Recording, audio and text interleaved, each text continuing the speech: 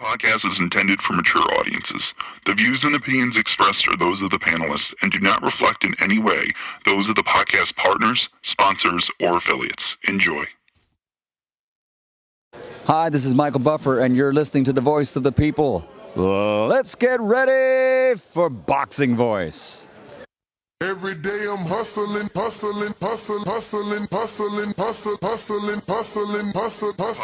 intended for mature audiences. Every day I'm the views and opinions expressed are those. Every day I'm hustling. Every day I'm hustling. Every day I'm hustling. Every day I'm hustling. Every day I'm. Vegas, baby, Vegas! Las Vegas, Nevada. Are you ready?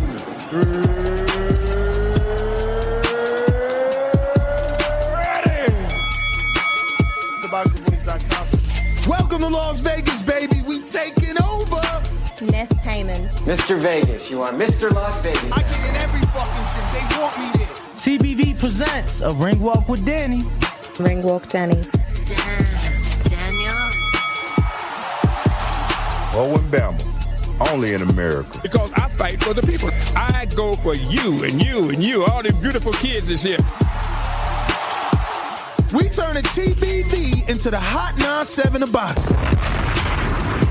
Keep talking from Vegas. You already know if it's a big fight, I'm pulling out. Chicago, we in here. Man. From the cotton fields of Alabama to the casinos of Las Vegas. Mama, I made it. We up early, baby. The grind don't stop. Gilly the Kid ain't gonna be the only one around here doing big shit. You are now locked into the Boxing Voice live from Las Vegas with Nesta Gibbs and Ring Walk Danny. This message was brought to you by SDS Promotions.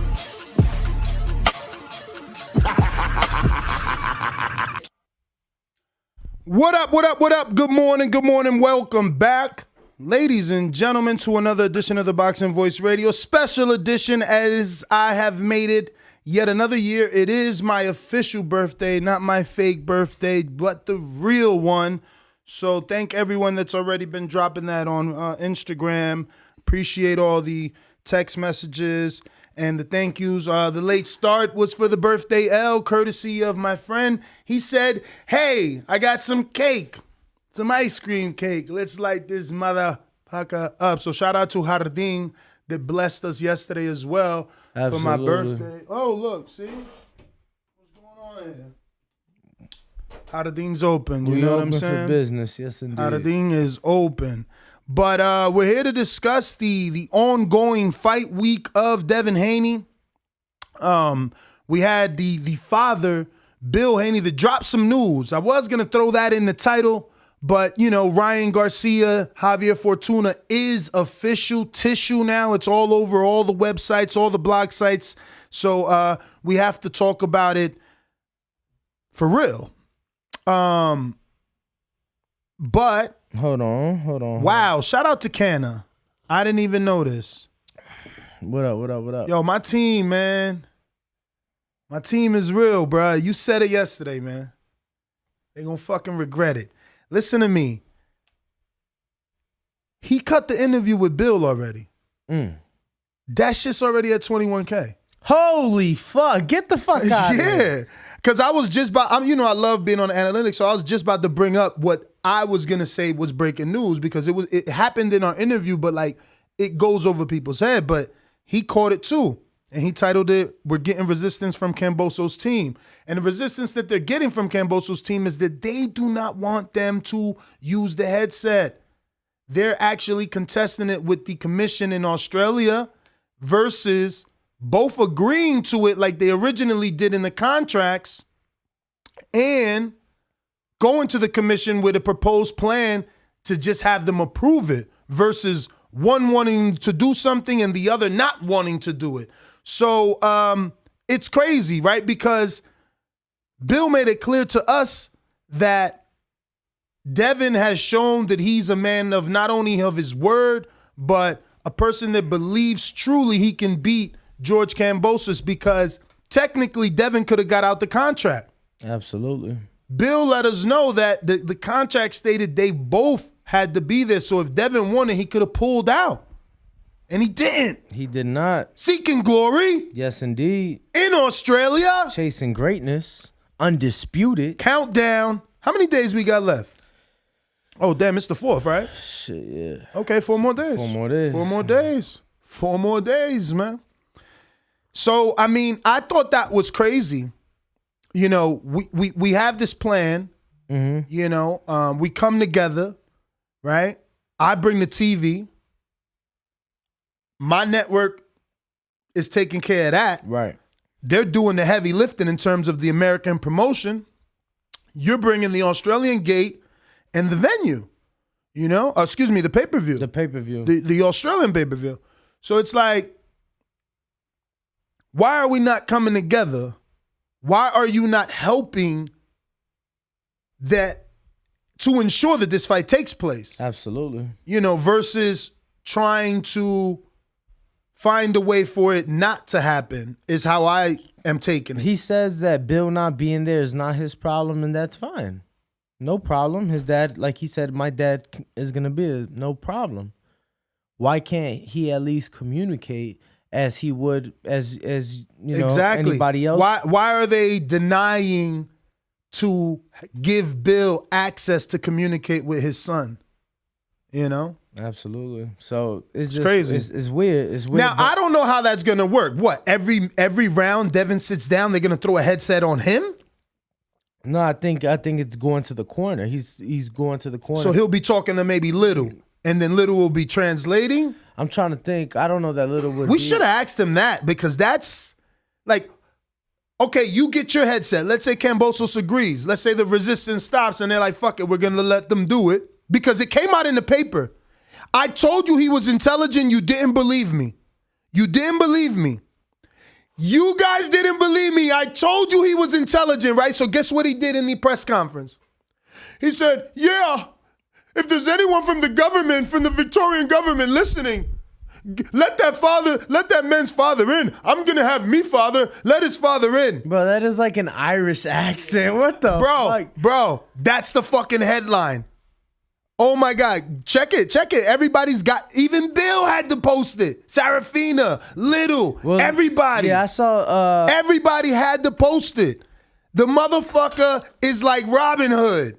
I saw Little posted it. Everybody gotta post it. I got it right here. I got it right here. What's the title? What it say? Give him a screen share. It's crazy, bro. My man is nasty. It's like he playing a violin. We better, listen, we gotta be careful. This dude is playing chess. Can I get the, so it is sore point in boxing blockbuster. Aussie star George Kambosos came face-to-face with U.S. rival Devin Haney. Fuck, Little, you don't have the full. Go to Sarafina's. I can't, stop, thank you. Oh. Everybody posted it, brother. George even posted it. It's all over, man. Well, Cause he now he looks like the guy that's fighting to get Devin's father in. It's hilarious. This dude's but secretly he doesn't want to get it approved. Hilarious, man. All right, can I get the screen share? And then we'll zoom in on this a little bit. So this is on the Devin Haney promotions page. Aussie star George Kambosos Jr. came face-to-face with U.S. rival Devin Haney ahead of Sunday's boxing showdown at Marvel Stadium. The title fight, firming to be the biggest in Australian history, has taken a twist with Haney's father and trainer barred from the country, reports page 7. Taking a twist. So they're literally saying that they're reporting that this just took a twist on fucking Wednesday, Tuesday. You know, like they're Wednesday over there. Yeah, now they are. So this been took a twist. We've been knowing, but this is what I'm saying. George is playing it. He's playing chess. Mm-hmm. It's crazy. It's crazy. I just hope. Okay, Odo on that Danny. Look. Who? No, right here. That's Odo Wallin? Yeah. My dog. That's my dog. That's my dog, yeah. Yeah, he know what it is. Yeah, he know what it is. That's my dog. Shout out to Odo Wallin. Yeah, he that guy. I would screen share, but you would have to explain. Because I'm too old. I would the only way I can relate that, I don't even know. You know, I wouldn't even use it. It is a Spike Lee title. I'll just say that. I don't know if that's even like, you know, it's just a PC culture right now. I don't know if that title can even be used. I don't know that, you know. Keeping it moving. Oh, yeah, I don't know that a lot of people know. Back to, oh, look at that. Fat $20 super chat. Buenos dias, Jaguar Paul. Buenos dias. He says, happy birthday to Ness. Been tuned in about a year. TBV, the best boxing podcast. Damn, it's only been a year, Jaguar Paul? That's crazy. I feel like I've been reading that username for longer than that. But shout out to you for being able to deal with us for a year. Jemmy, I know you're listening. We need to create shirts like that. We need like, thank you for listening. I don't know, like, I don't want it to be corny like that. Thank you for listening. But it's like, you know, you got to be special if you've been listening to me for 12 years. I mean, for 12 months, right? Like, because I'm a hard motherfucker to deal with. I talk some shit, you know, I flip-flop, you know. I argue for today, not for yesterday. My argument is for today. You know what I'm saying? So if you've been putting up with my shit for 12 months, man, you've made it. You special? And we need a shirt that represents that in a dope way. I feel you. Shout out to Adrian Clark. Just wish me a happy birthday, my dog. Yeah, man, I'm happy to be alive, man. You know? Man. Yo, my uncle didn't make it. He caught a heart attack. I believe he was in his 40s, like early 40s, bro. My mom's brother, he didn't make it. So I'm happy. No, you know? for sure. Especially in the world where you know, people going left and right, man. For real. People going left and right. Plus, I do want to give I'm just getting started, man. I ain't even getting a new building, man. We gotta fucking let me, know what I'm saying? Let me do my thing, man. For sure, do my thing, I'ma do my thing. Who we got on? Don't we got a special guest from Australia? Yeah, we got a special guest. Who that be? I'm waiting for them to reply back. Confirmation ain't no good? Well, no, they said let's do it. Sent the link, so just waiting, you know, for them to either hop on or respond and tell me that they're hopping on. So, you know, just waiting. Brandon Lynn said, "Y'all ain't know Otto's wife was black." Yo, shout out to Brandon. Jaguar Paul and Austin GT talking about Jungle Fever. And then yeah, that's what I'm saying. Because I didn't want to show my age, but someone is my age in the chat. New York Bullet saying happy birthday, Ness. Thank you, New York Bullet. For sure. 43, right, champ? Yeah, I mean, I don't know. You got me thinking I'm 44. Nah, he's 25 again. What you mean? 43. He got me. I got to do the math now, man. But I ain't gonna do that live. Yeah, we just won't listen to Danny like yesterday because every time he would say, he kept raising your age by like a year. We got Nando Cruz with a $1.99 super chat. He says, "Ness, happy birthday." He says, "Danny, where the silk shirt at?" No silk shirt today. You know, we just keep it. That's right. Did you ever wear the red one? I know you wore the green one for. I wore the red one in. I know you wore the red one for a fight, but not in here. Nah, never in here. Never in here. Maybe I could wear it around August. New building. Where, you know, around August. I hear you, man. Because August, let me tell you, August you want to wear, bro, August is hot. Come on, man. Y'all been saying that shit, and I woke up today, I had to bring a sweater again. It's 62 outside. Man, let me tell you, August. It's about to warm up, though. August is hot, Ness. I'm telling you, August is hot, Ness. August is hot. Simply Amira J with a $5 super chat saying, "Happy birthday, Ness. Wishing you many more." Thank you, Amira. You know, I already kind of put it out there to my girl, like, yo, y'all can't park in the driveway in August. I'm coming in the driveway. I'm coming in the garage. What they say? So you told your girl and your son? Yeah. What they say to that? I ain't hear nothing back yet. You know what I'm saying? I don't know if that meant they ignoring me. They talking about, fuck what this old man talking about.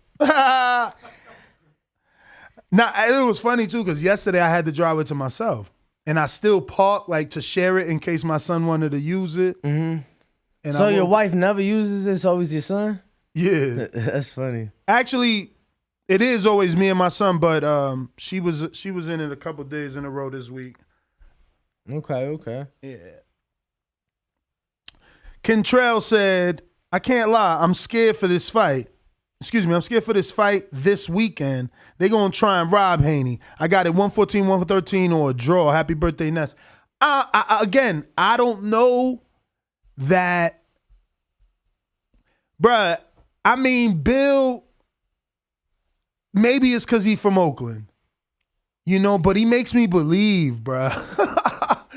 The shit talking that Bill do is not regular shit talking, right? Because it's just the truth. Yeah. It gotta be the truth, because if not, where is the tape?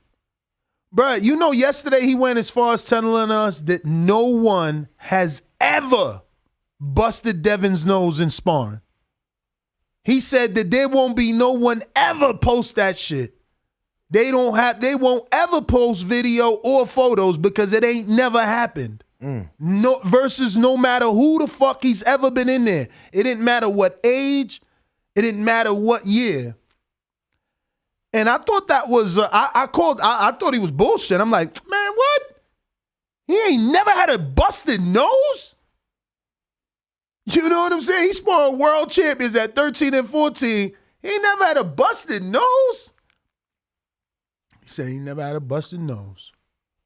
He said, man, we talk all this shit. You don't think somebody would have posted something by now? That is a good question, though. And that's what makes me believe. That's what makes me believe. If he's an email champ, if he's soft, post that shit. Where is that? Like, obviously, I've been in the camps the last 4 years, but even before, I ain't never heard of somebody or a story of Devin Giddens. Look, my man in the chat, I know someone. Tell him to post it so he could be famous. Cause let me tell you something. Kid Austin, Floyd Schofield. Yeah, Austin Schofield. Yeah, he made a name for himself. No, it's not. Austin is Floyd. Ain't his name Floyd? Schofield? Yeah. Pretty sure it's Austin. Might be both. I don't know. Carry on. He made a name for himself. He wouldn't even be on my radar, let alone TBV radar, if he wasn't coming for Haney's throat. And there was no tape. And then when Bill jumped on that interview with his father, everything changed. So, Yeah, Rue, we buying it. Meanwhile, Lomachenko was in Mexico with me and it wasn't for vacation. We buying it. I'm buying what they selling. You're funny, Ness. I want videos. That's what I want. I want video. Show me video. Justin Gonzalez in Milwaukee. Happy birthday, GOAT. Get the new drop top where I watch the boxing. Well, Ness, it looks like our first guest of the day is on. Nope. Australian connection. Let's see. What time is it out there? 8, 6, 6? No, because that's, if I was on the East, it'd be like that. What time is it for them over here? No, out there's 11:30, I think. 11:30.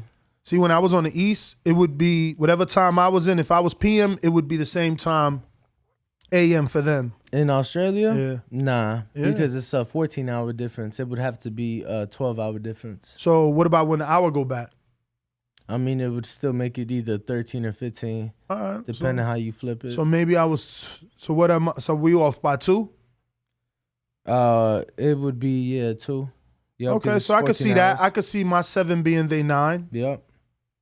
Yo, when I was in Afghanistan, it was weird. It was either 11 and a half or 12 and a half hour difference. Well, from Vegas. So I would always just tell people, like, whatever time it is in Vegas, just put the PM or the Tell AM. Rudy Macedo to put the sparring out, man. Put it out. You know what I'm saying? This the first thing. If you ain't being paid for work and Devin is sparring you and he recording, you better be recording. Don't hit me with the, he ain't let me record. Well, you ain't a grown-ass man. That's just bottom line. You not a grown-ass man. Because anything that man could do, you could do. Y'all both in the ring? The fuck? If he say ain't no recording, you tell him, all right, fine. Well, you ain't recording. Because if you record, we record. We want to go back and see what we did right and wrong. Fuck out of here. It's about work. It's about learning. So if somebody got that camera going, you better get a copy of that motherfucker, which I wouldn't take that. Ain't no team giving you a copy. Bring your own Omar. You better bring your own camera. And that's what I say to Shakur and the Vargas. Don't tell me there ain't no tape. You know it's some tape. That's why Shakur put that out. It just ain't no tape the other way around. Yeah, it's always tape. It's always tape. At least one way. It's always tape. It may not be tape both ways, but it's going to be tape. A lot of these dudes just got their mouth taped up because they don't want to talk about what they really know. But Contrell says, do y'all think Devin Haney beat Tank? Hypothetically, I got Haney. I don't know. In theory,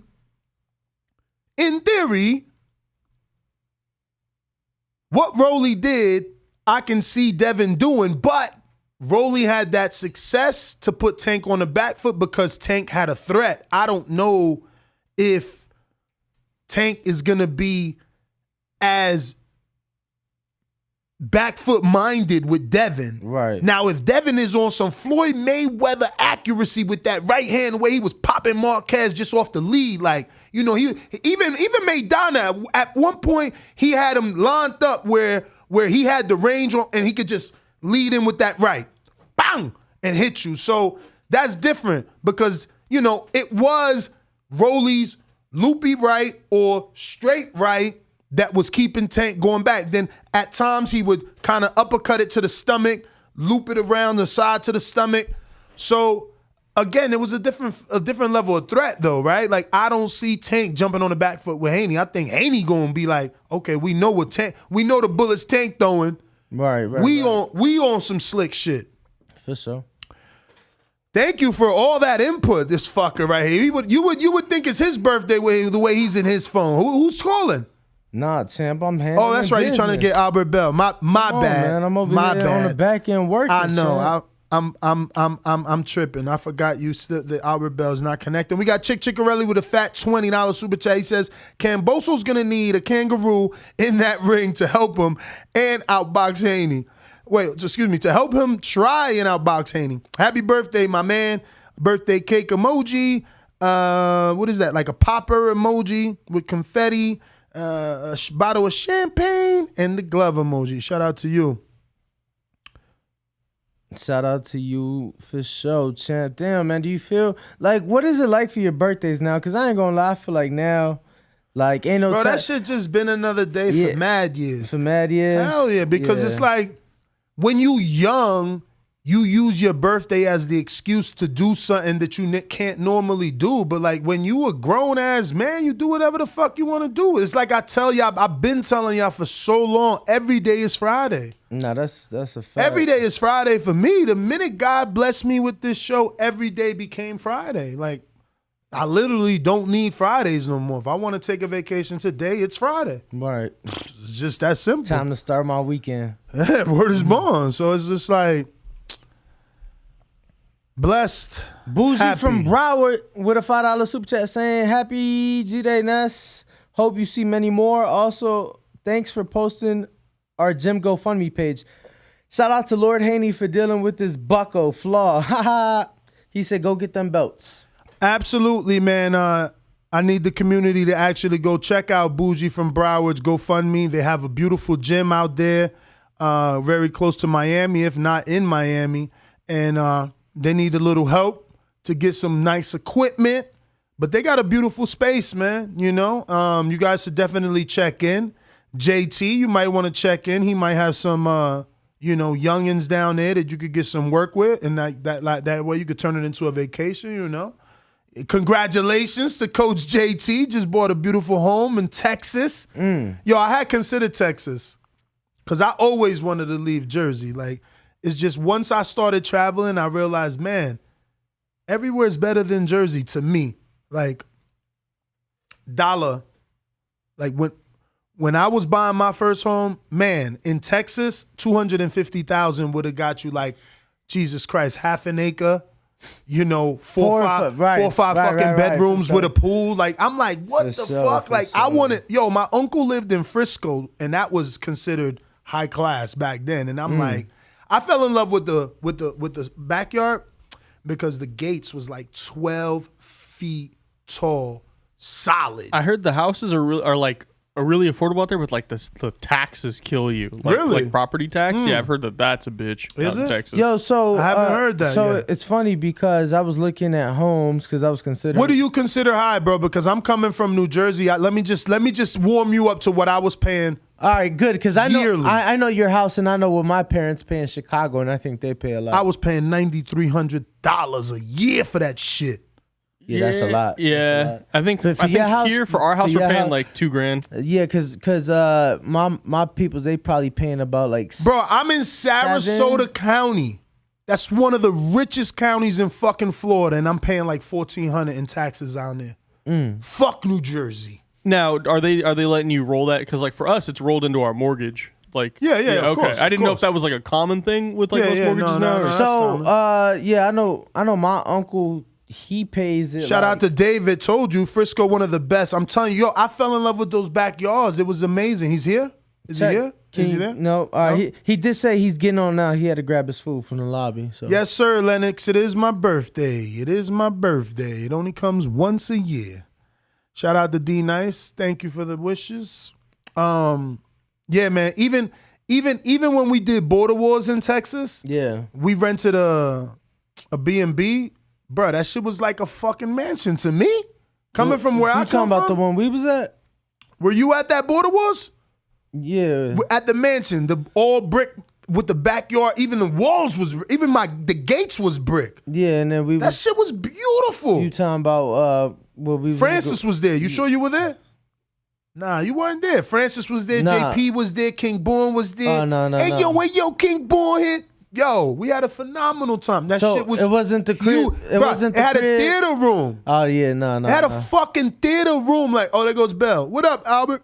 Make sure to unmute, champ, and turn your landscape off. Boom, that worked.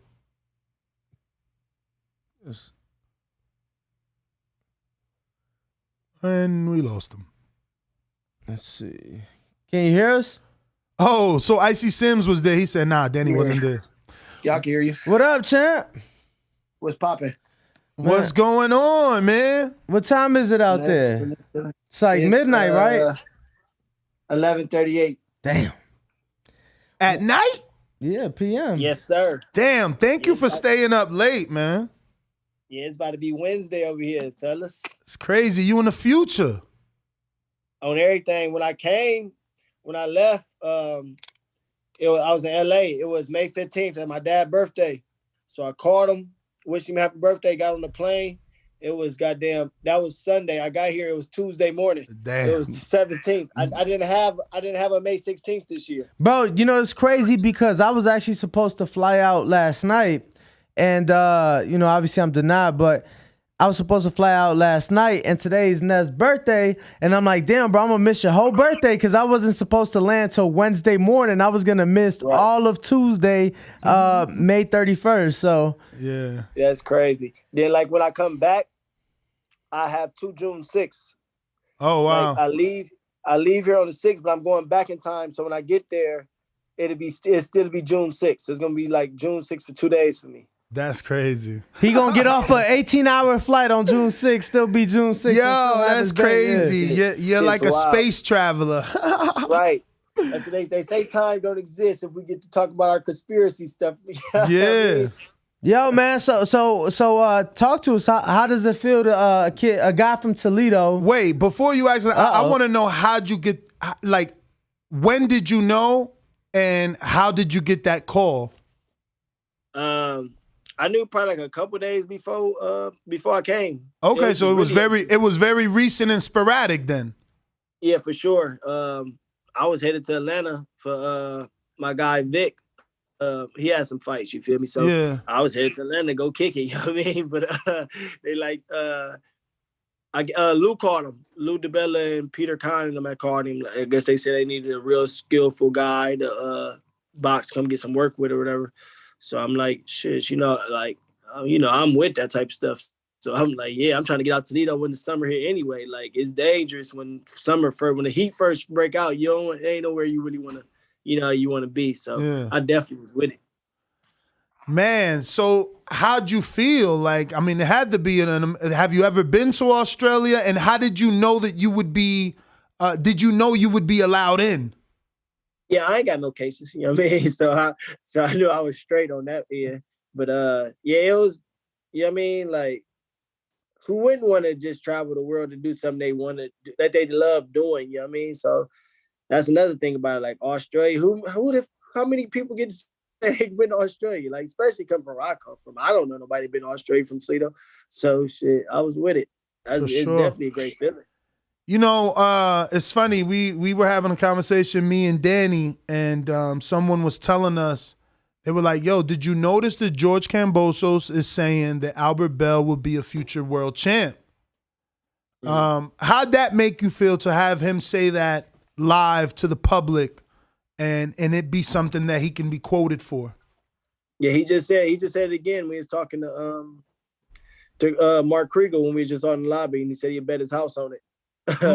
But it just feel good. Let me know that I'm doing the right things, and my talent is real. My boxing skill, IQ, everything I bring to the table is real. You know, it's just about getting the right fights to make it actually happen. You know, that's all it's about. Yeah, but you know what I mean? Lomachenko just said it before. Their whole team was like, we calling you and the new. That's what they kept calling me. Like, they wouldn't call my name. They just say and the new. You know what I mean? So, and they not the only guys that I've been around or actual world champions or former world champions out in box that's just, you know what I mean? So it's good to hear. It definitely adds confidence to you, but you know, I'm in for actually the accomplishments of it. But it's definitely a plus and a badge of honor that I'll wear proudly. We was around a trainer and he was like, man, when I hear someone say that, all I interpret is that young man beat the shit out of him. Now, I know you ain't going to tell the truth because obviously sparring is sparring. But I kind of believe him, you know, in the sense that, like, he going out his way to say you're going to be a world champ. You had to been touching him up. Like, you ain't just going to say that for a dude who's up and coming or a dude that's giving you good work. He got to be difficult if he's going to be a world champion. Like, if I could bet my house Albert Bell's going to be a world champion, it was hard for me as a champion to touch that man. That's what I'm saying. That's how I'm interpreting it. Especially when you said you got there May 17th. So in that short window, whatever you did, exactly, whatever you did, you made a good impression. You did, you know. So. And you know, and you know, this trainer that we were obviously talking to, I believe him. I'm sure when we are not on the record and we tell you who it is, you'll be like, oh yeah, he's seen me work before. That's why he say that.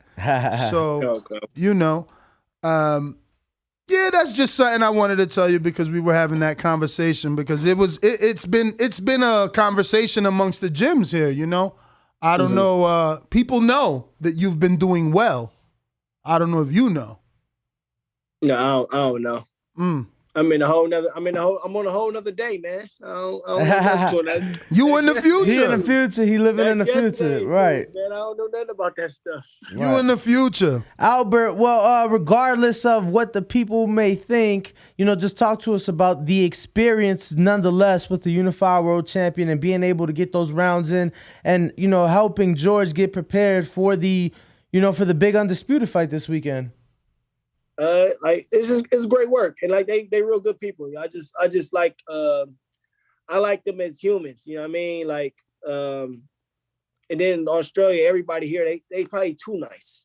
It's just like they culture. It's a culture shock, man, over here. But it's definitely I've been having fun. I've been enjoying the time over here in Australia. They took me in like I'm one of their own. You know what I mean? And then the sparring just been great. You know, be fun, interesting. So. Yeah, I have a good time over here. I see yourself and Xander Zayas in the gym dancing, and yeah. you know, you guys. You know, Oh, you know me though, Danny. You know me for real. Like, I'm gonna turn up, have fun wherever I go. I don't care if we in China or we're on Mars. I'm gonna kick it. I'm gonna bring that energy to the gym while I'm having fun and making my work environment a fun place. So, it's probably a breath of fresh air for them because they probably not used to that. But everybody, they like, that's probably another thing that probably would make me likable and people like me. You know what I mean? But that's just how I am. Right. Did it feel good? Not just to come in and be able to be welcomed, and you said, obviously they're treating you like family, but to be able to click with everybody really well. Sometimes that chemistry is hard when you have a fighter who's not familiar maybe with other fighters or foreign fighters or different trainers, things like that. It seemed like you've clicked well with like Centeno and just everybody over there. Yeah, it's I like that with everybody I go because I give my respect first. You know what I mean? I respect myself and I respect everything around me. So when you give respect to people first and you're not an asshole or you go and greet people and shake hands and introduce yourself, it's unless they're just asshole type people, you usually click well with people. You know what I mean? It's I'm easy a person to be around and I do my work. I don't bother people and that's pretty much what it be. And I got a good character about myself and know how to make friends or whatnot. So everything was smooth. Everything's smooth. Did you go alone or did you get a +1? No, I came dolo. Oh, wow. No trainer. I rode dolo from state to state, baby. No, I came dolo. No, I came by myself. Damn, Pops. How is it sparring without your trainer? Hey, ask my Pops. Pops a gangster, man. They ain't going to let Pops over here. Rap sheet longer than the track me. You hear me? So how is it sparring without your trainer there? I'm used to it. I've been doing it my whole life. You know what I mean? Like boxing, when you go off the camps, when you in the amateurs or in the pros, like I went to Lomachenko camp by myself, just myself. My father went there and none of that. So boxing is a one-man sport. Your coach is there to help you and all that. But at the end of the day, it's on you. You know what you got to do and what the hell you don't know how to do. A man trying to beat your ass, you better box and do what you got to do, bro. Being as though that you said that, how do you feel about the situation with Devin and Bill not being allowed into the country and Devin having this fight, obviously biggest fight of his life without his father? Yeah, that's different because it's an actual fight and it's the biggest fight of his life and there's 60,000 people screaming against him in the whole country against him. You know what I mean? So that's a little different. We just talking about sparring. You know what I mean? But I'm fighting with Pops there. If I have to, I have to. But we gonna try to make sure Pops anywhere on fighting. But Devin just got to be Devin, man. You know what I mean? He gotta, when the bell ring, he gotta zone out and do what he do. You know what I mean? He can't get caught up in that. It's gonna be in the back of your mind, but at the same time, you gotta let it go and just do your best to do you. You know how you've been training your whole life for this moment. Go out there, be true to yourself, your craft, your skill, and keep the thing that your father instilled in you and taught you along the way, and apply it the best you can during your fight night. That being said, and you just said, your dad's rap sheet's longer than a track meet. Would you take a fight in Australia of this magnitude knowing that there's a strong possibility your dad can't get there? Absolutely. And is that because he's not your trainer or is he? No, my dad, my trainer. My dad coached me my whole life. Okay. Whole life. No other coaches. My dad, my whole life. Wow. So you would take the fight without him? Got to. If it's like this, you got to think how Devin been calling for these fights for so long, and what if this opportunity may never come again? He got this opportunity because the war was going on. You know what I mean? Mm-hmm. So he probably wouldn't even got it now. So you gotta when greatness calls, you gotta answer it. So yeah, it's a tough situation, but this is what we signed up for, and he wants to be the best lightweight out there. He want to prove himself against the best lightweight out there. Best lightweights out there, and become that guy in the division where he could call on them and tell them where he could say it could be in my backyard in Oakland after it. You know what I mean? So you got to do what you got to do, and he showed the world that he really he about what he about, and he's standing on business, and you can't do nothing but salute him and respect him at that. How old is that? 24? 23. 23, 24, yeah. No, yeah, he's 23, so. That's crazy. You got to respect that. So, Mr. Bell, I don't know if you watched the press conference. Did you watch it? Yeah, I watched it. Okay, so George took a stance and feels that Devin is a quote-unquote traitor because he gave him information on Tio. So Devin posted an article from Boxing Scene that shows that Jeff Horn said. Oh, good. You seen exactly what? I know. I already know about all that before that even came out. So how do you feel? Like, did you talk to George? Because obviously you're American being brought in to help George. So is he gonna turn around in the future and say that you're a traitor because you went against Devin? I don't know. I really don't give a fuck about all that. I'm here to get the box. I got a fight coming up. I can't get no better work than sparring a unified world champion and get paid along the process. I don't care about all that other shit. People gonna talk regardless. They gonna say this, they gonna say that. But at the end of the day, we all fighters and we doing what we trying to do. But as far as the rat situation, that's between them. I don't get into other grown man business for real. As far as who texting this and texting that, that's gossip and chatty patty. Well, no, I didn't even want to know any of that. I'm talking about specifically you because again, you're an American. No, I don't. Who knows? I don't care about none of that. Like it makes me never mind. Cool. So when it comes to his fighting style, again, me and Danny obviously were talking all yesterday because it's fight week, and Danny has it made up that he's an aggressive fighter. I believe he's a counterpuncher. I think that there's a lot of people. Who's a counterpuncher? I believe Kambosos is a counterpuncher. Danny believes Kambosos is an aggressive fighter. I think he's like more. I believe more of like an aggressive boxer. Can you explain? He'll box when he have to. Like you see, like certain rounds in Tio, he'll come out aggressive and be on him. But it'd be times where Tio would try to force the action, he'll turn into a boxer. It's like he picks spots. He's an aggressive boxer. You know what I mean? I wouldn't pretty much say he's a counter puncher though. You know what I mean? Devin is more like a boxer counter puncher. Interesting. Because I feel he uses that left hook a lot, but he needs you to come to him. But maybe I'm wrong. But that's boxing. But that's boxing as well. You know what I mean? When you come in, like, they don't really make you a counter punch. I mean, you boxing them. If a guy coming at you, you moving and you throwing a hook at him, you boxing at that point. But then he attack with a 6-punch combination as well. So it's like he's an aggressive boxer. You have boxer punchers, you have the counter puncher boxers, then you got like aggressive boxers, guys that can actually box and move a little bit when they need to, and then attack when you need to. So now, obviously, you're the one in there, and I think that's where the confusion for me came because I don't consider his flurries as aggression. I feel like when he finally can stand in front of you is when he lets those big flurries go. But if you're moving, he can't do a 6-punch combination. It's hard to throw 6 punches at something moving. Exactly. So then obviously, I know for a fact you're not standing in front of him for him to get off 6 shots. Devin obviously is known to box, so we're not expecting him to just stand in front of George. So what do you think George has to do in order to be able to? He got to become the aggressor. He got to come to Devin, right? Yeah, I would say making a fight. You know, this fight it's a 50-50 fight, but it's all about who set the tone and the tempo. You know what I mean? Like, is it going to be the type of fight that Kambosos wants, where he's saying that he come out is going to be a war from the first round? Or is Devin going to be Devin and make it box, you know what I mean, turn into a boxing match where he's comfortable? It's all about who sets the tone, but it's a lot of intangibles that goes into the fight that makes it more interesting than what it is that we see on paper. I don't want you to, ruin your situation, but I feel like he has to set the tone.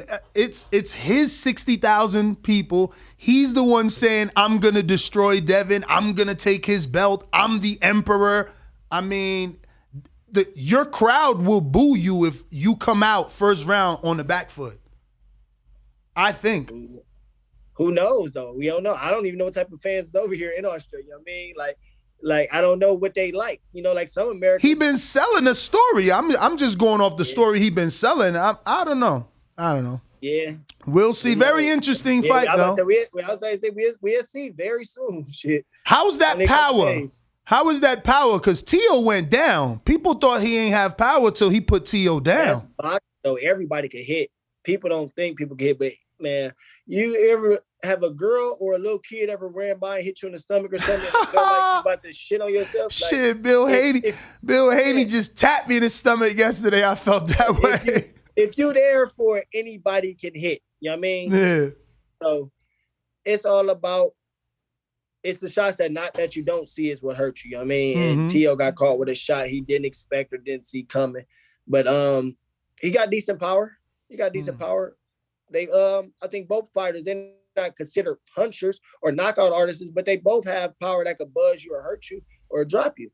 So you've sparred Devin? I sparred Devin a few times. They've been a long time ago. Like, but I've how been around old? Devin a lot. I just seen Devin spar a lot of times. You know what I mean? Me and Danny have been in the gym together and watched Devin do 10, 12 rounds on multiple occasions and stuff. So that's what's up. Champ, I just wanted your thoughts. We spoke to Bill Haney yesterday, and obviously he is still in limbo of going to Australia. And at this point, they're, they have alternatives that they're trying to come with for fight night in order for him to be able to communicate with the corner. Yeah, I heard they said somebody like a headpiece or something like that, or some type of situation. According to Bill, though, that same headpiece is what George and his team are protesting and saying that they don't want to allow for them to have. They saying that what I heard is I guess they want somebody said something like, I don't know how true it is or if it's actually been said or not, but they were saying something like they want George coach, his head coach, to go in the back and talk through a headphone too. Yeah, or something like that. And that's where the debate. Yeah. So that is true. Bill is trying to get that approved. So he's like, yo, let's be on the level playing field. Like, fuck it, send his dad to the back too. No, Centeno. He said send Centeno to Centeno. Send the head. But I think that is insane. But obviously he's like, I know they're not gonna give me that. But now he's saying that they don't even want the headpiece at all. That they don't want him. I haven't heard anything about that. Okay. I think they was pretty much fine with the headpiece situation. Okay, well, hopefully that's true, and hopefully, Bill can at least communicate, via the corner. Yeah, sure. What do you think of that, though? What do you think of they're saying, via an iPad, perhaps? What do you think of just the idea of a trainer being able to FaceTime or call in, however it may be? How's that even gonna work? Is Devin gonna put on a headset? I really don't know. I was telling him it's tricky because you don't know, because it's tricky, you know what I mean? But he definitely needs to be able to have some type of way of communicating with his father and his father getting to relay the message, because that's the voice that he's used to hearing in the corners and the voice that he trusts to carry him through whatever. So he definitely need to be able to have that voice in his ear during the times he may need it or may not need it the most. It's going, you know what I mean? So I definitely hope they get something figured out. Let me ask you, do you think there would be ever a time where you could look at a fighter and be like, Dad, I got him? I really don't. You got to know that anyway. You got to know that 100% anyway. When you step in the ring, when you become a no, but I'm saying I got him without you. Like I could do that every time you step out there, because okay, it's you. You can. You know how many times coaches yell shit 24/7 and the fighter not doing it at all, rather than winning or losing. You know what I mean? You could be winning, but your coach wanted you to do something totally different, but you had to trust on yourself and your instincts and what you see in there and to pull you through. Or your coach could be telling you everything right and you still just getting your ass kicked, but you're not listening. So it's on you as the fighter to all the way. You know what I mean? So when you see a guy and you see him fight, you know if you got him or you're going to have some trouble with him. No, that's for sure. That's for sure. And it's true, but I mean, even you said it. Sparring in a fight is different, and it is. You sparred without your father plenty, but never have fought without him. So, right. To me, the whole, even with the headpiece, it's like, well, who is Bill communicating? Is they communicating during a round? Is it only in between rounds? Is it only with Devin? That's gonna be a tough figure out, man. That's gonna be a tough. Damn, I don't know how they gonna do that. Like, they need to figure something out. Is gonna have like a little speaker in the corner that he shouts through those. I don't know, like, but they yeah, it's tricky, man. I just hope the situation could be different, man, where he's actually there in attendance for this moment. You know what I mean? Because like the Kambosos, I know Jim Kambosos, Kambosos' father, he speaks very, very highly of Bill Haney. You know what I mean? He called him an ultimate gentleman. And I know they wanted him over. I think George himself called the embassy, or that was rumored, to try to get him in. You know what I mean? But it's just an unfortunate they're not letting him in.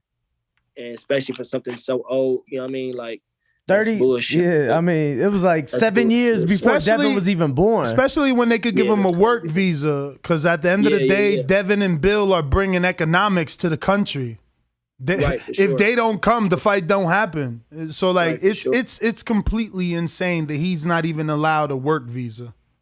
Most definitely, I agree. I definitely agree. But Albert, you did say you have your own fight coming up, so let's talk about that. When will that be, and when are you back in the States to continue camp for that? Oh, I come back to the States Monday, the day after the fight. So the fight here will be Sunday morning, and y'all see it Saturday night. Right. So I'm back Monday, right in the gym. I fight July 23rd on Showtime for the NABO for the NABO title, and then that put me at number 2, 3 in the world. So it's just up from there. So we focus getting ready for that. We got a couple names, all world ranked. So I told them whoever signed it first, let's do it. So do you know, is that going to be a show box, or is that a show? Showtime. Showtime. Okay. It's a boxing star making its return on there. So I'll be on that card. AB? The other AB? Yes, Sirski. Okay, so Broner's back July 23rd, and you on the card. Yeah. Man, that's huge. That's huge. Do we have a location yet? We in the shy, baby. Get the fuck out of here. We going to the crib? Yeah. Oh, we going to the crib. Oh, man. They ain't house yet, though. I don't know what venue they doing or what, but I know they was looking through between there or Atlanta or Chicago, but I think they landed on Chicago. I'm not 100% yet, but it's looking like that's where to be at. All right. Well, yeah, I'll definitely be making a trip for that one. You know that. But Albert, we do appreciate it, and I know it is late out there, so I'm gonna let you get some rest, champ. Thank you for your time. Let the fans know where to follow you. As the unified champ said it himself, the next, future world champ, Albert Prince Bell. Sure, follow me on Instagram at Albert Prince Bell, Facebook Albert Prince Bell, Twitter Albert Bell 419. Was delayed, not denied. Coming for it, future world champion. Stamp it, put your house on it, whatever they say. I ain't gonna leave you homeless like some fighters do when they tell you to make bets. And it's up. Thank you, Mr. Bell. Appreciate you coming on the show. Always. Love. Thanks for y'all having me. All right. Thank you. Let me get a screen share here, Austin. I don't know, Danny. What you think? I feel like Kambosos' face pretty red. Zoom in on it a bit more. Oh no, I can't. Mr. Bell looking all happy. He's smiling. What's going on? What's going on in this region? You see his left eye look a little lower. What's going on right here? What's this about? Wide stance. But so was Albert Bell, so you could tell he had to fight. You could tell. Shout out to Albert Bell getting that work, bro. That's crazy. Imagine, like, he literally said a couple days before. Like, think about it. He left June 6th, right? I mean, May 6th he's left? Nah, the 15th. Missed the 16th and got to the 17th. So if he left the 15th, he said a couple days before, it was like the 13th. That's just shout out to him, man, for being, available, having his passport, because that all happened very quickly. You know what? I messed up. I let him leave. Once he said that NEBO, we forgot that he went to see Paco, man. He probably got something cooking. You don't go to the sanctioning body all the way in Puerto Rico. Actually, that shit is in Panama. Well, whatever they cooked up got him on the Showtime on Showtime on Showtime. So that's huge. That's huge. So you know what? I wonder. Remember? So wait, Bell's at 30. Bell's at 30. Leo was at 22, right? Angelo Leo. Mm-hmm. So he's moving to 26. So now it won't be Bell. I wonder who Leo's gonna fight. Because if he can't get Leo Santa Cruz, who he gonna get? Leo Santa. Yeah, I don't know, champ. I don't know. Go look at those rankings. You the good one at that be figuring that shit out. I don't know. Let's see. In the rankings. Do we got another guest scheduled? Yes. Denis Douglin should be here any second now. Any minute Yep. now. We said 126 featherweight. And he was in the WBO. But he ain't gonna get no shot at the top. Those are all Golden Boy and top ranked people. Damn. So who you think it may be, or it could be? You think Gary Russell would take a Leo fight off of surgery? Angelo Leo? Yeah. Yeah. That's 26. Gary's still at 26. Yeah. Leo would be. You know Ray moving up. Vargas is fighting Maciago. Yeah, I saw that. July 2nd or some shit. Yeah. Yo, we didn't even talk about Ryan Javier, man. That's crazy. Who? Ryan and Javier. Who's that? Fortuna and Garcia. Oh, yeah. It's official, man. I said, who was that? No, you don't care, huh? Nah, I just forgot. Damn, that's crazy. You see, I'm the one, I just broke news. AB in Iraq, July 23rd. He back. I broke news because I said, wait, Showtime or Showbox? He said Showtime. A legend making his return. AB? The other AB? Come on, champ. That's dope. I'm happy for them both, honestly. Yeah. Exactly. See why people, where the birthday super chats at? Where your birthday super chat at? He asking. He said, where the birthday super chats at? Where your birthday super chat at? Hey, man, nobody got, happy birthday is enough. I'm happy to be alive. I'm trying to look for this. What we was just talking about. I wanted to get the exact article up. Oh, the Ryan Garcia. Ryan. Where's Ryan's article? What is going on, bro? Where's that Ryan article? I read it this morning. I don't know what's up. The Ryan, you said? Yeah. Yeah, I don't know. Shout out to Rick Merrigan that signed Joseph Diaz Jr. to a managerial contract. Yes. Shout out to him. Yep. Here we go. It's on ESPN. I thought it was boxing scene. So Ryan Garcia, Javier Fortuna agreed to a deal for a July 16th fight in Los Angeles, fams. What do you think? It's going to be at the Crypto. And that's what, the old StubHub? What's that? No, the old Staples Center. What's that, open venue? No. That's where Tank fought. Where Tank fought in December against Pitbull Cruz, Ness. Where Tank fought against... Okay.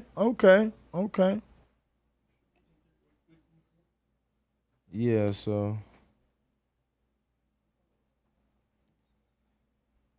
So who we got? We got Denis Douglin next door. Brandon over here texting me talking about some bullshit. What? Talking about we had another guest who ain't on the schedule, but on the schedule. Who's on schedule? He's saying Jesse. Magdaleno? Yeah, but he ain't on the schedule. I'm looking at it now. Yeah. I don't know. Is Jesse here? Nah, Dennis is here. Bring him in. Let's do it. Let's do it. I don't know. That's why I don't even add, bro. You know what I'm saying? I don't even add. I let him add. I don't know how that didn't work. Over there. The mic, Ness. What? Nah, it works. Oh, what? Yeah. Oh, what? It's just Austin got to take his time to adjust it, but you know, and I'm sure Denis Douglin has worked the Michael too. It just be people be beating on it. I've been around. Yeah. What's going on, man? You can pull the arm to you. Okay, I get comfortable. Yeah. Oh, this is nice. I think I should hire me. What's going on, man? What's going on? How's everything, man? Oh, we're happy to have you, man. It's been a minute, man. We went to check you about 2 months ago, and you just getting in here. Y'all flexed on me first. Whatever. We came to see you first. Now I'm gonna let your fans know. Listen, this is what happened. They came to me like, yeah, we looking for a trainer, bro. I'm like, yo, let that beat me, because I know I got 3D boxing and fitness, the best gym in Vegas, the best boxing in Vegas. So I'm like, pull up. So they came through like, yeah, we just gonna go see another guy about the gym because you got another appointment with somebody else. But we probably gonna come back to you tomorrow. So I'm like, all right, bet. So I hit Danny the next day, like, yo, what are you pulling up? Danny like, nah. Why you ain't pull up, Danny? Yo, you know, what? We was probably busy working or something, you know? I respect that. I know y'all out here getting to it, so that's why I let it rock. Nah, but I we better not see grinding, no man. pictures in the gym. I don't see no push-ups, nothing. I actually needed to hit the gym. I got my bag in the car. Did you bring yours? So what up? My gym flying. Did you bring yours? My bag stay in the car. I'm ready to work. That's real boxing stuff. Yeah, I got my bag in the car, man. I've been trying to get to the gym the last week. I ain't get there yet. But mind you, Dennis, he practically has access to a boxing gym whenever the fuck he wants. He just chooses not to use it. I feel like if y'all start coming and really, granted, I know you guys know you're familiar with boxing workouts, but if y'all really come the way my boxing is going, y'all gonna even start analyzing boxing different. You feel me? Because I'm gonna show you like some things that I'm sure you're aware of, but not aware that you're aware of. You get what I'm saying? Yeah, we got to try it out, man. We got to try it out because even when we do go to the gym, we're freestyling. We're doing what we want to do. And, you know, not having the regiment kind of is, you know what I do with my workouts that people that are really boxing connoisseurs or people that are boxing and fans really appreciate, because I make you think about different things, like we're getting your stance. Then I'm gonna ask you, where's your weight when you throw your jab? Where's your weight? So you now, although you probably know, you never thought about that. Like, oh, my weight's on my back foot. I pivot. When I pivot, I sit my weight on my left foot. You feel me? Like, I focus on that kind of stuff. Like, where your weight should be, how your hips should be turning. You know what I'm saying? Like, different things. Like, you probably never. So you know what you looking at? 100%. So did Rolly put Tank on the back foot, or did Tank get on the back foot by design? I feel like Tank was a smart fighter. He respected, like, say what you want to say about Rolly. We all know he had power. And Tank respected the power. Not respected it fearfully, he just was smart. He, like he said at the end, he knew when it was time to really go in. Other than that, he stayed smart and boxed on the outside. So it wasn't really he was on the back foot in the sense that he's retreating. He was just being smart, biding his time. I thought he fought an excellent fight, but I also thought Rolly did a good job. So that's where I have the issue is, like, people say it wasn't Rolly, but then Tank says it wasn't time until it was time. So it's like it either was Rolly or, you know, it's game planning, bro. It's like chess. You know what I'm saying? Like at chess, at the end of the day is I'm trying to take your king. So in the process, if I have a plan to take your king, but in the meantime you take my rook, my bishop, a bunch of my pawns, so you look like you winning, but I got your king, checkmate. You feel me? Like, so somebody's watching that game will be like, whoa, Ness was doing his thing up until. Yeah. You feel me? So that's what it was. Like, Tank was playing chess. So, yeah, you got the bishop. Oh, yeah, you got my rook. Oh, yeah, you checked me. I love that analogy, by the way. A couple times. He a big chess guy. Yeah, because it's true. You know, sometimes you give a piece away just to make your opponent do what you need them to do. Exactly. So, I love that. I feel like Rolly did well, man. He did, man. I feel he did well. I think he exceeded expectations, and I hope they bring him back. You know. Yeah. I hope they don't shelf him. I think they will. They're gonna bring him back because I still want to see him against like Isaac Cruz or so I think there's a lot of names for him to fight. Tank is at the top. You know what I'm saying? So I feel like Rolly proved that he belongs up there, even if he's not at the top. Yeah. For me, he deserves top 10 fights. So Ellerby said he put the whole lightweight on notice, that he got his power real as fuck. I wouldn't say he put the lightweight on notice, but he did a good job. Yo, I don't know. I want to see him back. Like you said, Cruz. I don't know that What he'll about do Rayo? That's the thing. I don't know that he'll do Rayo, which is Jose Venezuela, is trained by David Benavidez. Shout out to Rayo. I just don't know. I don't know that he'll do that off a knockout loss. You know what I mean? Rayo just fucking spanked Vargas. That was crazy. You know what I love about Rolito? I love his energy, man. That kind of confidence. Like, he really promoted that fight because it was a fight that I had no interest in. And then, bro, they broke records. They did better than Thurman and Garcia at the Barclays. Garcia literally from Philly. Both these dudes from Baltimore and Vegas. You gotta put that on Rolly because his confidence, it was so believable. Yeah. It made you want to watch. It kind of gave me McGregor Mayweather vibes. like you starting to believe McGregor, although you know he has no chance. I'm like, what if he does? Bro, so many people were setting me up like, bro, look at Rolly's confidence, bro. Yeah. How could you not believe him? I'm like, I'm really over here like, what does he know?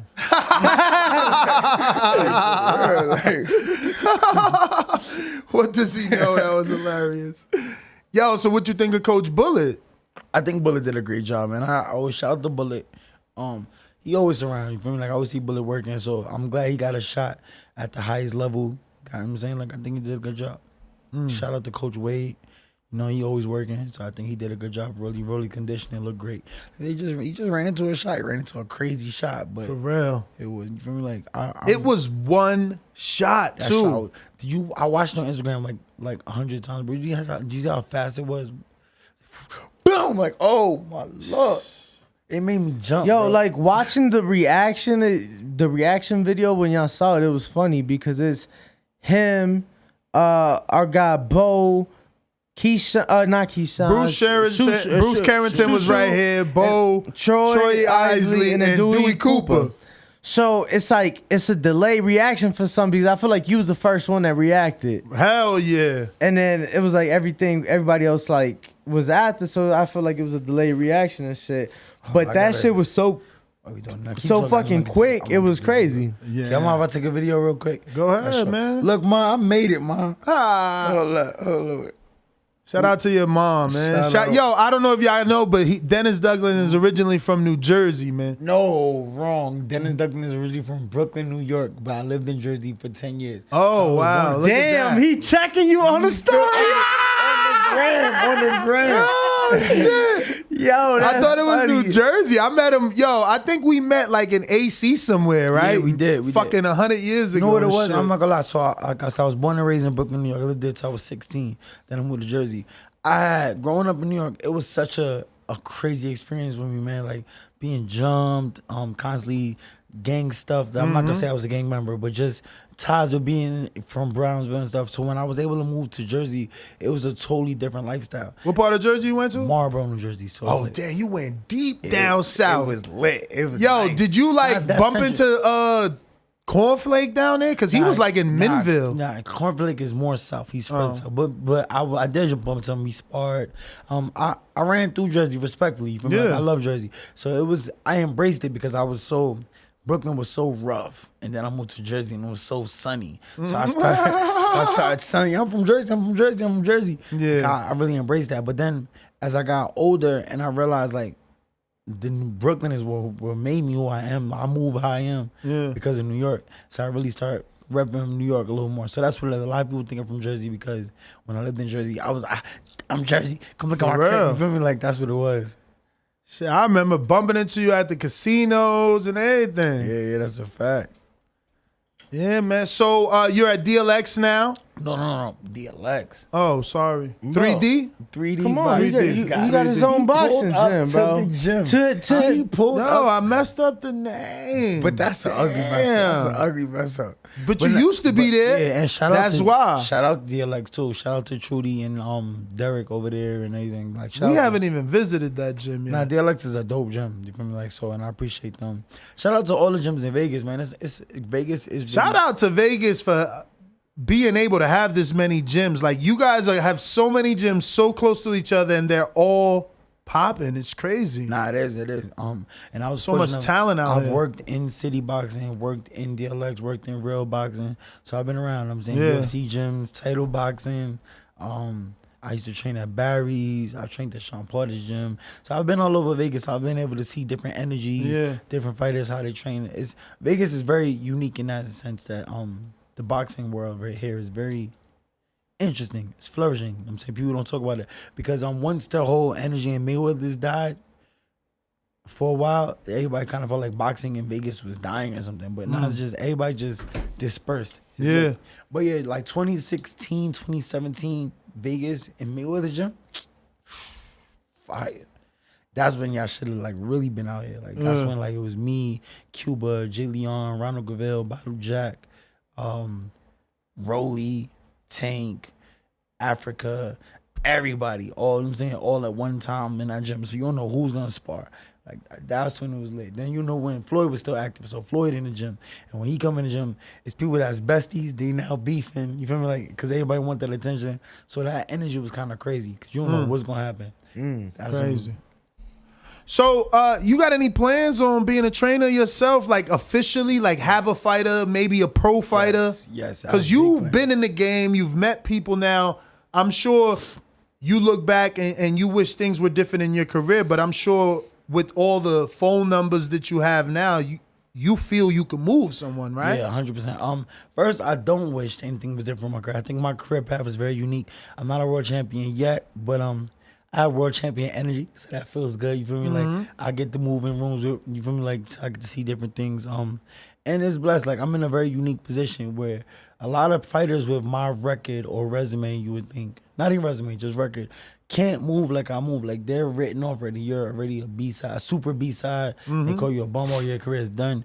But me, I'm fortunate enough where people understand that I just was outside way too much. I was partying, drinking, playing with women a little bit too much, and that's why my career hasn't flourished the way it should have flourished. But again, I've been able to do a lot of things. So shout out to boxing for keeping me paid and keep me in the sport. You know what I'm saying? Like, and I'm still gonna make this run. I still have more time on my career. I'm still trying to be a champion. Okay, so you. But yes, I do want to be a trainer.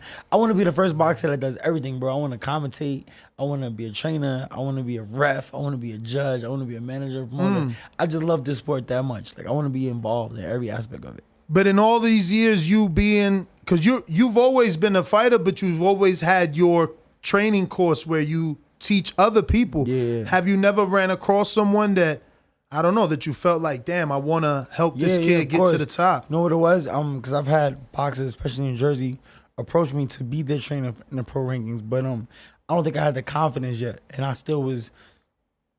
I want to say I was focused on myself, but it wasn't really just that. It was the confidence. Like I was nervous to be in the crowd or in the audience or in there as a trainer, and I'm not really established yet. So I feel like that's what held me back. But I'm not on that type of time anymore. Like I'm with everything. I'm saying like. So this last fight you had got in Mexico, did you do that yourself? Yes, me on my Okay, so you put yourself in position. Yes, to my own car, main event in my own car. That was dope. We're gonna do it again. When you do that, you have to put a lot of money up. You know what I'm saying? So I was fortunately able to get back a lot of money through my nonprofit and stuff like that. And it showed me a whole different side of boxing, which made me want to keep delving into that a little more. But it's a lot. It's a lot. Being a promoter and doing that whole thing is a lot. And wait, so you have a promoter's license? My mother does. Okay. Yes, my mother does. Nice. So are you guys planning to schedule another one, or she's trying to get her promoter license because we don't have one in Vegas yet. So we're she's trying to get a promoter license in Vegas and throw a card out here. Which I hear it's difficult to get it out here. It's a lot harder to do out here than it is, and like Mexico is easy. So shout out to Mexico for that. Like not saying easy in the sense that they don't take everything serious, but they wanted to make it happen. So Mexico was a little easier. And it was a great experience, but she's trying to do it in Vegas. So if anybody has their own pro license, holla at me. You know what I mean? We use your joint, my name. But you want to do it in Vegas? Yes, I want to have it. Because I know you got connections with Rising Star Promotions, which is Cornflake, so you could get on his cards. Shout out Thomas Lamana, man. He's a dope person, dope boxer. He's been doing that. I can't believe, I remember when I first met him, and I knew he at that age he had a promoter's license, and he was doing all these shows in the Claridge Casino, Bally's Casino, that young. And now, you know, again, maybe he didn't become a world champion, but he's got a plethora of experience that he might, you know, 10 years from now, he might be a real big promoter, like at least a Lou DiBella, because he runs with across so much talent. And at least a Lou DiBella is a big deal. That's a big fucking deal. Lou DiBella's a big deal. I mean, look at what Lou is doing. I mean, I say at least a Lou DiBella because Lou doesn't have his TV network. I got you. He hasn't had a network since HBO. He's not a top rank, but he's like right under that though. Yeah, he Cause he got a big hand in the Kambosos. Oh hell yeah. No, listen, Lou is making a resurgence. Yeah, because Kambosos put him on. He got the gold medalist. I don't know if you know the heavyweight. He about to fight on Showbox. We should do a live fight chat for that. I think it's June 10th. Low key, people don't realize DiBella always active. He had Farmer. He had Wilder. You know what I'm saying? Like DiBella. Yeah, he lost Wilder for some time, but he had Wilder. But he's got Stephen Big Shot Shaw. He's got Conwell. That's his fighter. He got some fighters. He had me for a while. Shout out to DiBella. Like I'm saying, like, and me and DiBella only. He had Paulie. Yeah, Paulie. DiBella's lit. And it was always good vibes when we worked together. I have nothing negative at all to say about DiBella. I would still work with him in the future. He's great. So, yeah, to be on the DiBella level, the way Conflict is working, like, I'm very impressed. And like you said, he's been doing this for a minute. Like, for a minute. Like, while he was boxing, like, even when he was undefeated, like, it's crazy because he's still super young. I know he's super young. So it's like 10 years from now, he really might. If he starts now fully promoting. 10 years from now, we gonna be competing. Me and Conflict gonna be competing for that promoter. Not really. Y'all gonna be co-promoting, man, because he New Jersey based. You out here in Vegas now. You know, and y'all connections. You know what, you're right. We're going to be working together. Yeah, that's man. Right. Shout out to Absolutely. Conflict. But it's always healthy to have a little bit of competition, man. You know, people try to say, oh, compete with yourself. Man, you don't give me that bullshit. You know what I'm saying? I'm competing with everybody else and myself. I'm trying to be you know the what I'm best saying? at everything. If I'm doing it, I'm trying to be the best. For real. So you're waiting on to see can your mom get approved out here for a promoter's license. So would you look towards any other cards in the meantime? As far as me fighting? Yeah. Yeah, man. I've been trying to fight. Like, people need to understand. I want to be active. I want to fight. It's not me. It's promoters will call me with a fight, and then the opponent will say yes, and I guess they'll do research or look me up on the gram or whatever. Then they'll turn me down, or they ask for a lot more money. They press me out of the fight pretty much. I'm in a very weird position, man, where boxers know me very well, but the fans don't. So I'm like a high risk, low reward. Exactly. Because fighters know if they get in the ring with me, they're gonna have a long night. You know what I'm saying, but the fans don't know. They just look at my record and all that stuff. So that's the position I'm in right now. It's very awkward. It's very annoying. Where do you see Ammo Williams, man? Because you're basically the only guy to not get knocked out, I believe. Yeah. You took him the full 8, and I know you took that fight on short notice. A week's notice. Let me tell you the backstory. Like, I don't even know if y'all know this, but so I just got arrested for something I did a couple years ago because, you know, I used to be not a bad person, but I'm saying I'm from New York. We just moved, you feel me? So something I did a couple years ago caught up to me, and I had to go to jail for a month, only a month or whatever. But I was going for a month. I just bought my gym the month before that. So my rent for my gym was due a week after I got out of jail. I had no idea how I was gonna pay my rent. So I had to lose my gym. Then I get a call, if it was God. Like, I got a call like, hey, do you want to fight Ammo Williams next week in his hometown at 160? Mind you, I haven't seen 160 in like 6 years. But I need this. I prayed to God for a way to keep my gym open because this is now how my livelihood. I'm doing very well. It's how I'm taking care of my kid, how I'm living. So I need the gym to work for me. And I get a call to fight this fight last minute. I'm not ready at all. I just got out of jail on Tuesday. I got the call on Friday. I'm not ready. But sound like the Boots fight. But it's like, this is what if you're going to put money on anybody, put it on yourself. You know what I'm saying? So I took it. I cut 18 pounds in 6 days. Wow. Went to his hometown for him. So I'm proud of myself for taking the fight that far. But I know that if he got 100% me, if I had a full camp, it'd have been a different fight. So shout out to Emma. Like you said, he's been doing his thing. He's been on a rampage. It looks like he's gotten better since we fought. Me and him were actually just talking last week on the gram, and I told him I want my rematch. He was like, if you want your rematch, how about you show me some support? Because every time I fight, you going for the other guy. Which is not necessarily the case. He just happened to fight Cash, who's my guy. And then he fought Cordell. Wait, Cash from out here? Yeah. You really picked Cash over him? I was sparring with Cash for the fight. So, I'm saying, like, I'm not going to spar with Cash and then be like, oh, let's go ammo. That's, you feel me? So, but why even make a pick? I was just rooting for Cash. That's what I've been around. I'm saying I've been around Cash since I moved to Vegas. Shout out. I see why he hit you up like that. He like, come on, you picking Cash? Like, cause I respect Cash. I called his fights in Atlanta, but like, he ain't got the pop. Yeah. He need to like somebody to stop ammo. You got to get him off. No, it's crazy. Cash can punch. Cash actually does have the pop. It's something else. I don't know. He's missing something else. I get what you're saying. It's something missing, but it's not pop. Pack. Really? Yeah, Cash actually can punch.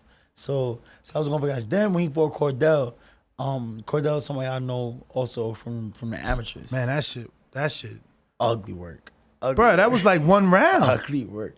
Shout out to Cordell. Cordell, fuck. Yo, and I love him. Let me tell you, but after that fight, my man he training. He ain't been doing shit but training little kids on IG. Fuck, man. We got to get back in there, man. Nah, chill. Yo, Cordell, fucking. You can say he got caught cold. It happens, man. Like, you want to see fighters like that bounce back. I'm saying, like, that's one of the biggest things in boxing. I feel like we take these losses and then everybody loses it mentally. Like, there's so many talented fighters that got caught and then just haven't been the same. Like, Antoine Douglas is one of them. Antoine Douglas. Nah, but he ain't get caught, bro. Curcides, that shit was a fucking massacre, man. Who's the one? Antoine Douglas. Against Suicide. Yeah, it was. Yeah, that motherfucker, that shit, man, they should have stopped that shit, man. They fucked his whole life up. What I'm saying is, though, the talent, though, that kid had was different. Yo, which is funny because, you know, K gets all this love now. Everybody forget that was his fighter. Yeah, that's how I met K. I actually just told him that this week. He could have been like, through that fucking talent. That's you know what I'm saying? But I'm sure he learned from that. I'm sure he'll be very careful in the next one. Because that's a fact. I heard Antoine Douglas had brain bleed and everything. Oh, word? I didn't know it was that deep. Shout out to Antoine. It's good people, like great fighter. Shout out to K.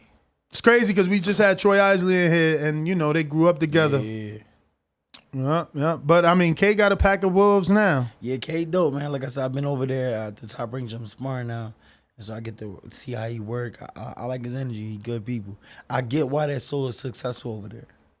So you had to drop 18 pounds. I'm watching these highlights, bro, and this dude looked like he is a fucking cruiserweight against you, though. Yes. Was he big in there? Nah, man. You look smaller than him. Bro. Let me get a screen share real quick. Oh shit, I engineered and walked out. He said, it wasn't even that he felt big. I just felt so drained, bro. Like, it's like I'm in the ring, he's throwing punches, I see it and I can't move. So that's frustrating. Like, that fight was the worst fight for me because it was the first time I didn't have fun. You know what I'm saying? Like, when I fought Benavidez, that fight was fun to me. Like, I'm like, Mom, I'm tired. Like, it was fun. But when I was in the fight ring with Ammo, it was like, all right, they go to jab. His jab slow. Boom, and it still hit me. Damn, you went 10 with Benavidez. Yeah, man. Yeah, people don't understand, man. Like, and that was dope. Shout out to Benavidez. Bro, I've been to his camp. That dude's he's fucking huge. He's big. Kid Benavidez is big. Bro, I've watched him lose weight. He's big, man. He was in camp, and my partner who got us here, he lent him that mansion Benavidez was in for 4 fucking months to get that weight off. Oh yeah, he's big. Bro. I trained with them for like 6 months. I was able to spar Benavidez. We got a bunch of rounds in. I got footage of that has never hit the internet. Oh, you got footage of that? I got footage. I got like 6 rounds of y'all sparring that has never hit the internet. That's dope. That's dope. Shit! So you should just give us the okay right now. Put it out there. Oh!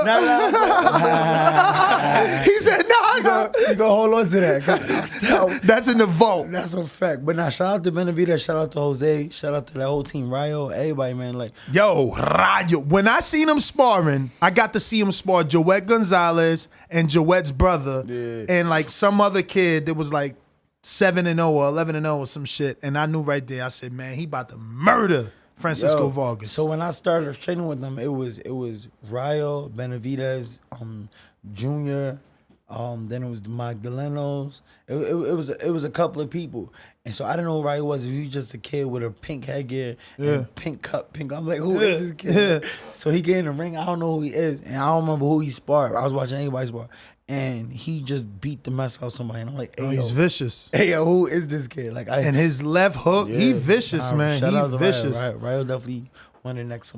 I can't wait for Diego Pacheco's little brother, Fred Pacheco.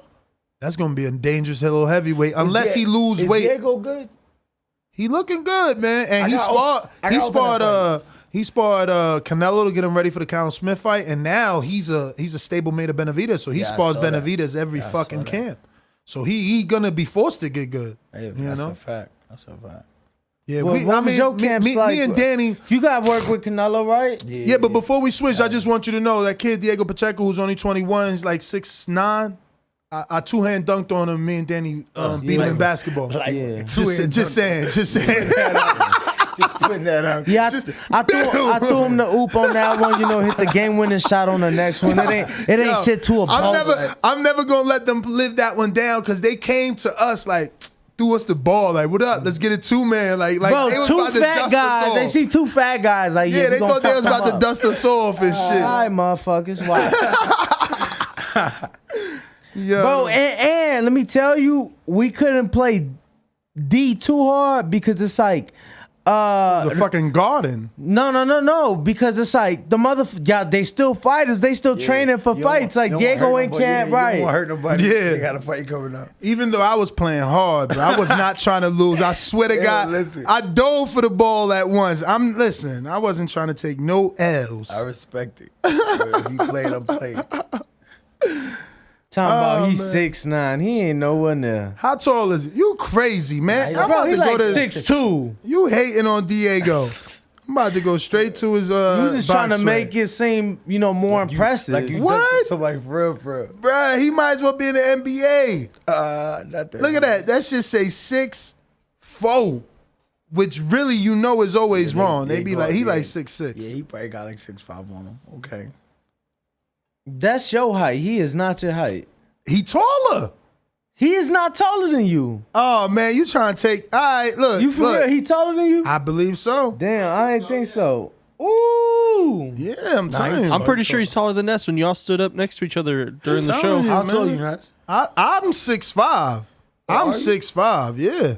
So I know he a fake 6'5". I'm trying to tell y'all, he taller. I didn't realize you was that tall. I stood next to Fury, and that's when I'm like, God damn, that's really 6'9". You know what I'm saying? He tall as fuck. And even Wilder 6'7" is tall. That's what I'm saying. People be saying they like certain heights. I don't believe them because then you see, Fury, Wilder, even Hellenius, that motherfucker tall as hell. Mm-hmm. Helene is big as hell. So while I want to ask y'all some questions. Cause I know you always asking boxing questions. Yeah, but let's go. I want to ask questions from the other side. Like, today Nut's birthday. He turned 43. Happy birthday, Yeah, my yeah, God. yeah. That's dope. That's Yeah, dope. he man. turned Thank you, 43. thank you. That's dope. First of all, I want to say shout out to y'all for. All right, my bad. Go ahead. Nah, Tim. you good. Like, I want to say shout out to y'all for like the energy y'all bring to the sport because there's people like you guys, people like Ak and Barack that bring like a different, a more urban sense to boxing. Yeah. So it's dope. Like, I'm glad. Like, it's urban, but it's professional. Mm-hmm. Bro, So, we was just talking Breakfast Club of Boxing, baby. feel me? That's what it felt like. Y'all We was talking about it yesterday, and I don't even know who the fuck was talking about it, but like we was saying, I'm like, yo, you got to be able to connect with the people. Yeah. Like if you can't connect with the people. Oh, that was Fred Hawthorne Fred from Barbershop Conversations. Barbershop. We were interviewing Shout him. out to Fred. Yeah. Shout out to Fred. So like you got to be able to connect with the people, and we was talking. We had Bill Haney come in yesterday. And we was talking about ESPN dropped like a thing with George, and it was like the girl they had. She was Australian, and it just wasn't. It didn't bring you in, bro. It didn't intrigue you. Speaking of Bill, shout out to Bill. He stole me money. For what? For what? Let me go get it. Bill Haney. He gonna pop up. He gonna pop up like Candyman. Me money, bro. But nah. What y'all think about this? Devin and Kambosos, like, what y'all thought about the press conference? I ain't confirmed. The press conference threw me off a little bit. Why?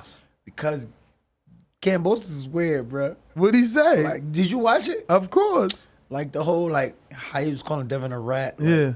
That was lame. You ain't no gangster. Devin's never, from my opinion, Devin's never portrayed a gangster. Yeah. So to try to say you ain't gangster, it feels like you coming at him because he's black. I feel like that's what they trying to do though. They trying to make him look a gangster. Bro, because I'm exactly. Look at the fucking poster. Picture, like that joke was crazy. Why and don't get me wrong, because I was there. So I don't want to take this stance like that was their doing. Devin brought his jewelry. That's real. They didn't Photoshop that. So maybe they gave Devin choice. Like, you want this maybe picture? That's what you want to look. Maybe that's how you want to look. And if that's the case, that's the case. Yeah. But I think it gives them that Money May feel. To be in the poster with the jewelry, that's like what the casual fan is gonna be drawn to. Cause I get it. I don't know though. I get what you're saying. I was a little bit shocked by the jewelry on the fight poster too. The jewelry thing threw me off, but it wasn't even all the way that. It was like how Kambosos was talking, was just throwing me off. Like, I would never do that to my countrymen. Meanwhile, he did that. Did you know? Nah, I didn't. He was Pacquiao's lead sparring partner for the Jeff Horn fight. So he crossed his countrymen. And let me tell Jeff you, Horn was like, "Why you ain't call me?" He like, "Man, if you don't like what I did, we could settle it in the ring." Oh, but he is calling Devin and rap. There's a difference though. There is a difference. There is a difference though, Dennis. George and Jeff Horn, like, bro, like Jeff represents us. Like, T.O. represented Honduras in the Olympics and the Olympic trials and everything, bro. Like, is that really a countryman, for one? And two, yeah, I get he was born here, cool, bro. But regardless, T.O. from Brooklyn. Shout out T.O. He's from Florida, bro. But regardless, the shit that, if Devin did tell you that, okay, what? He told you public information? Yeah. He like, bro. It was a weird flex. Come on now. Like, the shit was corny, and that's what Devin said. Like, when is the act gonna stop? And it's crazy. I don't know about corny. I mean, I get how we interpret it. I just, again, I respect Kambosos. Devin is saying when the act gonna stop, but really the question is, Kambosos don't stop the mind games. Like, that's all mind games. You know there's only two ways to fuck a man head up. Call him a snitch, or a girl say he shit in bed. Other than that, men don't give a fuck about nothing. But you question that man's manhood and his word, we want to fight. So I think Kambosos is just on his game plan. He's like, I got to T.O. I gotta get under Devin's skin. I need Devin to come to me. Dennis, you've been around Devin plenty, and his team and his family and whatnot. Do you think George is actually getting under Devin's skin? Do you think he's actually, bothering him? To be honest with you, I don't think so at all. And I think the fact that he's not getting under Devin's skin is getting under his skin. So I think it's actually working against him, in my opinion. But I don't know that he doesn't think he won with the press conference. Just being able to say that. And now with all the fucking websites, that's their headline. Kambosos calls Devin a rat. But if you're looking at the comments, I saw that too, but I was looking at the comments though, and the people aren't with it. You feel me? So you lost the people with it. You know what I'm saying? So like when you start reading the comments, it'll get to you. You know what I'm saying? I mean, in this sport, to be in a public period, you have to have thick skin. And I feel like he put himself out there, and a lot of people are looking at him sideways now. Like, what are you talking about, really? Like, that's how I felt. Because I didn't know much about him outside of the T.O. fight. But now, watching the press conference, it made me go back and watch him and T.O.? No, him Selby? No, black man. Mickey Bay. Mickey Bay made me go watch the Mickey Bay fight, which was interesting. You know what I'm saying? Like, so, Wow. Yeah, what was interesting about it? Because I literally clicked on a tweet talking about that fight. I mean, I'm just saying, Mickey Bay is a great fighter. Shout out to Mickey Bay. Mickey Bay fights, in my opinion, very similar to Devin. You know what I'm saying? Like, and I feel like he was making Kambosos miss a lot of shots. And I'm thinking, I don't know, Devin's gonna be a little bit trickier than Mickey, and he kind of had a hard time with that fight. But at the same time, he's gotten a lot better too. I do think Kambosos has gotten a lot better since that fight. So I do think it's an interesting fight. So you think he's gotten better? From what fight? It's funny. I'm just gonna. It's part of it. Top Rank posted the fight yesterday. Yeah, that's insane. Oh, did they? Okay. Mickey Bay versus George Kambosos got posted yesterday. Of course, they got to push it right now. It's fight week. 53,000 views already. But you said he's gotten better since what fight? Since the Mickey Bay fight, I think. So you think I mean, he got to. He became a champion. Yeah. Do you think that phrase is true where they like, when you become a champion, you become 80% better? I do think you become better because it's mental. This sport is much more mental than people realize. So that confidence of winning, like for example, Bivol right now, Bivol is so good right now. You feel what I'm saying? Because he just beat the man. That mental confidence. But I mean, look at Tio. Look at Andy Ruiz. Like it's how you handle that. Yep. It's how you handle the confidence. The confidence can turn you, slow you down. I'm saying? Right. You're in that grind to get there. Now you know you're there, so you're less hungry. Not saying that's what happened with Tio. I'm not sure what happened over there with that fight. But I think with Tio it was just timing. I'm saying because they had the fight, then it got canceled, pushed back. Let me ask you. Would you put 180,000 to make 100 off Devin? But I put 100,000, 180 to make 100 on that fight. Too many intangibles? Yeah, because he's over there. It's just a lot. It's a lot that can build out there. And you feel me? I still think Devin's gonna win, but I wouldn't put bread up like that. You feel me? Like I'm still going with Devin. 1,800 to make 1,000? Still too much of risk? For me, it is. I'm afraid to put 180 to make 100 on that shit. 1,800 to make 1,000. That's not crazy. Like, I still wouldn't do it. You're right. Like with him being over there. If they were fighting over here, I would. If that was the odds with this fight being over I promise you though, you got me watching this Mickey Bay fight, and I'm like, damn. I went right to the betting line because Mickey doubling that jab. You feel me? Mickey and moving. Mickey bro, look. So I'm glad you said that. Earl tweeted last night. Just watch Mickey Bay versus Kambosos upside down smiling face. Right? We all know what that means. Nah, what does it mean? Yeah, what does that mean? Y'all some old fucks. Y'all some old fucks. I actually always wanted to know that, bro. What is the upside down? It's hard to describe. Let me get the screenshot though. So hard to describe, but we all know what it means. Yeah. He said shit just get hard because you don't know if the judges will be on the up and up. Sad to say. That's real. That's real. Especially being over there. What's some of the comments? Any good ones? People talking about the Brook fight. What's those scorecards? Who posted that? Let's see. Unless Haney's wins, what it say? Americans are just gonna complain and cry foul. Every other fighter has to go to America and never get the benefit of the doubt. What's the difference here? Kambosos beat Selby and Bay in their own backyards, and you guys still complain.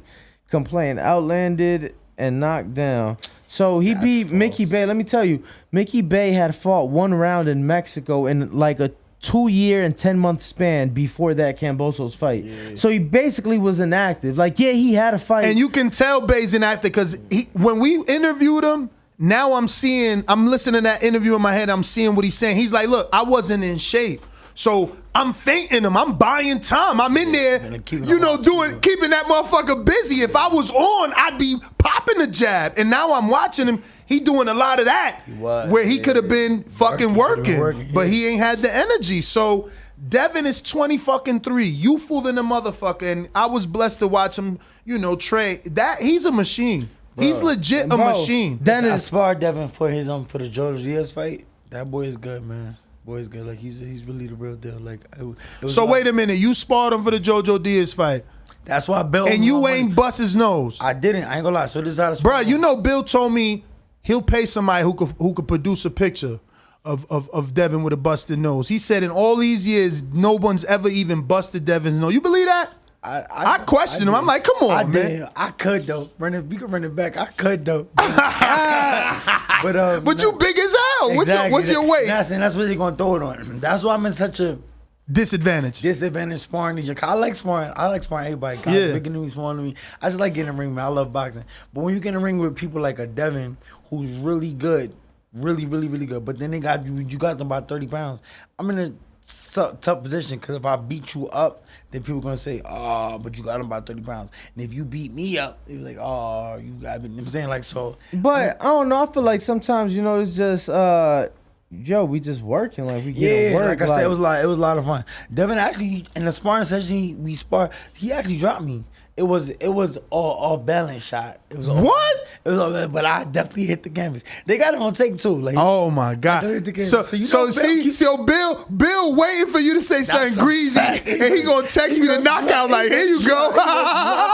Hey, I already told people all the time. You could put it out there, bro. Like, I'm not even that kind of dude. Like, the work was a lot of fun. Damn, bro, that's crazy though, because people think Devin ain't got no power. You big. I mean, it wasn't a hard shot, though. It was an off-balance shot. But he does have power. That's not me trying to downplay his power. But it wasn't a shot where I was hurt. Like, I dropped. I was like, good shot. I laughed it off. But the fact that he set me up for the shot, because that's what it was. That's what it comes down to. Like, he had the angle. I threw a jab. I was jabbing in and out. And he started trying to throw a hook off my jab, which was... It's a good counter move to take the angle, throw the hook off my jab. So I threw the first jab. He couldn't with the hook. Typically, against somebody my size, okay, I would see what you're doing. I would take the range back up. You know what I'm saying? Throw the timing off. But with Devin, I took it as a challenge. Like, little boy, like, you trying to time me, bro? Bet. So I did the same thing again. And he timed it again. so he caught me with the hook as I was jabbing in. How'd that hook feel? It didn't hurt again, but it was a great shot. It was I was seeing him do pad work at Bones and porking on that fucking hook and slipping under and hooking. But you're talking about a man who went 10 fucking rounds with David Benavidez. I'm not asking him to tell me Devin could knock me out. I'm just saying, because I'm looking it on the pad. Hey, Dennis, just let me tell him what I'm saying. When I'm in the gym and I see him, I'm like, how are people saying this man don't got power? That shit sound like gunshots. And then he rolling under, bah, bah, and it's just fucking perfect. So I'm like, how doesn't he have power? For the smaller guys that I've sparred, I wouldn't put Devin up there as like one of the hardest hitting, heavier handed smaller guys. But his timing and his brain is up there. Like the shots that he was throwing, the fact that they lined me up for that shot, that's what it was. Like I'm saying, like he took the angle to throw the hook over my jab. Like that's next level elite thinking. The way, like, granted, it sounds simple, like, take the angle, throw jab, but I disguise what I'm doing really well. Like, and it was definitely something they planned, something Devin planned. Like, he saw. That's lit. So, have you ever sparred Tank? Tank, no. We was talking to each other on Instagram Live, talking about sparring. He was saying he's gonna stop me, but I haven't get to spar. I didn't get to spar him. I haven't sparred Errol. These are people I want to get in the ring with everybody, bro. Yeah, so. No Crawford. No Crawford, I want to do that too. But I've sparred everybody getting ready for them, which is annoying. Like I sparred Sean for Errol. I sparred Benavidez for Crawford. I sparred pretty much if you fighting Crawford. Stop right there. Benavidez for Crawford, you sparred him. Does Benavidez beat Danny Garcia? That's the rumor. He getting ready for, and he fucking. I'm watching his dad do the pads in the bot. Yo, Benavidez hitting. He look like he hitting right now. At 54 too. You know, Danny conservative with them punches. Hey, listen. Speaking of smaller guys that got power, that's one. Who, Danny? No, Benavidez. Benavidez could punch. Benavidez could punch. I think he's really good. I think he was even doing good against Crawford before the leg threw him off and just the inactivity. I feel like with Benavidez Jr., when he's not getting ready for a fight, he's not in the gym. Yeah. Like so it's the discipline. That's the difference between him and David. David, I feel like, is always in the gym from what I've seen. But as far as talent, Junior got it, bro. Like Junior's it too. So you wouldn't pick? Gotta let it play out with Junior and Garcia. Yep. Yeah, bro. Herrera made it tough for Danny, and that was a little Mexican. Yeah, that's real. But Danny really got the equalizers, bro. Danny Hook is still fired. You sparred him? Nah, I haven't. Damn, being down South Jersey so close to Philly? Yeah, I know. And I grew up, like, the crazy thing is I've known Danny from the amateurs. Like, me and Danny always saw each other, like, amateur tournaments, stuff like that. So, to see how far Danny has made it, and it's dope, bro. Like, and that's another thing that people don't understand. Like, a lot of these champions, like, I grew up with everybody, so that's why we're so and connected. I grew up with Sean, grew up with Round, Glenn Tapia, and just Danny Jacobs, Garcia, all these guys are all people that were Rasheed Warren. We all came up in the same era. So I got to see, like, people take it all away is dope, bro. And I'm like, okay, it's my turn. I got to do this still. So gotta bite down, champ. That's a fact. That's been my biggest thing, bro, has always been discipline. Because, like, it's very unique. I'm in a very unique position because I didn't need boxing financially. You know what I'm saying? Like, thank God I've been in a position where my parents were doing well with their life. They grinded and they put me in a great position. So I got a college degree. I'm very educated. I'm a physical therapist. So I've always been able to make money outside of boxing. And with that being said, with boxing not being the only way I'm making money, it was hard for me to focus. You know what I'm saying? Whereas you have fighters like that aren't dealing with girls, that don't have anything else but boxing. They live in the slums. Like, they give everything to the sport. I wasn't doing that. I'm saying I was outside. I'm saying, like, I was halfway in, halfway out. And I feel like that's why I never gave myself a real chance. That's what I want to do now with the back end of my What do life. you need for a title run? To give it one last title run, what do you need? Just to focus, bro. Just to be disciplined. I let myself lose focus too much. You know what I'm saying? Like, I'll be into it. Like, right now, I'm into boxing so much. And I noticed, I was looking at pictures on Snapchat. You know how your Snapchat memories come up? I was looking at my Snapchat memories, and I realized around this time, I'm always in great shape. It be June, it's the summertime. Like, it was summertime, then now everybody pool parties and stuff. I start going out, I start playing. Back in the days, I was drinking. That's what it was. So this year, I'm really just more aware of how I'm moving. Like, this whole Memorial Day weekend, I did not go out. I mean, You brought up drinking. Let me ask you, as an older person with more experience in this sport, does a fighter ever recover truly from the alcohol? We were talking to someone and they made it seem like if a fighter hasn't been, taking care of their body, it don't matter. That body is still had alcohol in it. It still had party and it still had smoke. And you know what I mean? Versus hypothetically a Devin Haney that ain't done none of that shit. You know what I mean? He don't drink, he don't smoke, he ain't partying. Does it matter even for a person like yourself? Like, I've given it up. I got 5 years sober. I'm not putting nothing in my body. Is your body still... Can we see the effects of that alcohol in the ring, even though you quit 5 years ago? I think once you quit and you're not doing it habitually, then you can definitely tell.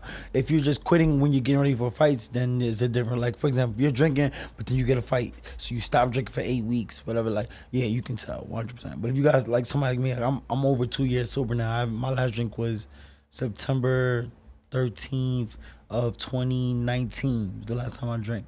So I feel like I feel a difference 100%. I'm saying, congrats, like, man. Thank you, bro. So I feel a difference 100%. So I definitely would suggest to boxers or athletes to definitely put the bottle down.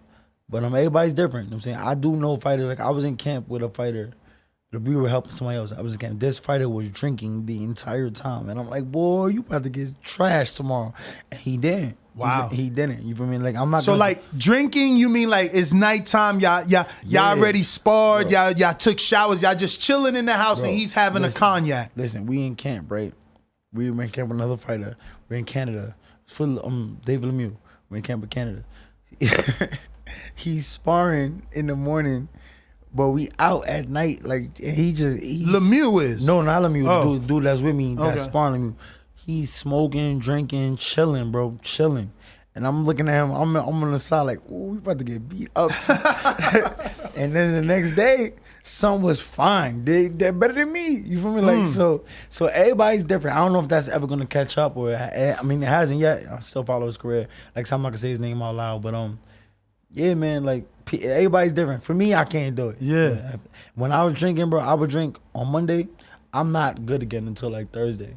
But I'm still trying to go to the gym. I was in camp with Badu Jack for one of the fights we for the Southpaw, and because I was in a lot of his camps. But I was drinking and sparring, bro. I went out on Saturday and I went to Dre's, got super drunk.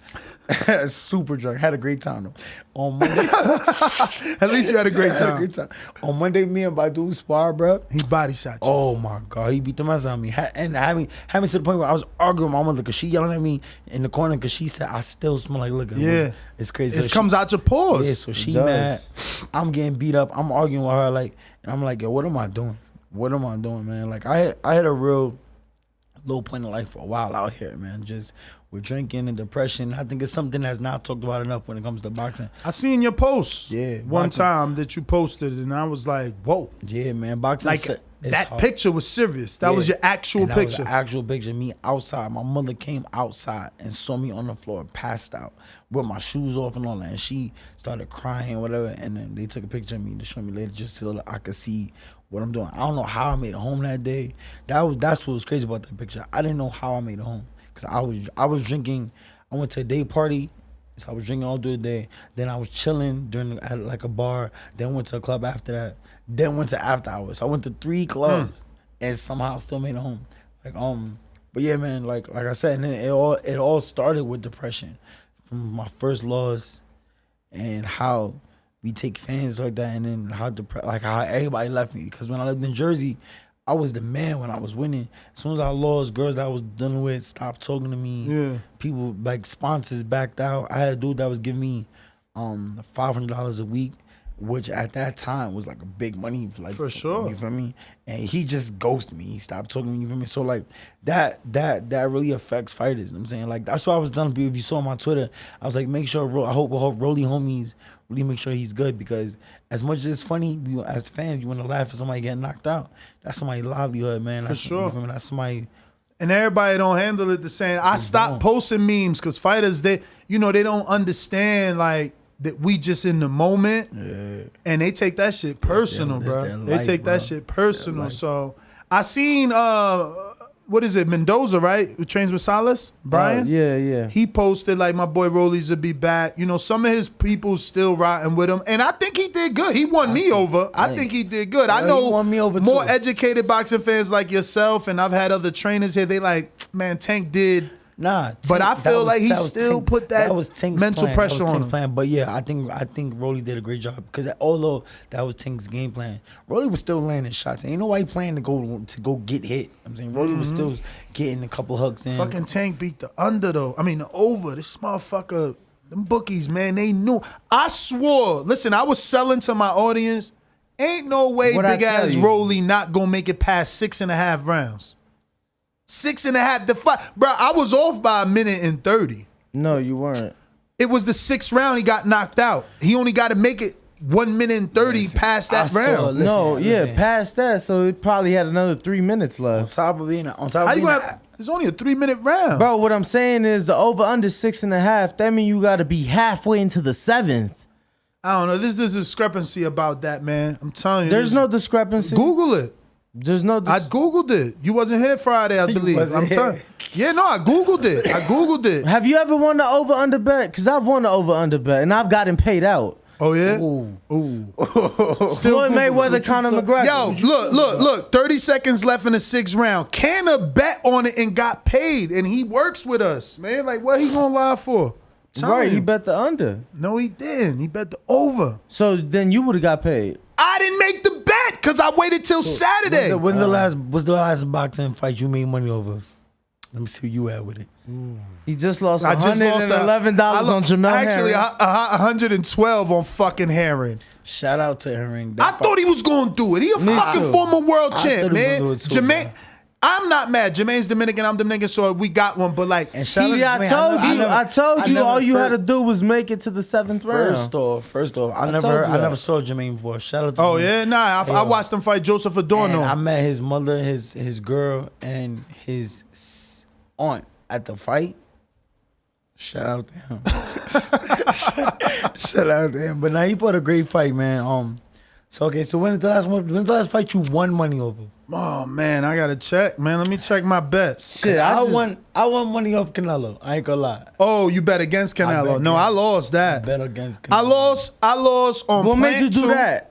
Bro, it just felt like the right fight. Boxing was ready for an upset like of that magnitude, and I thought it's been nothing but upsets. I feel but of that magnitude. He's right. That's huge. We needed a fight like because they never beat Floyd. I mean, that wasn't bigger than AJ Ruiz. I don't feel like.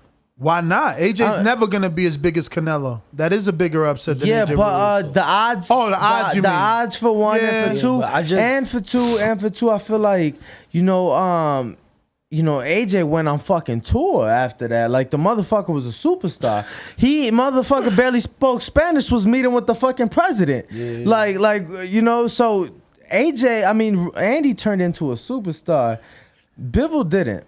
See, look, they saying you wrong. He said, bruh just said you got to be halfway into the 7th with a palm face emoji. I'm telling you, Google it. Nah, I told you. You just had to be in the 7th. Hold on, so you on right now while we on, y'all talking to people? Yeah, there's people in the live chat. Yeah, on That's YouTube. dope. This is a nice little celebration. No, and we got callers. Yeah, there's callers. Those people on the circles, that's Discord, and then there's phone numbers look, we got on the Bougie right. from Broward So up there. It's official, guys. I'm the third host now. Shout out. I'm the third host. This is fire.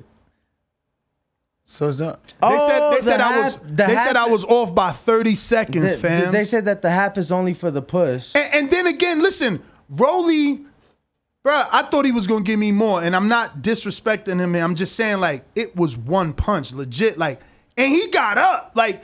The ref could have fucking made us money because it was like 15 seconds in the round. He could. I wouldn't have been mad at the ref, but I'm not mad at the ref either. You feel me? Yeah. No, I'm not mad because he was fucking gone. Yeah, he was gone. But it was 15 seconds. He might have made it to the next round. He would have got that minute rest. He wasn't making it to the next round. He probably really helped Rolly, bro. Like he really did, bro. See, he says if you make it out the 6, you win. Not half of the round in the 7th. But whatever, it is what it is. I just felt like Gamboa went fucking 12 with a busted Achilles heel. Leo Santa Cruz, who started at 115, that motherfucker made it 7. Barrio started at 122 pounds. He made it fucking 11. Rolly had that equalizer that at least keep Tank honest. But, you know, he got overzealous. He did the same move twice. That's exactly what it is. Damn, bro, I've always thought you had to be halfway. Right! Yo. Pat myself on the back. Look at this narcissist on his birthday giving himself credit. That's funny. Where's my narcissist soundbite? I know I have it. Don't send it again, Brandon. I'm like, yo, I've been sent it. That's hilarious. No, I told you, man. Fucking so mad. Rolly, ooh. But I'm not even mad because you know what? I waited so long, right? Rolly was plus money for the over. And I kept telling the audience, so we talked about it too much. We changed the fucking line. Now, the next day, Saturday morning, he was 125 minus money. So I didn't make the bet. I had to make it Friday. I'm never going to wait till Saturday again. Fuck it. When I see the bet I like, I'm going to take it, even though I would have lost. So let me ask you, what have you ever won money on an upset? Hell yeah. I got the Wilder Fury draw. Okay. You called the draw? Paid for the draw. Ooh, that's a nice one. I put 370 on it or something like that. I paid for the Canelo. Either 370 or 470 or I won 470 or 370, something like that. But you got paid on the draw? On the Canelo draw? The first one. The first one. I've never hit a bet like. I never hit an upset though. No, I never hit an upset like that. Like Andy, I wish I would have. Yo, I'm literally. He called me the morning. Recorded. We being recorded, and I'm literally watching Andy do good. Like that shit don't mean nothing, and it's just all of a sudden, boom. Oh shit! Like I wish I would have called fucking. He was 16 to 1. He called me that morning. I called that too, bro. I ain't put money on that. Oh, Dennis, he calls me that morning. You got to at least put $10 on that because $10 would have made you fucking $160 plus your $10 back. Bro, he calls me that morning. He says, he's like, yo. Oh, that's right. Bo, the producer, told me I called the Patrick Day bet. And Lennox Allen. Hold on. I was in Jamaica. And I called everybody like, yo, Lennox Allen is a plus 460. Jump on that shit. Lennox Allen against who? I gotta look it up. But he was trained by Orleano Sosa at the time. And he was old, so people ain't believe. He was like fucking Lennox in his Allen 30s. from New York, right? Yeah. Yeah, I spun him. I called that shit. We all got paid. Oh, he won an upside fight? Mm-hmm. I saw he fought David Morrell. I haven't heard from him since then. No, that was way before then though, right, Ness? No, it was before the David Morrell. So it's either the Derek Webster. It was a top rank fight. He was the under for David Webster. It was either David Webster or David Webster. Or I think I don't know. Maybe Bo could tell us because I know Bo made. We all made money. I was in Jamaica on that motherfucker. Like I better put money on Lennox. I watched him spar Big Baby. Big Baby a heavyweight, and I was sold. I'm like, fuck that. I don't give a fuck if Big Baby is not going hard or not. This motherfucker could fight. Yeah, I remember I sparred him, and he hit me with he pointed at my sneaker, at my shoe. So I looked down, thinking my shoe's untied. He go boom, like Lennox Allen. Oh shit! Yes, I remember that. That's why they said it was David Webster. And I had said that the bookies had it wrong. I was right. Yeah, yo, David Webster, they fucking let us make money off that one. Yeah, and I think we made money off Patrick Day. I forget who Patrick Day beat.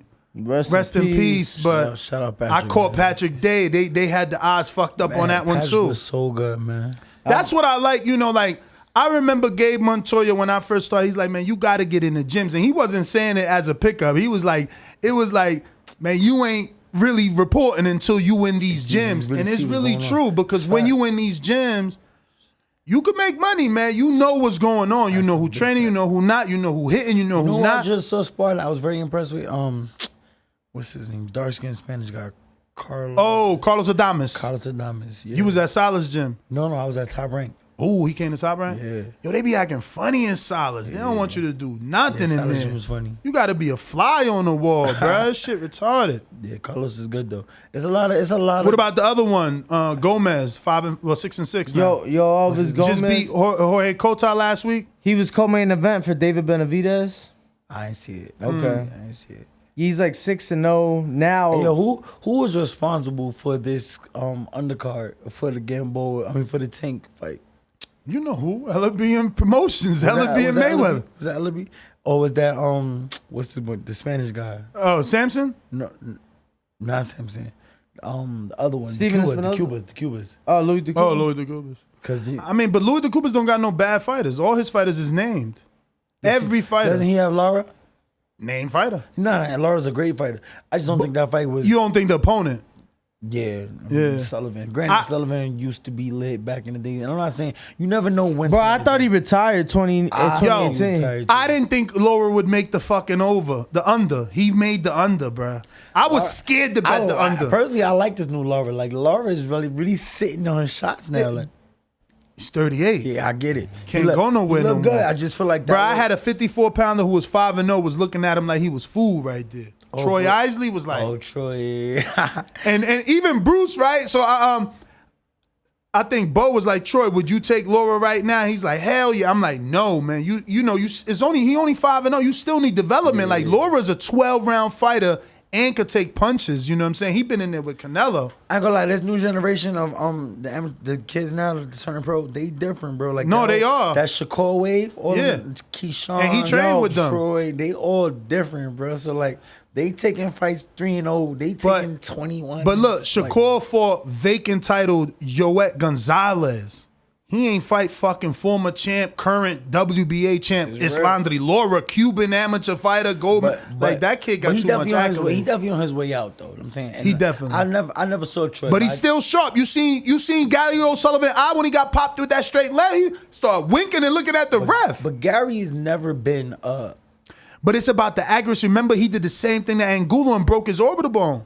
Like Laura's still very accurate. That's true. Very accurate. You gotta be careful. I like how he look. He look good. He look good to me. Oh, he look old. We got an aerial shot. He had the bald circle right there. I didn't want to see that fight for the co-main event for that fight. Me neither. I didn't want to see that fight. They got lucky because I was in here like they picked the wrong fight because now you slowing down the tempo. That's a fact. You know what I'm saying? You had Jesus Ramos and Luke actually banging. Now you got this on some slow shit. But Laura started sitting in the pocket and eventually counted the shit out of Spike O'Sullivan. I got a couple of questions. One coming in from Seattle. Dominic, he says, shout out to you, champ. Who beat up Canelo better, GGG, King Bivol, or the TBE Floyd? Floyd. Floyd clearly. But Bivol, then again, let me I might have jumped. Because Bivol did put hands on him. I ain't gonna lie. So and I don't think Triple G in the first fight, in my opinion, wasn't dry. I do think Triple G won. Bivol might have put hands on him, but Bivol got hit even if it was in the arm. Like Floyd wasn't getting hit nowhere. But I ain't gonna lie to you, but Bivol getting hit showed me a lot too, because Canelo hit Bivol with a mean uppercut. And Bivol So it showed you that a guy that started his career at 175 can take a punch from a guy who started his career at 140. You hear him? Listen, My man started his career at 40. No, motherfucker, because you say that the Barrios win don't mean shit for Tank because Barrios started his career. No, you said Barrios started his career at 22. I just said he made it 11. I was trying to make a case for Rolly going past 6.5. Yeah. I ain't saying it don't mean shit. Stop it. No, but you saying that regardless that Barrios is a small guy because he started his career at 22. I mean, his frame is little. So yeah, but we Canelo's can't be wishy-washy with Canelo. He can't be a small guy when he is like he ain't a small guy. Look at his frame. Look at his frame. Barrios' frame is Barrios out here looking like Lou Diamond Phillips, man. Knock it off, man. It's two different things, but it's all right. Barrios is good too. Shout out to Barrios. I like him. Yeah, he did better than expected versus Thurman. I told Thurman don't take that fucking fight. You can't get in the ring with someone that Tank knocked out and not knock him out. And you a welterweight. You look bad. That's a fact. You ain't even marketable no more. How you one time you can't knock out a dude that my man knocked out. That's right. I think Keith's still marketable. He just got to fight a bit. He lost some luster with that, man. I would love to see him in boots. But that's the thing. See, that's why he not marketable because the only thing people talk about is him dying versus Boots or Crawford. Him dying. Like, what? I mean, keep it real. My man just went 12 with Barrios. We gonna throw him the Boots? Man, we don't love Keith. We don't love Keith. That's what boxing's supposed to be, though. What? That's what boxing's supposed no, to be, though. That's the problem. They not supposed to take an old dude like Keith and have him get beat on by a young guy. Like Keith That's the passing of the guard. That's how it go. That's how you pass it. You feel me? Pass the torch. But what is Keith passing? It's Earl and Crawford that got the torch to pass. Nah, because Keith was there at one point, so he could still pass like the little remnants of the torch. He still. I don't know, man. I feel like Boots fighting a Keith, or even if Sean was active fighting a Sean, like that'd be lit. Like, yeah, if he do, right, Earl or Crawford still not gonna fight him. You don't think so? I feel they ain't got no time. I feel like if he beats one of those guys, they ain't got no choice but to either see each other or see him. Yeah, they gonna see each other because that's the money fight. They not gonna turn back. You tell me if you in the position of Earl where you got 3 belts. Oh, no, I'm not fighting him. Why is you looking back at him? And if you in the position of Earl and you happen to beat Crawford, again, now you could go to 54. Who you got in that fight, Crawford or Spence? I don't want to hear that. I don't know. I need answers. I need answers. Nah. I ain't got no winner in that motherfucker because obviously, look, you know, Crawford, man, he on what, 10 knockouts now, straight. You know, and for a long time I argued that he was in there with really nobody. Like, okay, Gamboa, you know, yeah, Mean Machine is decent, but he ain't fucking, he wasn't Porter. Now he did that to Porter, who I never thought. Look, first of all, we never gonna see another Sean Porter. We'll never no one will ever have the style of Sean Porter ever again, let alone the stamina. And he was durable, and he fucking knocked Porter down twice.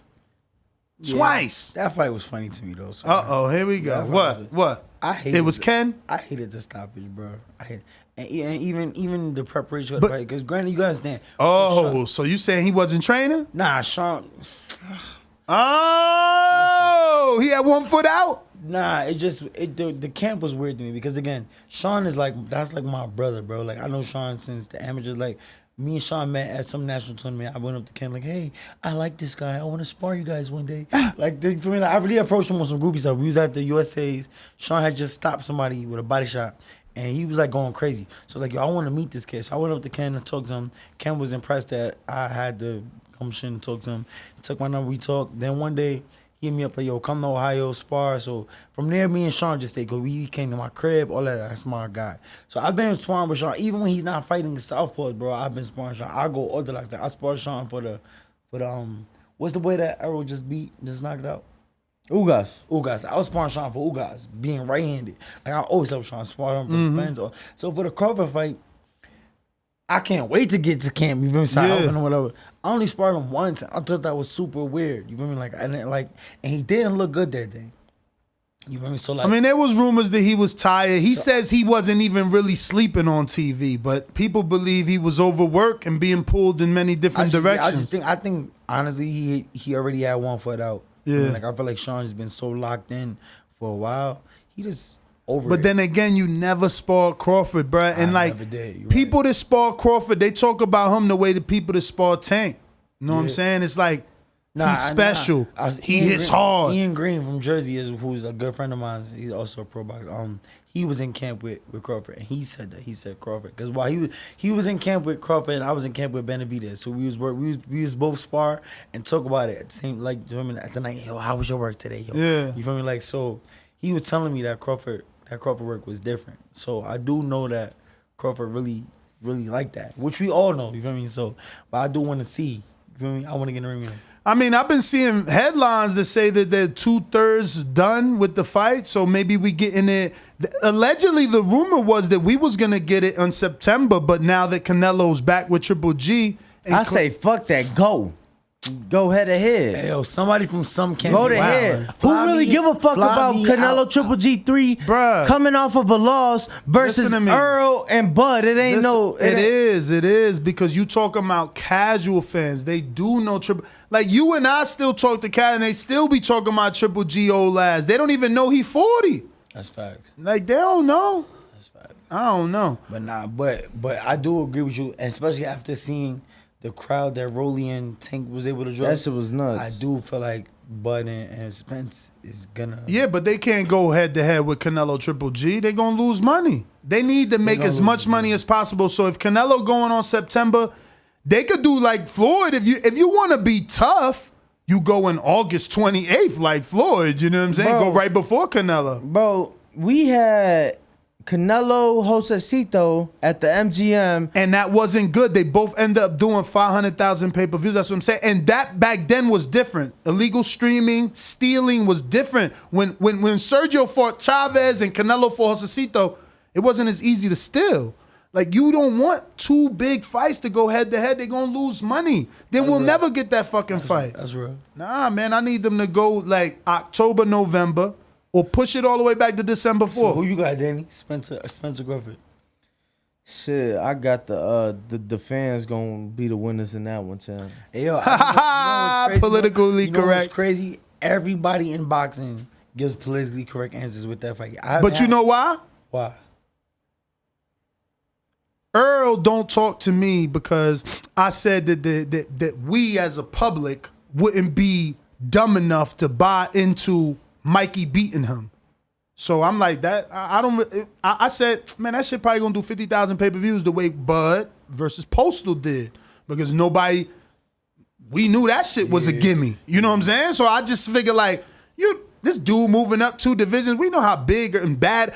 I watch Earl beat up heavyweights in sparring. Like, my reaction is that he let me record myself while I'm watching him fight heavyweights and light heavyweights. So ain't no way, Mikey, you can tell me whatever you want. I'm not putting money on Mikey. You can't do it. Yeah. Exactly. So that's it. He don't talk to me because of that, because I felt like he felt like I needed to still make it a big fight because I'm your boy, and I guess I don't know. I totally played it wrong, because it's his money at the end of the day. Yeah. But at the end of the day, I'm also got an audience that I'm not. What I'm gonna lie to them and say is a big fight when I know Earl about to spank him, which he did. That shit was not even competitive. Easy. What was it? 10-2?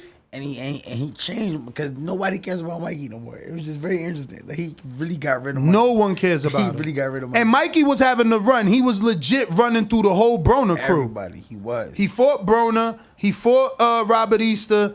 Last stop was Earl. And Earl tucked him away. Earl tucked him away. So you're right about that.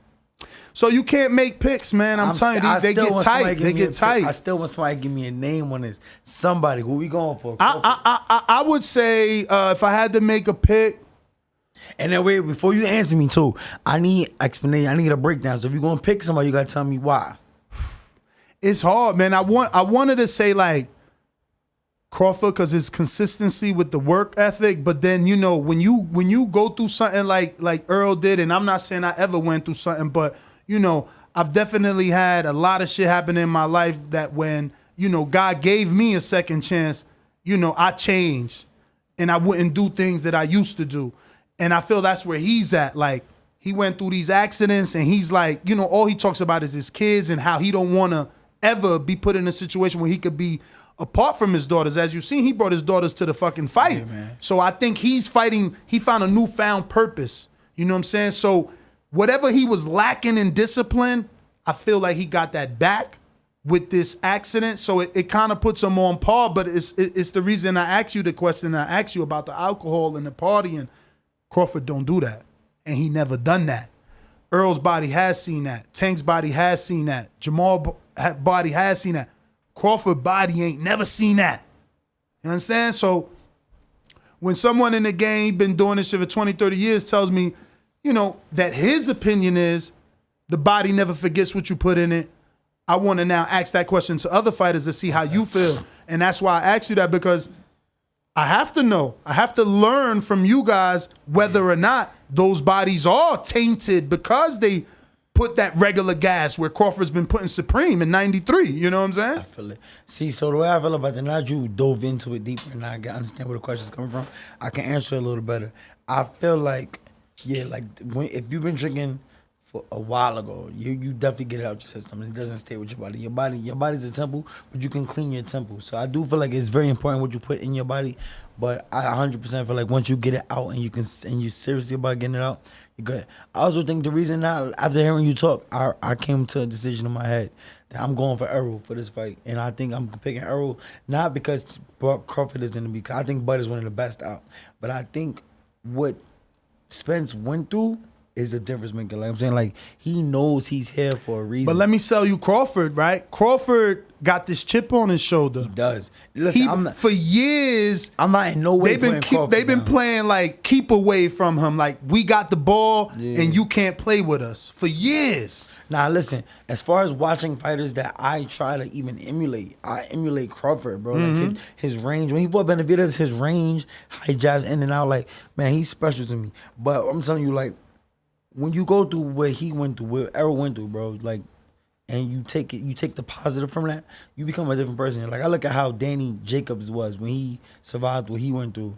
I saw him change. Like, I knowing him personally and grow. I knew Danny since I was 8 years old. And he won a world title after that. He beat Peter Quillen on the highest moment. Exactly. Me and Danny have been sparring each other since I was 10 years old, bro.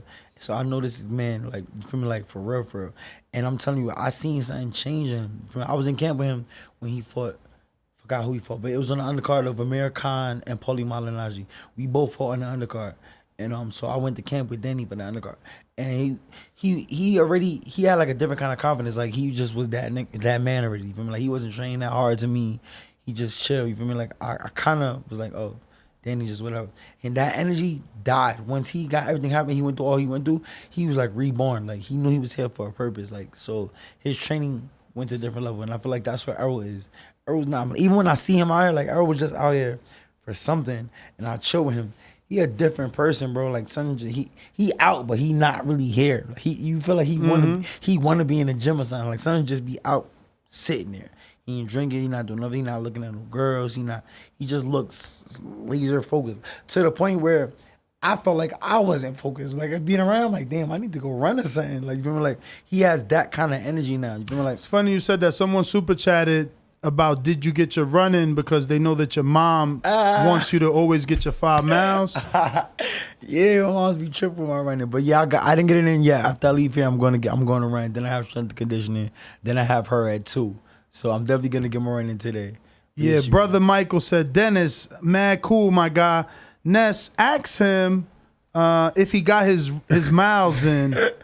Moms don't be playing. She said, run the miles, son. That's a fact. Every day, I have to run at 5:30 every day. But I didn't run this morning because I was coming here, and but I'm gonna run. Shout out to Mom Duke. She definitely is on it. Definitely, because again, like I said, that's been one of my biggest things too is my conditioning. So she's making sure that I can.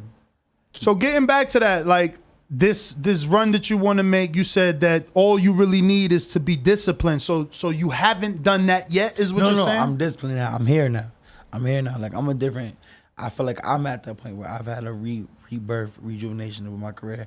And I'm in a very unique position. And I feel like for a while, I kind of feared it and now I'm embracing it. You feel me? Like, because my career is is in the lane of its own. You know what I'm saying? Like, there's nobody in boxing right now that's fought Benavidez, George Groves, Charlo, Anthony Durrell. I'm saying, like, I fought a bunch of, granted, I haven't gotten a dub out of any of these joints, but I've been in the ring and I've been able to go with these dudes and gain their respect afterwards. Like, I've had Durrell come to me to fight, like, yo, bro, you way better than I thought you were. I keep it up. You know what I'm saying? Like, where Ammo still hit me. Ammo just posted a video on his Instagram yesterday or last week, like, one of my toughest fights. You feel me? Like, so I've been able to do that off of not training. I'm saying off of not being serious. So I can't wait to take it serious. Well, I'm taking it serious now. I can't wait to show the world what I'm really capable of. So I'm there now. So you training every day consistently? Every day, twice a day, sparring top. Because you know in your position, man, you get last minute calls. I'm one call away, bro. I'm one call away from changing my life. And I know that now. And I feel like that's something that I kind of feared that moment, and I feel like that's what it is. I'm saying, like, you have to really be aware of what you're doing. Like, bro, you self-sabotaging. Like, do you really think you're as good as you say you are? Because you can't. If you feel like you one of the best in the world, and it all comes down to you eating and being disciplined, and you're not doing it, then you really don't think you're the best in the world, bro. You feel me? Like, you giving yourself that, I could have did it if I just. I'm saying, I kept giving myself that excuse. So now I'm at the point where I want to see. I really think I'm that good, so show it. You know what I'm saying? And if I lose now, then I know I'm not that good. You know what I'm saying? Like, I want to end it with this because obviously I feel we felt the same exact way. But according to Coach Myers in Connecticut, one of our very faithful listeners, he says, "What's good, champ? You tweeted Jim Gray was corny for taking Tank Glock joke and relating it to the tragedy. And you also tweeted Kambosos gave weird vibes at the press conference. Laugh out loud. Can you elaborate?" So you already elaborated on the Kambosos press conference, but the Glock joke, or rather, Jim Gray, just give me your thoughts on that because I'm pretty sure we felt the same. Yeah, and first off, I have nothing against Jim Gray. Shout out to Jim. Like, I just thought that moment was kind of corny because he says that almost every fight. You feel me? Like, he says that, like, that's his thing. That's definitely his saying. And on the press conferences. Yeah. I mean, I got the sound bite. Like, we really play it anytime we talk about Tank. And when you in the trenches, it's cool to shoot them bullets. How you gonna defend yourself when them bullets coming back? And that's just one of the many phrases when he, uses metaphors to represent his punching with bullets because bullets are so fatal. His punches are fatal. Like, it's just Jim Gray, like you said, being corny. You always gotta understand, bro. We're fighters like himself and myself. But we come from an urban environment where, like, gun talk is regular. You know what I'm saying? Not saying that he played with guns, but I'm saying, like, that's just how we grew up. So he's referencing his childhood and his upbringing. That has nothing to do with anything that's going on. Like, I'm saying, like, we all fell for what happened in Texas and all these tragedies. We all fell for that. So I just feel like dampering his moment with that energy was corny to me. Not saying Jim is corny, but that was a corny moment in my opinion. Like, this is Tank's moment. You feel me? Like, so I didn't really love what he did, but it wasn't saying, like, I seen people took it, retweeted it, and was like, yo, you should fire Jim. Like, I wasn't going that deep. You feel me? Like, it's just something that was set out of turn. No, it was absolutely corny. Yeah, you feel me? That's how I felt about it. It was crazy. There was a star NFL player, but there was several at the fight, but there was one that brought it up, and I just found it crazy how, like, I'm like, okay, so I wasn't the only one that noticed it, you know? Yeah, I didn't like that. I didn't like that. You feel me? And I just felt like Tank has shown so much growth and maturity, like, with his press conference. So energy, much. with his talking after the fight. So, like, let's salute that. You feel me? Like, instead of, like, trying to find still nitpicking little things that he is not even talking about to, like, reference. So that's what really got me. Because, like, I watch it, bro, and I'm impressed with how he handles everything now compared to when I'm from. Absolutely. Tank. Oh yeah, Like, he seems mature. He grew up like overnight almost. Yeah. And I don't know him personally. You feel me? Like, I don't know. So I'm just going over energy that I usually see, like, in interviews and stuff. Like, he came across so well this fight. You feel me? Like, with Rolly, how he handled Rolly talking crazy. Yeah. How he explained the push. Because even the push, how they tried to take that. Oh, he could have ruined the fight. Man, the stage right there, I'll give him a little push. Like, how he handled explaining that. That shit was funny as hell. Yeah, it was. That like, shit never happened, right? I think nobody ain't never get pushed off stage. Like, I think the way he handled the whole thing has been great. So I feel like that kind of dampened his moment. So I didn't like that. You feel me? Mm-hmm. That's how I just felt. Well, that is all our questions. What we're gonna do is go ahead and take a let me refresh the people's questions before I do head out. But we are gonna take a picture with you, take a quick intermission, and come back to answer any calls. But we do want to thank Denis Douglin for coming on. Let me see. Looks like one person slid in. Big casual. Prime Mike Tyson versus Prime Deontay Wilder. Who you got? I got Wilder sleeping Mike in 6. That's an interesting one. I'm going Tyson, man. I gotta go Tyson for me. Yeah, I ain't necessarily like the way Wilder handled the inside work with Fury, but Fury is a bigger person to tussle with. Like Mike would be small. Yeah, and people sleep super small. People sleep on Mike's defensive skills and his weight, how he got inside his catch and shoots, his counters. I'm like, people sleep on the actual skill that came with Mike Tyson's knockouts. I don't think Wilder just has that big right hand. Mike's getting past that. You feel me? Like, and then he throwing that overhand. Nah, Mike's in Wilder. Wilder didn't have the skill for it. Like, it took somebody like people sleep on to Evander's skill. Evander was super good. You know what I'm saying? Like, so. Nah. And active, man. Yeah. He was an active heavyweight. He let hands go. You know, he loved flurries and combination punches, man. So I'm not giving Wilder that. I'm gonna get it to Tyson. It's Brooklyn. You already know. Let's go. All right, we'll be right back, ladies and gentlemen. Don't go anywhere. We're gonna take a quick intermission, take these pictures, and be back.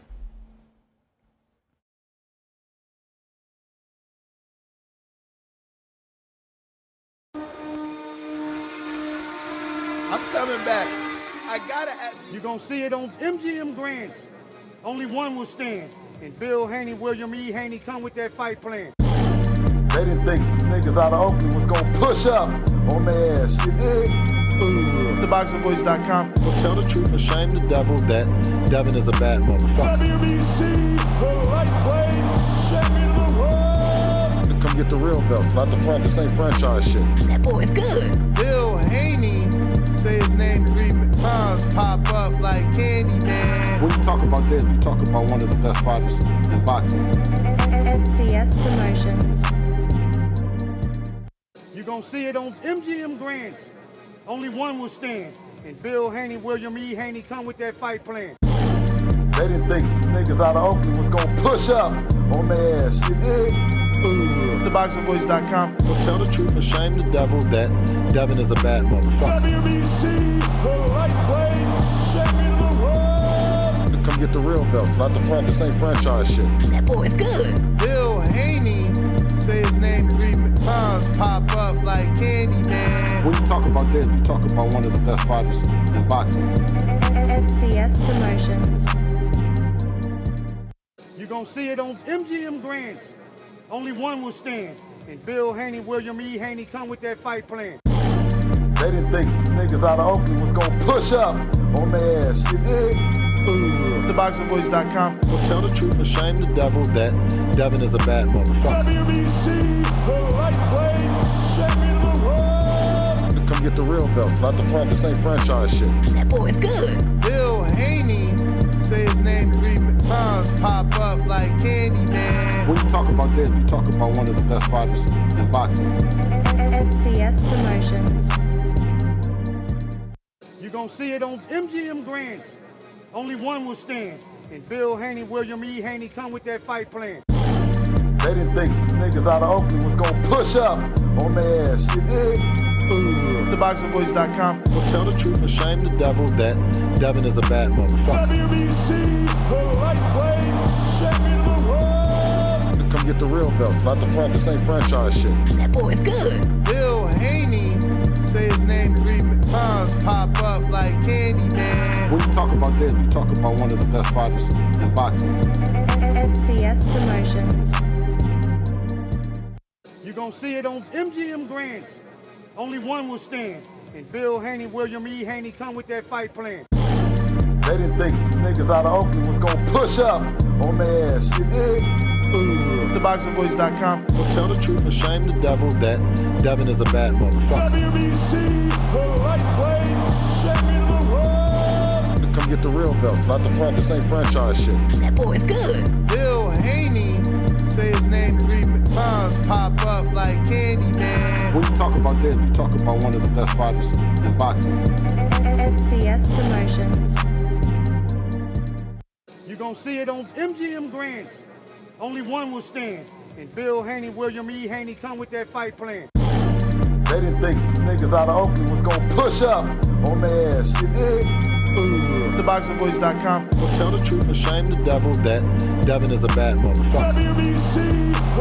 What up, what up, what up, what up? So tell the truth and shame the devil. The TBV's a bad mofo podcast. We gonna start from all the way at the bottom. We getting to everybody's super chat. The birthday show ain't over, baby. We out here working and grinding. From here, we going to a gym, trying to put it in. We last stopped at... We're going to just go from the beginning, man. Fuck it. Jaguar Paul says, happy birthday to Nez. Been tuned in for about a year. TBV, the best boxing podcast. Shout out to you. Appreciate the birthday love. Fat $20 super chat. Let me drop a bomb. Good, good. See, that's why we got to start from the beginning, man. I want to drop a bomb to that. I got you. Nando Cruz says, Ness, happy birthday. Danny with a silk shirt. We got to that one, but thank you again. Simply Marie says, happy birthday, Ness. Wishing you many more with 2 confetti poppers.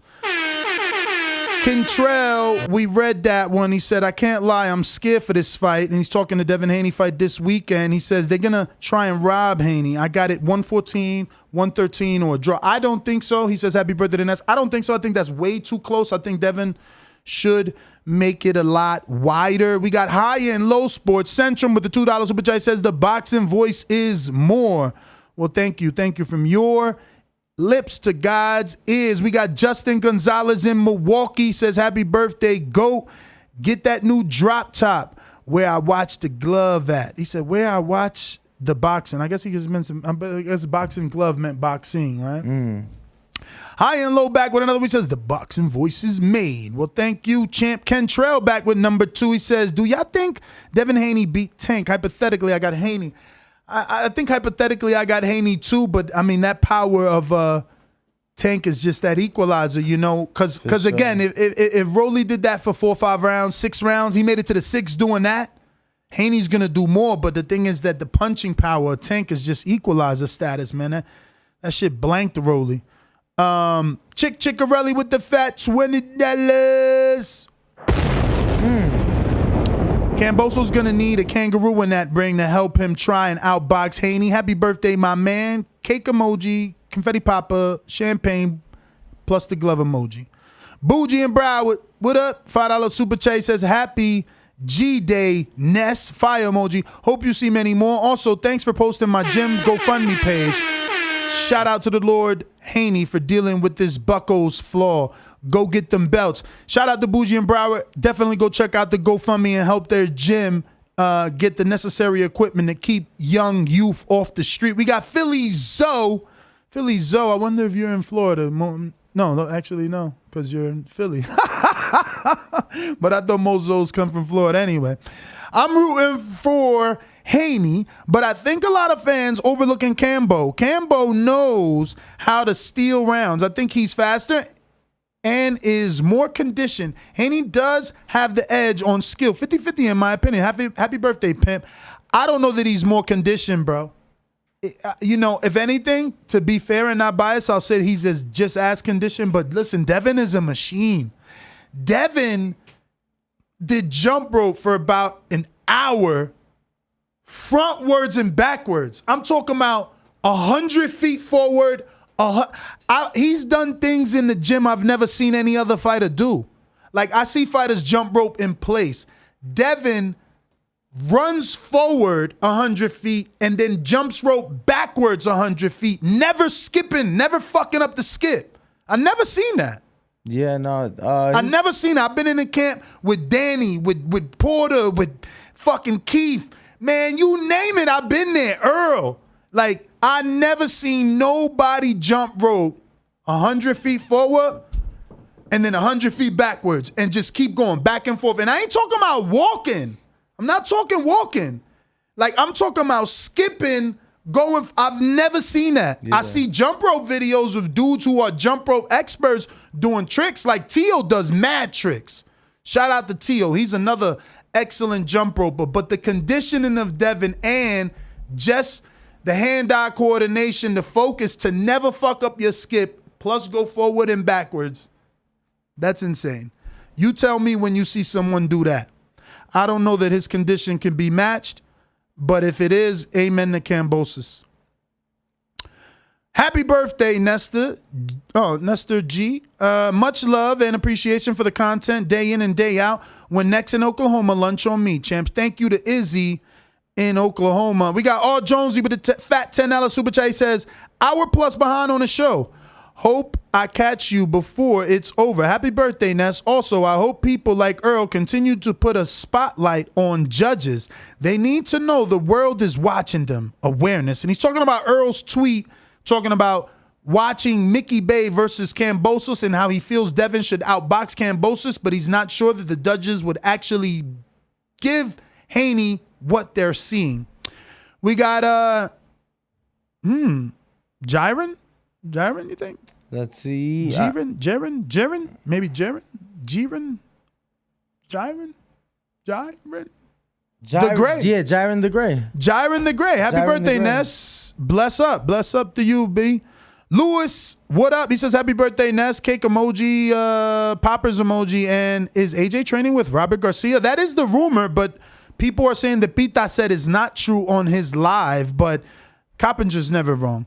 Shout out to Louisiana with the $10 super chat. Mr. Special Feature says, happy birthday, brother. I've been rocking with you since 2012 or 13, and I look forward to seeing you continue to grow as a person and TBV growing as a brand. Well, thank you for being able to put up with me that many years, man.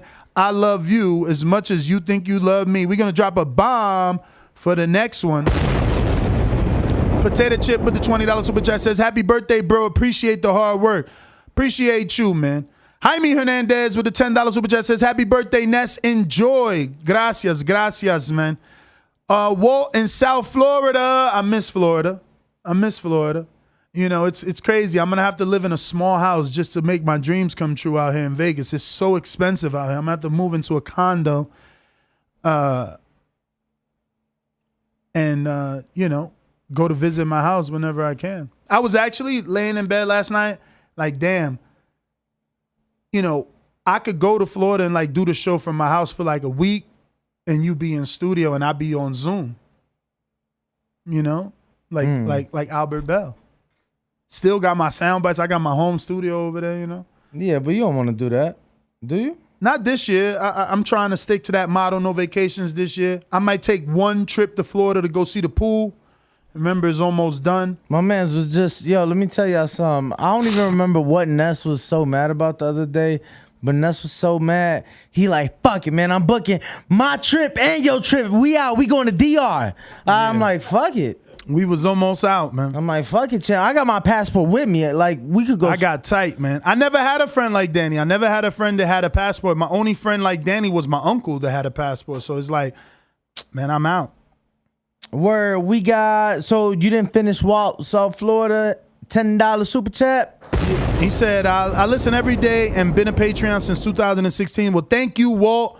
I got Ness Coney. Happy birthday, Ness, from your brother Ness. Laugh out loud. Shout out, Ness. Mr. CYP with the fat 50.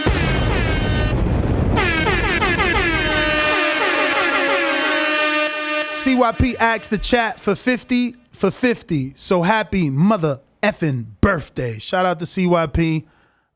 We love you around these parts. Definitely add the spice to the show. We got Cali Buzz with the $5 super chat says, happy birthday, Ness. It's my birthday too. Gemini season. Shout out to Cali Buzz. Let's go. Let's go. We got Wanna Be Like Mike.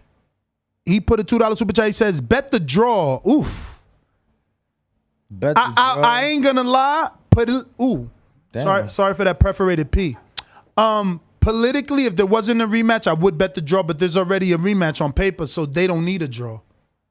See, the draw is to make more money, like Wilder Fury. They didn't have a rematch. It was, right? Did they have a rematch in that first fight? Who, Wilder Fury? Actually, they did, and it got nullified because of the draw. I don't know. I just bet the draw on Wilder Fury. I felt like politics was going to make us have another fight, which they did. I bet the draw on that one. I don't know. See, this is different. I believe that Haney has phenomenal boxing skill, and I'm biased. I just don't see George being able to deal with the boxing, especially going back and watching the Mickey Bay fight. Right. You can't tell me a 37-year-old could pump the jab at you like that, and Devin's not going to do that. You're going to have to show me better than you can tell me. George Foster in the UK, Foster's Australian for beer. If Devin gonna wash Kambosos 10-2 like y'all say, then don't worry about judges. But you don't really believe that. You know it's going to be close. No. See, I'm here to always remind you that you're wrong and why I'm right. So George Foster, Floyd whitewashed Canelo and still got a draw on one scorecard. So judges do matter no matter how great you are. But I'm here to remind you that. He been hating. He a hater anyway. That's what he is, bro. He a professional hater. But it's okay. They gonna see. Tim Gallegos, rolling with Rolly. He's hella entertaining, very funny, and gives fans excitement. Fans want excitement. Rolly definitely brings it. I'm with ya. I want him to get a big fight. Maybe him and Gamboa, I don't mind since they both got knocked out, but I know that Rolly kills Gamboa, and then it's just like, we using Gamboa, man. We using Gamboa. We got Godfrey with no super chat message, just $5 love. Shout out to you. We got Kenichi Bear, and he says, happy birthday, Ness from Kenichi Bear family. Shout out to you, panda emoji, panda flag, panda, panda, panda, panda. Shout out to Kenichi Bear.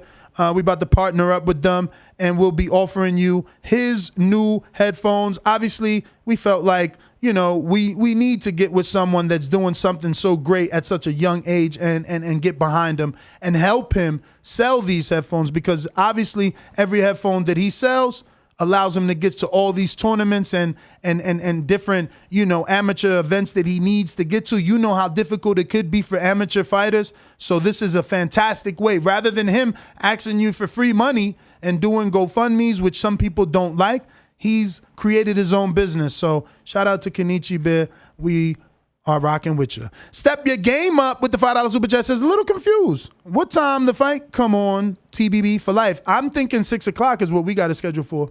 I mean, 6 or 8 or something like that. They're saying, because we're doing undercards. They're saying ring walks, but the thing is, we don't know when the undercard's gonna be, because some are gonna be before, some are gonna be after, and they're saying ring walks for Haney Kambosos won't be until midnight Eastern. My bad. That's actually Jeffrey that sent the super chat, love, not Joffrey. I don't know how I did that, but it's Jeffrey, like Jeffrey with a J, but it's spelled with a G. And I think he sent this message. He said, send you a $10, send you 10 happy birthday, man. Does he mean George? Bosa? What the fuck? Does goes Bosa? 9384. Down goes Bosa. So Bosa is Kambosa. Scorecards will be 9384. And his name is Jeffrey, like Jeffrey. And it's Jeffrey on Discord. Okay, Jeff so on he's Discord. doing 9384. Big Jeff on Discord. Okay, beautiful. We got Gallo Fino. He says, happy birthday. Excuse me. Happy G-Day, Ness. Popper emoji, flex emoji. More blessings to come. Thank you, brother. 813 Swift Jackson says, happy birthday, fams. Blessings, health, and wealth. 100 emoji. 200 emojis. Appreciate you. All right, let me see. Callers, who that? No. Before we got callers, we got some real quick. Oh shit. Got the Moscato. You like the Moscato. Oh, 19 crimes of cat. Who this? Yo, you in a rush? Snoop Dogg? Oh, I gotta be at the airport by 9:25. Oh, okay. Picking up your lady? She in here now? He locked down. He locked down. No more gyms for Bo. Bo, take a seat. Throw on the headphones.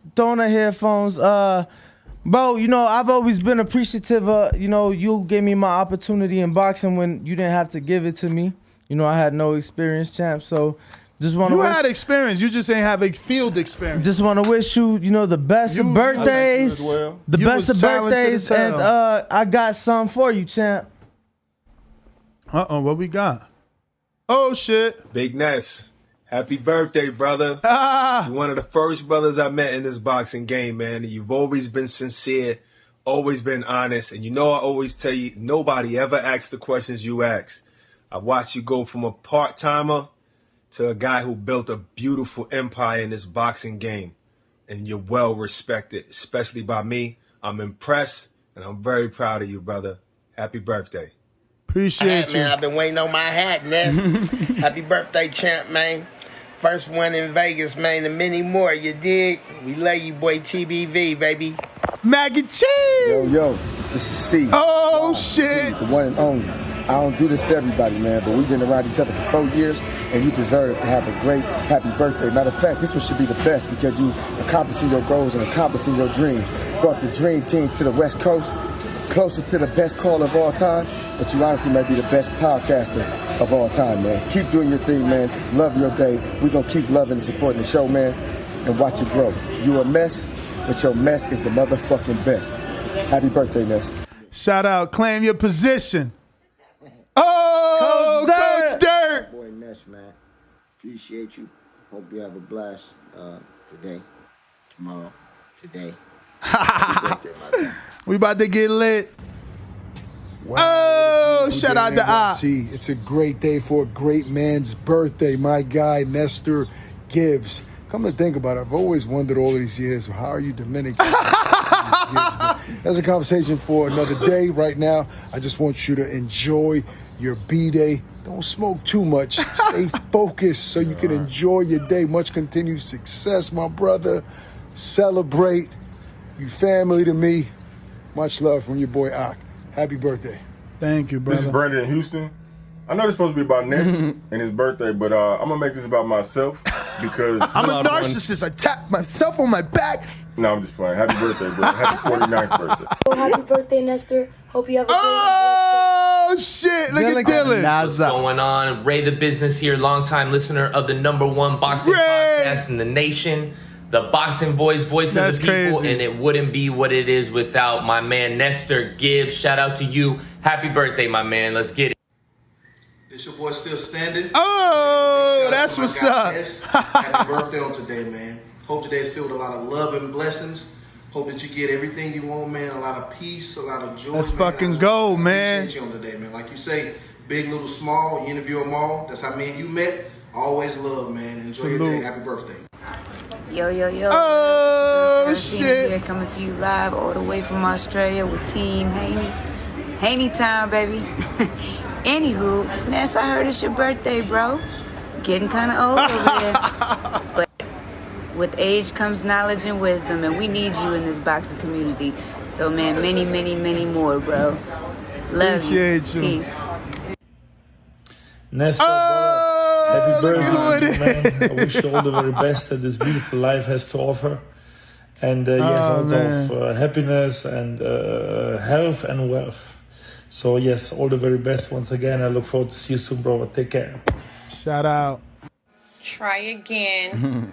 Nestor, what are you doing here? Well, since you're here, I just wanted to say happy birthday from the one, the only Big Business Valley, Killer Cali, Left Hook, Lieutenant, however you want it, you can get it. She sound like Nicki Minaj. Hey, Ness, man, I want to wish you a happy birthday. Shout out to Mari. Life, man. Bless up. Yo, all the way to Australia. Happy birthday. Oh, shit, babe. Hope you have a great day and many more. Damn, y'all ain't too much. Yo. Cornflake. Happy birthday to you, Let's bro. go. Wishing you. We was just talking about the flake, wishing man. you all the success and greatness in the world, bro. And God bless you, man. I'm proud of you. And Oh shit! What the fuck? What up, Ness? Happy birthday. Let's go, Ken. What the hell? Let's go, all your Ken. hard work paying off. Your relocation to Vegas. It's in your studio.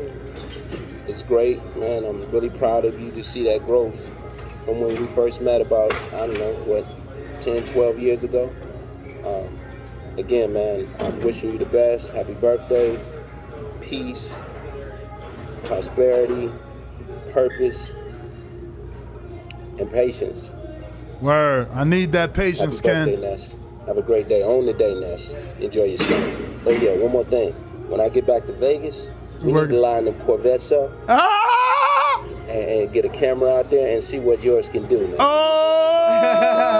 this week, Ness. That's like a birthday thing. Let's Yo, I'm from Jersey. He ain't gonna have the driving experience as me. Let's do it. Peace. Danny knows that. I'm a driver. Yo, Ness, man, you know I'm a big fan, man. I love the show. Love everything Oh, you're doing. shit. Keep working. Happy birthday, bro. Keep it going. Let's get this money. Let's get it. Get this money, baby. The grind don't stop. We working. Yo, shout out to everybody that sent me the birthday love. Listen, man, this year is to the top. You know what I mean? We got so much more to do. You know, it's like I told Dennis, man, you know, we went to his gym. We haven't been there, but that's only because we grinding, man. Yo, yesterday we was not going to do an Untitled. I'm dropping Danny off at the studio, and I'm like, yo, fuck it. We here. Let's just do it, man. We got to just keep grinding. We got to keep working, man. We need to make this shit the Hot 97 of boxing, and it don't stop. I appreciate each and every one of y'all. The team is strong, and we're going to continue to bring you guys the best each and every day. And we do have, shit's been rolling in, as you've seen, since we had Denis Douglin on it. So, you know, we're gonna put some out later, but yeah, because the videos keep rolling in. Oh, man, that's amazing, bro. And I want to give a big shout out to Seraphine and Amari, too. You know, obviously it's fight week. So. Obviously, bro. That's insane they out there, man. It's like, yo, you guys are too much, man. Appreciate it, for real. Word. Bro, we got callers. Oscar on Blog Talk, the first one. Oh, we got a few seconds for the lady? Little pretty lady always interrupting us and shit. Let me see. I think some new soupies came in after Swift Jackson, right? Hold on, I gotta be back, bro. I've been tripping, man. What? I ain't had my vape all show. I'm over here, you know, just trying Yo, stay away from the tobacco and nicotine, man.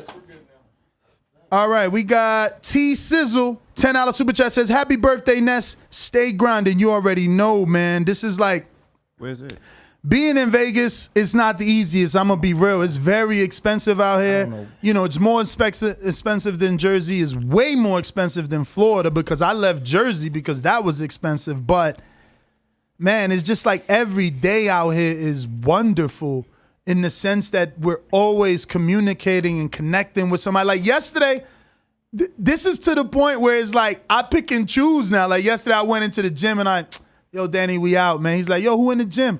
I'm like, bro, it's just such and such fighter and such basketball player. And he's like, what? Wait, no, come on. And I'm like, bro, he doing power. Like, he not going to stop doing power to take a picture with you. You know what I'm saying? But, like, that's... I did not act like that. You did act like that. Nah, bro. You did act like that. I still could have went in the gym. You get what I'm saying? Look, you wanted your picture and it's all good. The point I'm trying to make is that, like, we're in the right place where, you know, you can turn down a picture opportunity that you know you're going to get back later because you're in the heart and the thick of things, man. Nah, that's a fact. It's crazy. You know, I didn't know. You know, I was making my life other places, not really knowing that this is probably the best place for the business until I'm here. But we got Marky who says, happy birthday, bro. Nobody hits harder than life. Ness. Shout out to you.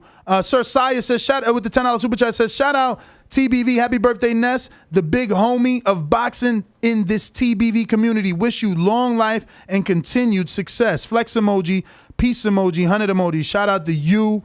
Ja the Real, $25 super chat. Drop a bomb for that. Happy birthday. Happy G-Day, my G. Happy birthday. We got another one, We got another one from ABS1 that says, this is from the UK for some pounds. Some quid. Happy birthday, Ness. All the best, bro. Well, thank you. Looks like we're ready to go back to these phone calls. Let me pull up Block Talk. You could get to that first 210 in the meantime.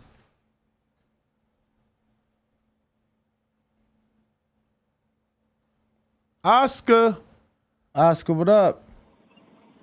What's up, Ness? What's up, Danny? Hey, happy birthday. Thank you, brother. More, man.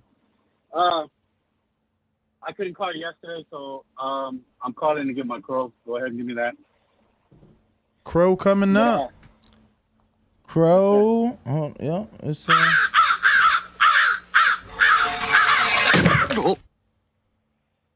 but Ness, was that part of Tank's plan to play possum and say his arm hurt again? Or was that a built-in excuse if he didn't knock out Rolly to say his arm was hurting? That's why he didn't do it. I don't know, man. I mean, I'm giving Rolly credit for him looking that way. Oh yeah, I give Broly a lot of credit. I just think he got overzealous, just like Leo Santa Cruz did. You know what I mean? Yeah. But and as for Errol Spence going against Crawford and Canelo and Triple G, go ahead and try it. See what happens. Go ahead and try it. Because my father-in-law, who doesn't watch boxing, is like, hey, who's Canelo fighting next? They don't care if he's fighting the tomato can, bro. They'll still watch it. You know what I mean? But that's it, man. Like I said, happy birthday, and shout out to all my sensation workers out there cleaning up the world. All right. Remember all right. at one point in the fight, Tank did like kind of squeamish in pain from I don't know what it was. That exactly. was in the 5th round, but he says he's like, I don't know what y'all talking about. He's like, he did it. He was like, I never hurt my. So I honestly think I wasn't sure. I'm like, he either being funny or he actually hurt. Like when I saw it, I'm like, he either being funny or he actually hurt. They thought he might have hit his elbow or hit a hip bone or something like that. Something like that. But who we got next is that Boozy from Broward on the Discord. And we'll take this quick intermission as he does have about a 20-minute intro. So we'll be right back after these short messages. They edited 45 seconds. Just make sure you're not cheating. So when he said that he'll fight Leo Santa Cruz, What's all 400? but he gonna fight me, I kind of felt like it was disrespectful. Yes. Yes, ma'am. For the first shot. I'm getting so desperate. I don't know. I feel like I'm the best fighter in boxing. Now I'm bigger, I'm stronger, I'm better. I ain't fighting the right Shakur. This is my time to show the world who Terrence Bud Crawford was. It's your boy Boozy. What it up? is, y'all? What up? Happy G-Day, gangster. Happy Thank you, G-Day, brother. Nets. Crazy ass Gemini. Anyway, I just want to recap on everything that your guest was talking about. Remember, I was going back to what I was saying with Tank and Rolly. You talking about he had my dog on the bicycle. Hell no. That's what you call boxing, filling out your opponent. Figure out if you can stand in that pocket or not. And if you could, that he get hit. The objective is not to get hit, of course. But sometimes you do what you got to do to fill out your opponent. See what you're working with. So it's all a game plan. And like I said, A+ performance.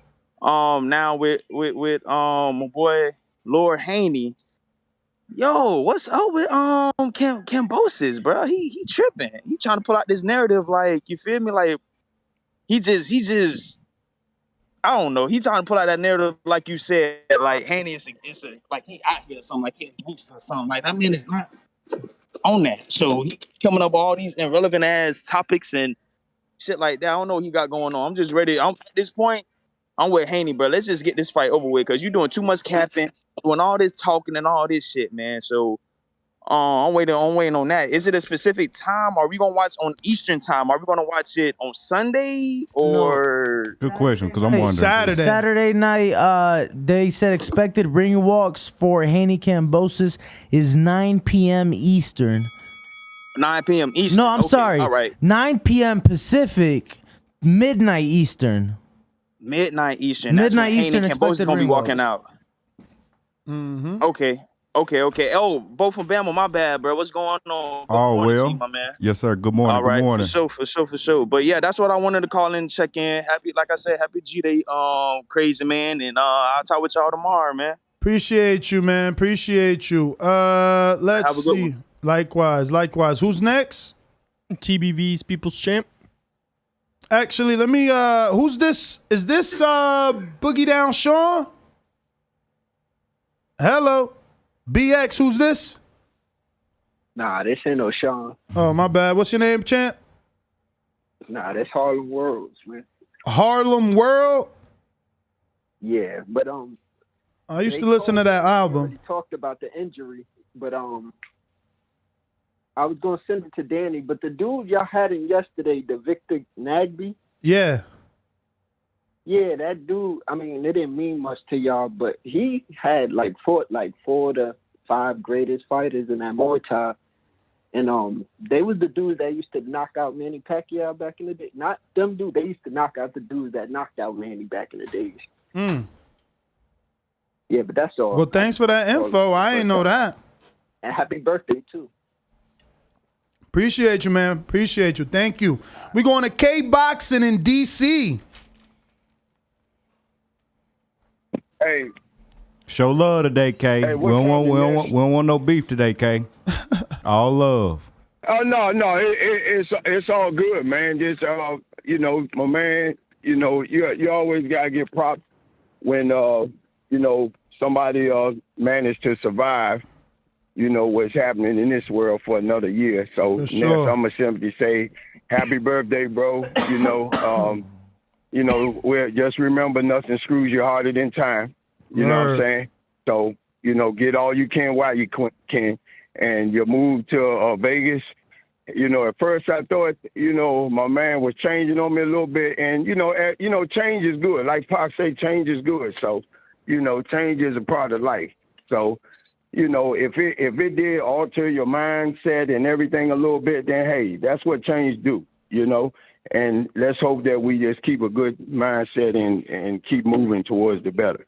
But, you know, on the Haney tip, Ness, you know, I don't have no problem with Kambosos just kind of psyching, you know, using that as a narrative to psych himself up for the fight or whatever. Maybe he feels like treating Haney like he a snitch or something is what's going to motivate him in the ring or whatever. You know, everybody got something, you know, so I ain't gonna be mad with him about that. It's just that I just feel like he could have chosen a better narrative than to try to put the man out there like that. But, you know, a lot of those guys overseas are $2 bills anyway. You feel me? So I hate to say it, man, you know what I mean? You know, but that they have a different mindset in the UK and, you know, other side of the world like that. These guys are on another, you know, another world. But anyway, Ness, happy birthday to you again, bro. You know, and I got, you know, Ness, that wouldn't be one of my calls if I didn't drop a little something tidbit on you about Earl. You know what I mean? You know, I'm real nitpicky about my man, and he ain't never been part of Broner's crew, okay? You know what I mean? If you go back and look at that video from years ago, you had to ask yourself, who do you think was the kingfish in that group when they had that video and all of them had a little drink and they was a little tipsy and all that? Who do you think the kingfish was in that group? Broner. On a real tip. No, he was not. Shit. Tank even started talking about I'm a spar Earl and all that. He got a little bit under Earl's skin a little bit, remember? And Earl was like, man, step off, you know. He even son Tank a little bit. Tank will only say that because he looked at him as a young guy because he wasn't on that level. They was ahead of him. You can't act like they wasn't ahead of him. Yeah, you know, I beg to differ there. Bro, by that time, Broner was on his way down, bro. Broner was on his way down. But anyway, Ness, I want you to have a good time today, man. You know what I mean? And we're going to save that for another day. All right, sir. Enjoy yourself, man. Happy birthday to you, my brother, and many, many more years of success for you, bro. Appreciate it. Let me get a screen share.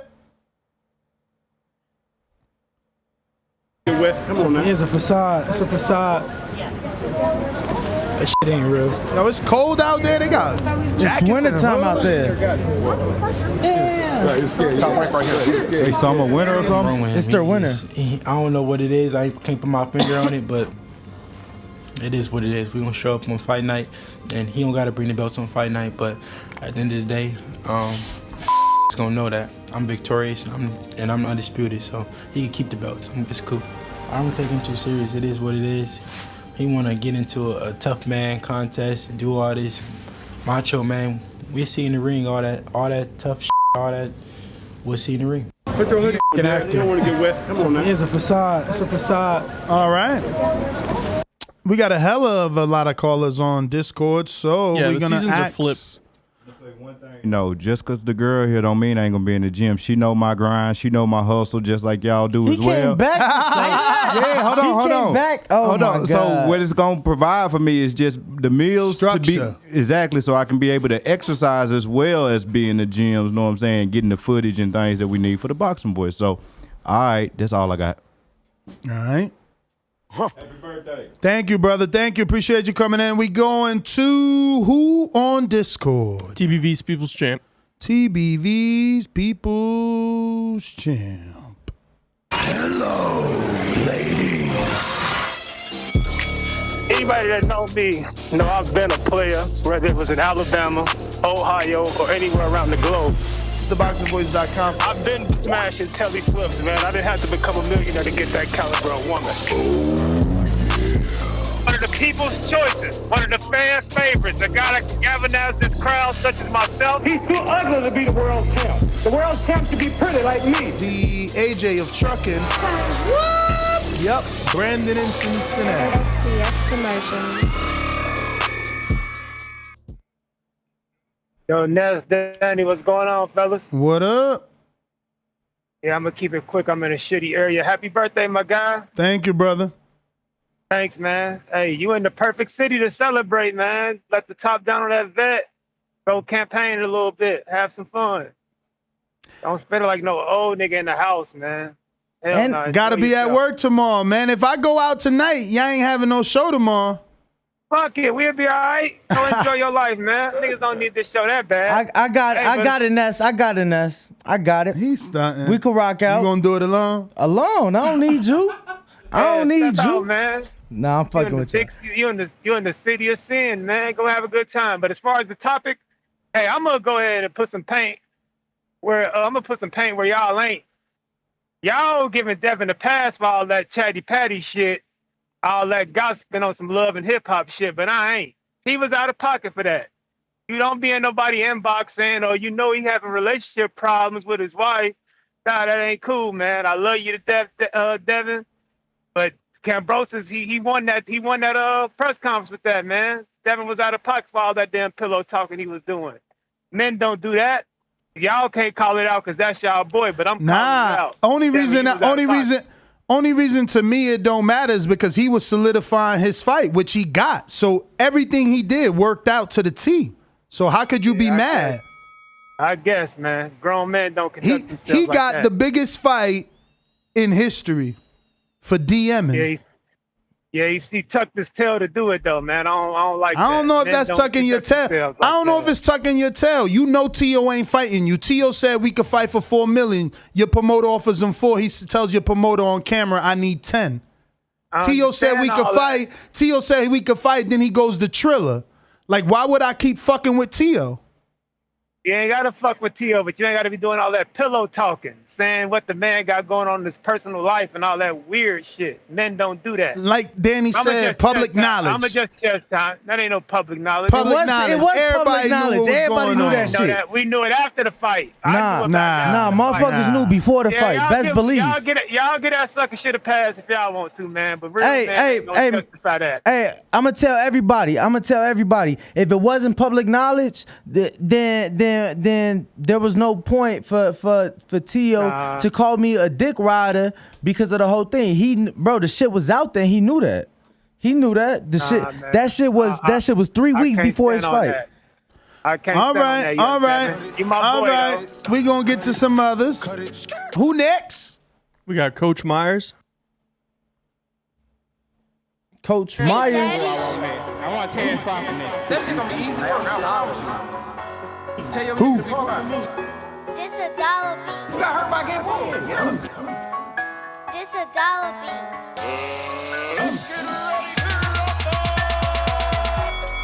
Man, damn. I believe in, you're gonna go through trials and tribulations. Man, damn. Definitely, that's the fight that I want. That's the fight everybody else wants. Like I said, I'm gonna get these straps. I'm gonna go over there and take his shit too. Yo, you get me?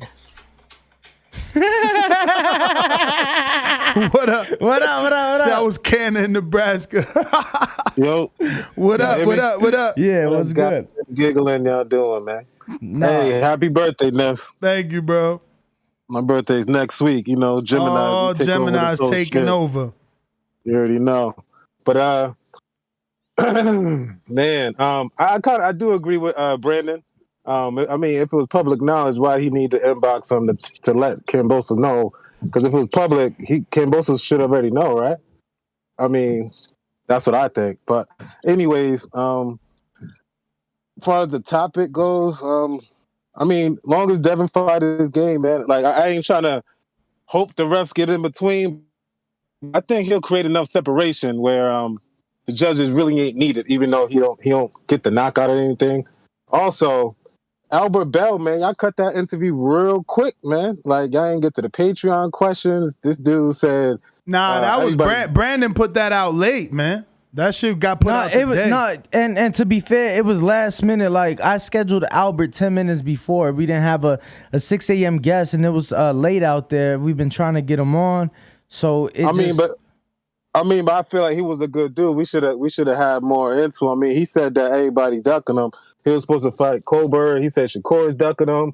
We ain't asked him about none of that. Yeah, but what I'm saying is we was pressed for time as it was, since we already had a guest at 7 lined up. I hear you. Hopefully y'all could get him back on. No, we will. Absolutely. That's my call though. Y'all be easy. All right, champ. Yeah, appreciate you. Get Albert hopefully in studio. I know Vic. Yo, what's up with these like fucking porn fucking spams in the chat, champ? Like, bro. Yo, we popping. When we got porn sites dropping links, that's it. We popping, man. Who next? We got Big Jeff. Big Jeff. Dominicanos.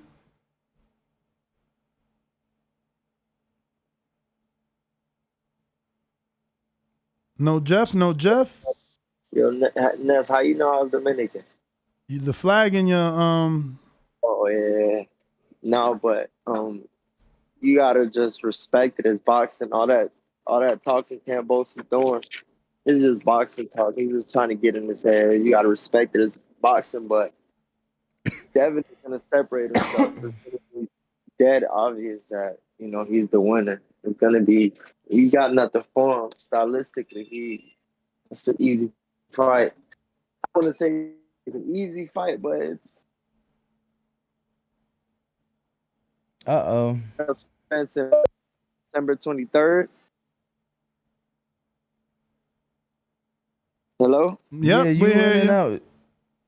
Yeah, I'm hearing that Bud and Arrow September 23rd is the leak date.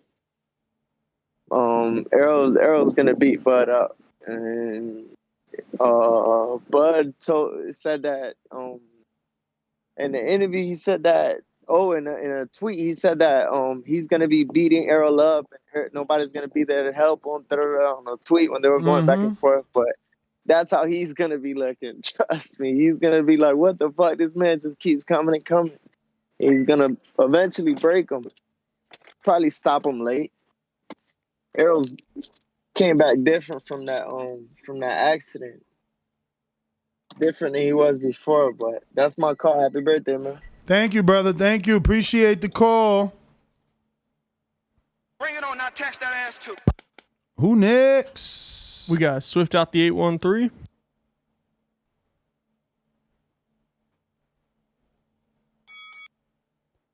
Mic check. Mic check. 1 2 1 2. Hey man, what's up, fellas, man? Happy Wednesday, man. Or Tuesday, should I see? It's fucking fight week. You know what I'm saying? We back at it again with another banger. Hey, I ain't called in the other day, but I just want to pat myself on the back. I'm a little bit narcissistic, you know what I'm saying? Told y'all boys, Tank was gonna put on a master performance, show excellent footwork, great patience. You know what I'm saying? Can't give him Rolly too many roses on what he was going on. We already know what time it was. Also, Ness, you know what I'm saying? Happy birthday to you, you know what I'm saying? One more time for you. Appreciate you, man. Year. Yes, sir. Danny, what's up? Bama Bowl, you know what I'm saying? What's up to y'all boys? Hey, a lot of these dudes, they calling in getting these crows, man. We had a lot of roller talk going on. You know what I'm saying? Only a couple crows going around. What's going on? Yeah, man. Tell them boys to pipe down next time, man. And hey, Haney, Bill, if y'all listening, man, I love y'all to death, man. Believe me though. But hey, Haney, next time, Brad, no none of that chatty patty stuff. Let George find out shit on the zone, man. I still love you though. You know what I'm saying? I'm still looking for you to become undisputed, man. Bring the belts back to the America, because the foreigner, he calls himself, don't deserve that shit. Real talk. Nigga doing too much, I say. Whoop him up, jab him up, you know what I'm saying? All 12 rounds, ended in 7 if you got to. I'm calling it. TKO 7th round, man. George Kambosos ain't got nothing for Lower Haney, man. How church say. All right. Have a good one. Who next? We got CYP. What up? Yo. Yo. Yo, listen to this, man. If you compare Conor McGregor, Kambosos, to Tank and Mike Tyson, 4 different men. 2 men took up fighting so they wouldn't get bullied no more. 2 other men took up fighting so they wouldn't bully nobody no more. So when you hear Conor McGregor and Kambosos talk shit, remember, they only doing that out of fear. These are not tough guys who go around doing tough shit. They play roles to disguise themselves as tough because literally they scare little boys. Tyson and Tank, hell no. Motherfuckers like, yo, y'all need to get up in here, get off them streets, stop causing terror, and channel that anger through this boxing gloves. There's 2 different things, man. Do not let that boy Kambosos fool you. That's why he come off corny, because he's just not confident. And anyway, I want to tell something to Big Nick, man. Listen to me, man. I'm off the back call, so that means y'all safe back there. But don't get in the chat or go anywhere disrespecting Wade personally. Wade don't know you. He a nice dude. He don't disrespect nobody. Stop getting personal with him, because you know that's a trigger for me, because he's my real friend for like 15 years. Cut it out, my man. I'm going to come back there like Bill Haney, and I'm going to make you, and I'm going to intimidate you. Leave him alone. Leave me alone. All righty then. Who next? We got Info Joe.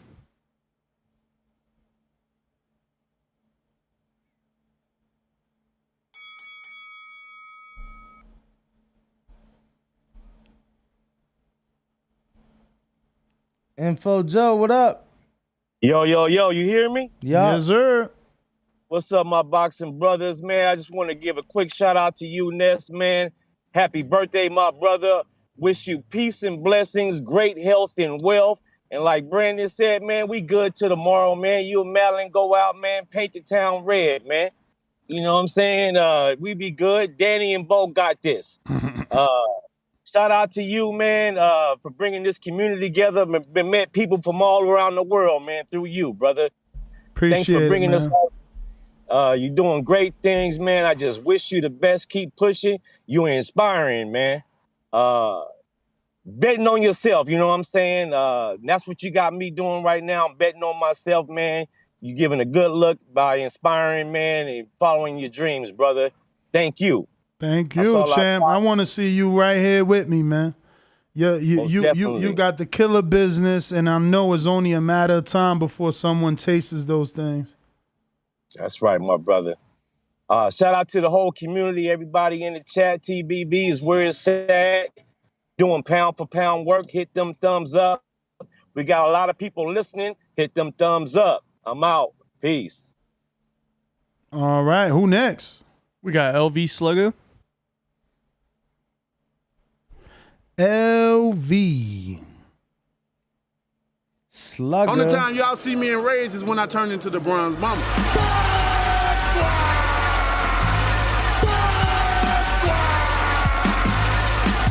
I want a body, and he gonna be the body. The ambulance better be ready. The medical better be ready. The referee better be ready. They better have that towel to be able to throw it in. SDS Promotions. Was he right?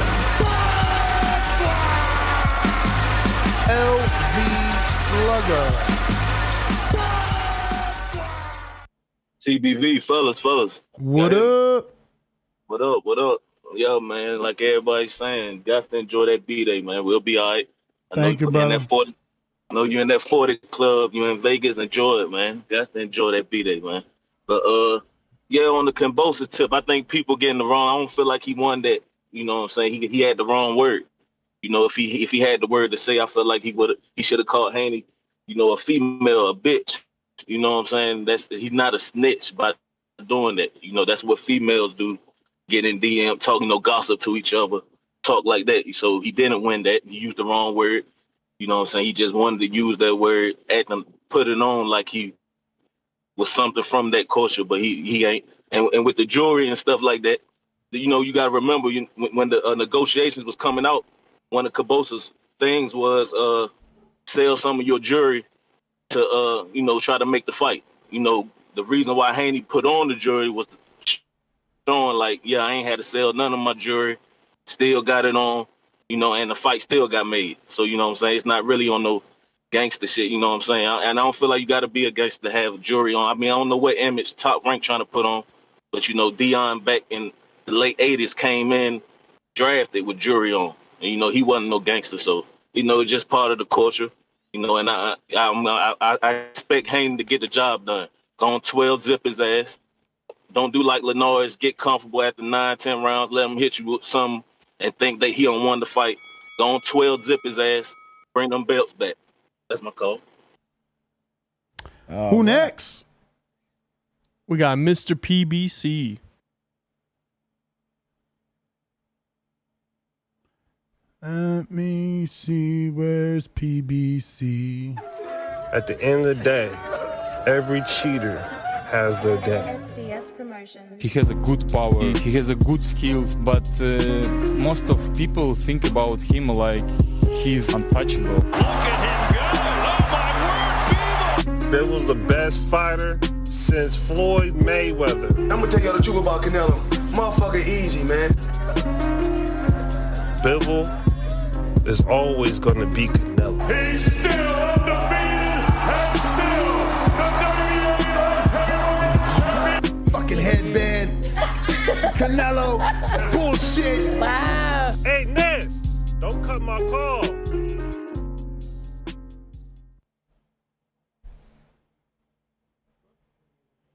The Zone officially announced Ryan Garcia Fortuna. Yep. It's out. PBC. Clock's ticking. Tick-tock. Tick-tock. Hulk in Maryland. Hulk in Maryland. It's all time. What time is it? What time is it? What time is it? What time? Hulk in Maryland. Tommy, I can knock you out, man. Holy shit. Holy TheBoxingVoice.com. Great show. Yes. Dan and Brandon. I'm out. SDS Promotions. Yo, can you hear me? Yes, sir. All right. TBV number 1. What's up, Ring Walk? And happy birthday to Bo. And a true Yo Ness. Happy birthday, my brother. What up? Ain't too much, man. Yo Ness. This is your day, my brother. Great. And many, many more to you, my man. Appreciate it. Yes, sir. Many more. And I've seen you over the last 10 years just grow. You used to be a maniac, man. You used to ain't let nobody say nothing out of order. You jump right down their throat every show. But now you done really got composed, and you do stay sharp, but you let a lot of stuff go over, and just ride and keep the show going. So yeah, you have grown immensely over the years, and that's. But to the fight, I think Haney is going to just outbox that boy, man. He's going to outbox him. And the one thing that Kambosos had in his favor was that he is a road warrior type of fighter. Like, he does good because he goes and fights in other places. But now that he's fighting at home, I think he's going to lose that edge, that edge that fighters get when they, he used that energy when he goes to other places. So when you don't have that, I wanted to see what's going to happen. Plus, I just think Haney's a better boxer. And a lot of people were saying that the officials and stuff, because of the Pacquiao fight that he had with Horn back then. But in my opinion, this is my opinion, I thought Pacquiao lost that fight. And so that was just my opinion on that. So I think Haney can beat him. TBV number 1. Happy birthday, Ness. Wish you many, many more, my brother. Appreciate it, Hawk. Who next? We got Jay Benitez. James Benitez. What up? I said that. Where the ace at? Where the ace at? Listos pelos chingazos. Listos pelos chingazos. And it's not going the distance. Either he'll wave the white flag or I'll wave it for him. TheBoxingVoice.com. A lot of you live believable lives. It's easy to sit in those seats. It ain't easy to stand up here. Remember that. Matter of fact, when I smacked his brother in this gym right here, he didn't do anything. All he did was stand there like a big fat pussy. In your mind, how does that fight go? With me getting my hand raised. SDS Promotions.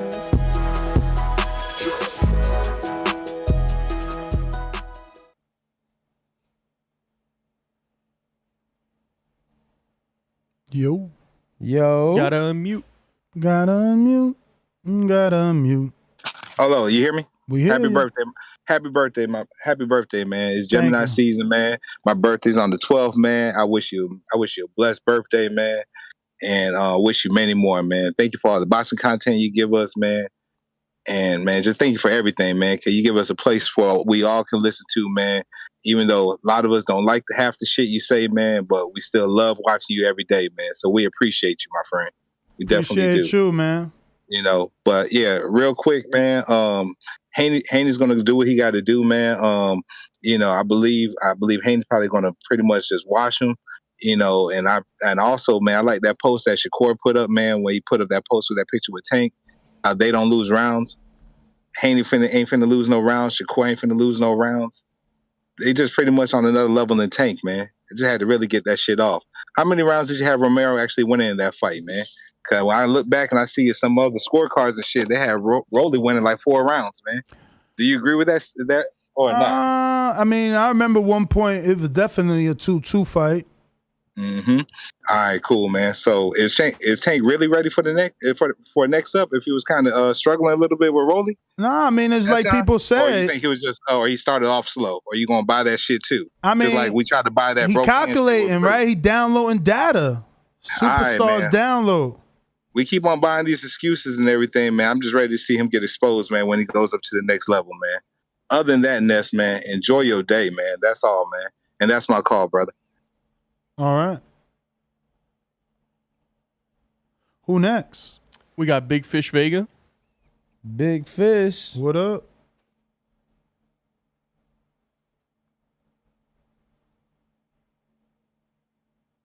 Gotta accept.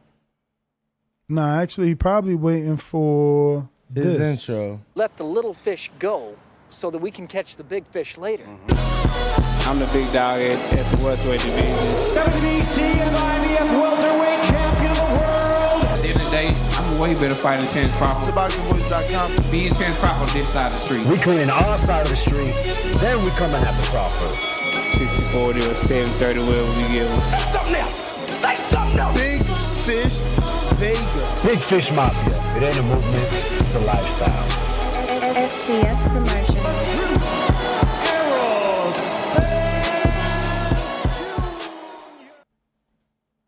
Good morning, good afternoon. Can you hear me? Yes, sir. Hey, happy birthday, man. I hope you celebrate. You deserve it, man, with your family, or if you go out and out of town, whatever it may be. And we appreciate everything you do. And also much appreciation for Danny being there as well. You know, they talking about that, what happened at the press conference with Kambosos, calling him a rat informant. I mean, I don't understand why it even matter. When it comes to like boxers and like who I support, all that stuff, I like what happens inside that ring. And, you know, all the other stuff is just hot garbage. I don't want to forget also we got another fight on Showtime that night, so I hope they don't overlap each other. You got the Fulton and Danny Roman fight and Morrell in the undercard, the one man to call out David Benavidez, and I think he'll beat him as well in the future. We're gonna see how he look like in this fight.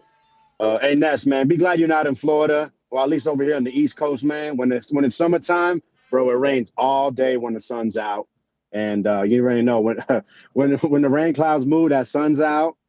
Just beaming all day. It fucking sucks, man. So I hope it's nice over there in Vegas and I hope you're enjoying it over there. I appreciate y'all. All right. Yeah, you know, it's funny. People act like it's crazy hot over here, and I guess it's not August yet, but it's a different hot, man. It's like you still need a sweater and shit. I'm just waiting, man. I'm waiting for the day you're like, holy shit, it is hot. We're not even hitting it yet. But are we going to get like hot in the sense where like I'm sweating, like in Florida, beads of sweat just because of the humidity? So the best way I've heard it described is like when you open the oven and it's just like that heat is there, except there's no Heat food in the wave. oven. Yeah. And there's no oven. It's outside. Heat wave. Yeah, that's why I'm really hoping we in a new building so at least my car's covered. Right. And I could just remote start it to cool it. Yo, you get that email I sent you? No. I got London Runs Boxing. Happy birthday, Ness. You have a great day, week. Smoke a fat one for us. Now hurry up and unlock me from Discord. Can you unblock London Runs Boxing?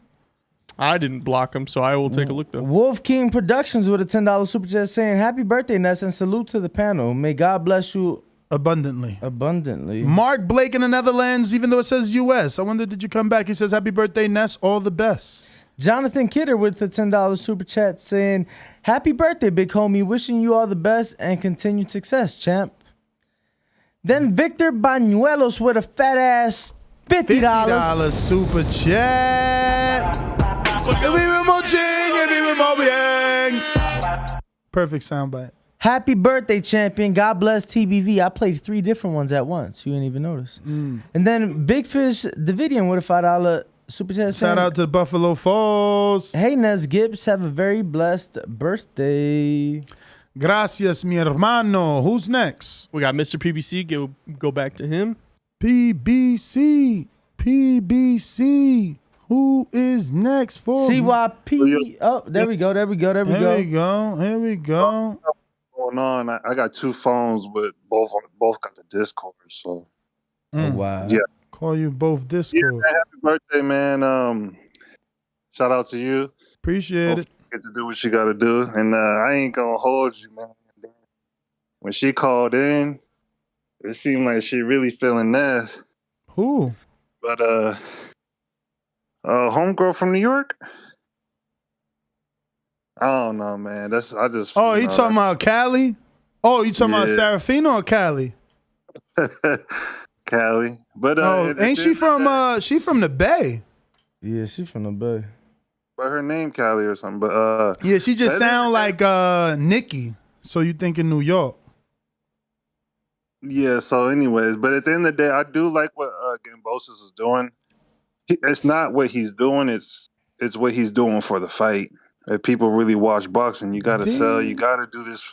We seen Tyson Fury do crazy shit. We seen Floyd put hands on necks. Like this is how you got to do to sell the fight. Devin Haney gonna be too quiet. He's definitely not with his dad too, so he's not gonna be so flamboyant and outspoken. When people are by themselves, sometimes they're a little bit timid. I definitely like how Kambosos moved.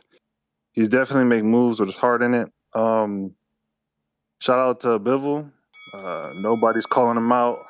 You know, Charlo dudes don't want to go to 160. If Bivol goes to 160, he fucks it up. CYP. Let's go! I'm ready! Yo. Listen, man, if boxers come in there and sit right next to you, promoters everywhere, even Tank congratulated Rolly on how fit he was, how prepared he was, and thanked Wade personally. I just find it funny. Like, Wade gets super respect because he's a really nice, positive dude. Like, he ain't like me. Like, I slapped you in your face. Wade will pray for you. So I'm just keeping it real. Like, he a real good dude. But fuck all that. His accolades are what they are. People love that man. If you had to talk about the best, the top 5 personal trainers or fitness trainers, whatever you want to call them, in boxing, his name will pop up. But, you know, you only realize when he takes a fight with Rolly, who's a super underdog, and Rolly don't win. But on the flip side, man, Rolly did great, man. He did so awesome. But then Wade sucks. Like, which one is it? Is it Wade sucks and he wasn't prepared, or did Rolly do well? Because I don't know which one it is. But I'm really tired of the weird shit that goes on here. Is it do y'all now I ain't talking most of y'all, but do some of y'all attack Wade because he's my guy? Because if that's the case, I just won't tell you who my guys are no more. Because Wade really ain't about that, man. He's a super positive brother, straight up. And I don't get why trainers is being brought up around here more than we bring up Canelo's coach, who done had 3 or 4 dudes fail drug tests. We talk about Wade being negative more than him in the chat. Y'all need to figure out who your role models are, man. And for everybody who keeps talking about Tank struggle, beating the dude on the scorecards and knocking him out in the 6th round is struggling. That's TBV logic, like y'all do with Charlo struggling with Cora Above and all these other people. Y'all can't take y'all fucking L's. Take y'all medicine like men. When you root for a dude and he loses, be man enough to be like he lost and move on to the next fight. It's a whole career, my man. Hate on the next Tank opponent. But Rolly got his ass whooped. CYP out. I only disagree with the ass whoop part. It was a fantastic knockout, but, you know, it's not enough punches to be an ass whooping. What? Anybody next? Yeah, we have The Business. Hey, Ray. What up? Ray, what's up, bro?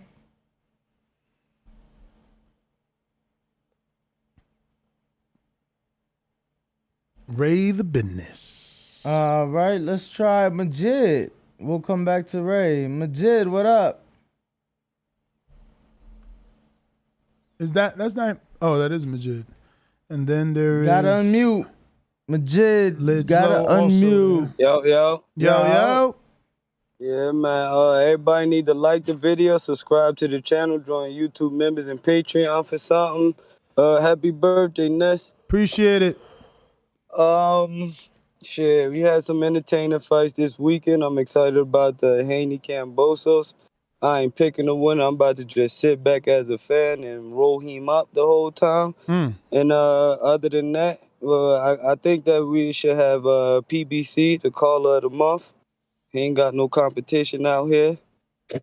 And that's all I got, man. Actually, speaking of that, thank you for reminding me. If you haven't already done so, please go ahead and head on over to our community page where you can place your votes for our Callers of the Year, Chatters of the Year, all the categories that we have. Votes are closing today, as today is the 31st of May. Tomorrow is June 1st, so we get to announce all this month's winners June 1st and send out their monthly rewards for the winners. Lids low. In Decatur, Georgia.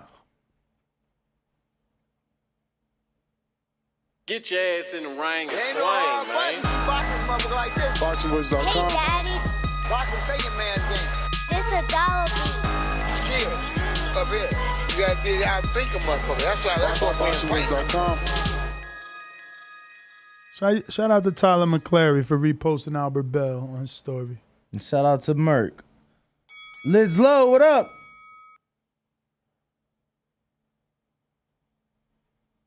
Uh-oh.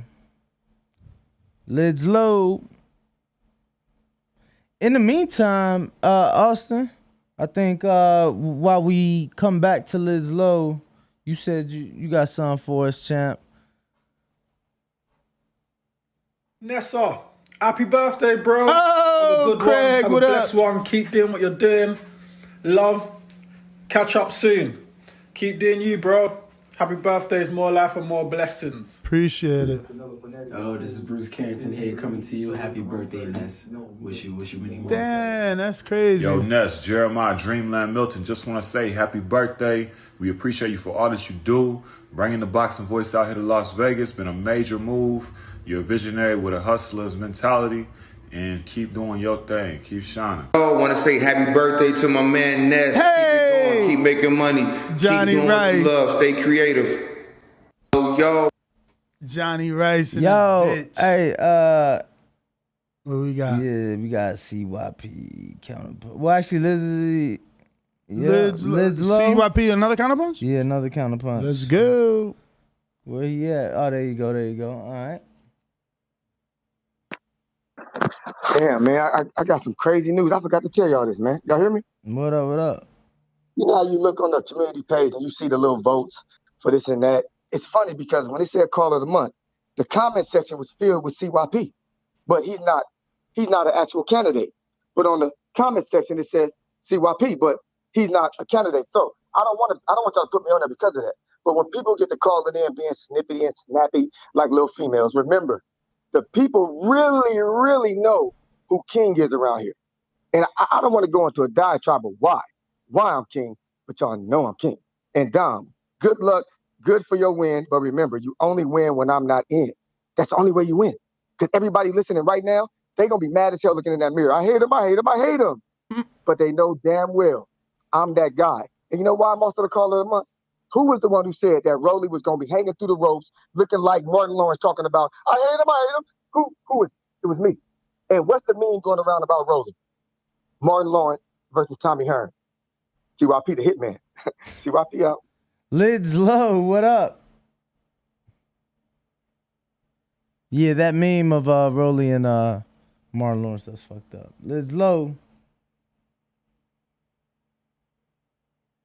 Damn, Lids low. Yo, Nuts, man, you ain't get my... Is this Keyshawn's mom? Nah, I think he modeling for... Oh, hold on. I ain't see the picture. It's DB3. No, that is not his mother. Yo, you ain't get my email? With the tickets? Yeah. I did. I sent it to my girl. Thank you. What, Yo. July 1st? Let me get this screenshot, man. My man's nuts been out here crying and shit. Oh, you know, and shit. Oh, it's for Anuel? It's for Anuel. It's for Anuel. Wow. She's champ. going to be so excited. Yeah, it's for Anuel. El primero de Hey, julio. one of them is mine, though. Don't think that's for your son. It's three? Yeah, it's three. I'm third wheeling. Nah, let's do I'm it. third wheeling with y'all. We're going to get lit. But yeah, my man's, I know this is one of your favorite artists, and you put me on. I've never seen him in concert. Yo, I actually have. That's crazy. I'm not a big concert dude, but like dudes I fuck with, I had hella fun at the 50 Cent one. So I'm pretty sure this is going to be right because I know a lot of his songs. That's another thing. UFC International Fight Week, they wildin'. Yeah, because, he partnered with them, so. His logo on the mat, Real Hasta la Muerte, is on the octagon, so. It's crazy. Yeah. That's an interesting partnership. Yeah. You think he's bringing eyeballs to the UFC? Well, I think his big relationship was Jorge Masvidal, who has his own MMA promotion going on right now. And he's Cuban, the Latin there. So and then obviously his work with Edgar Berlanga and his relationship there.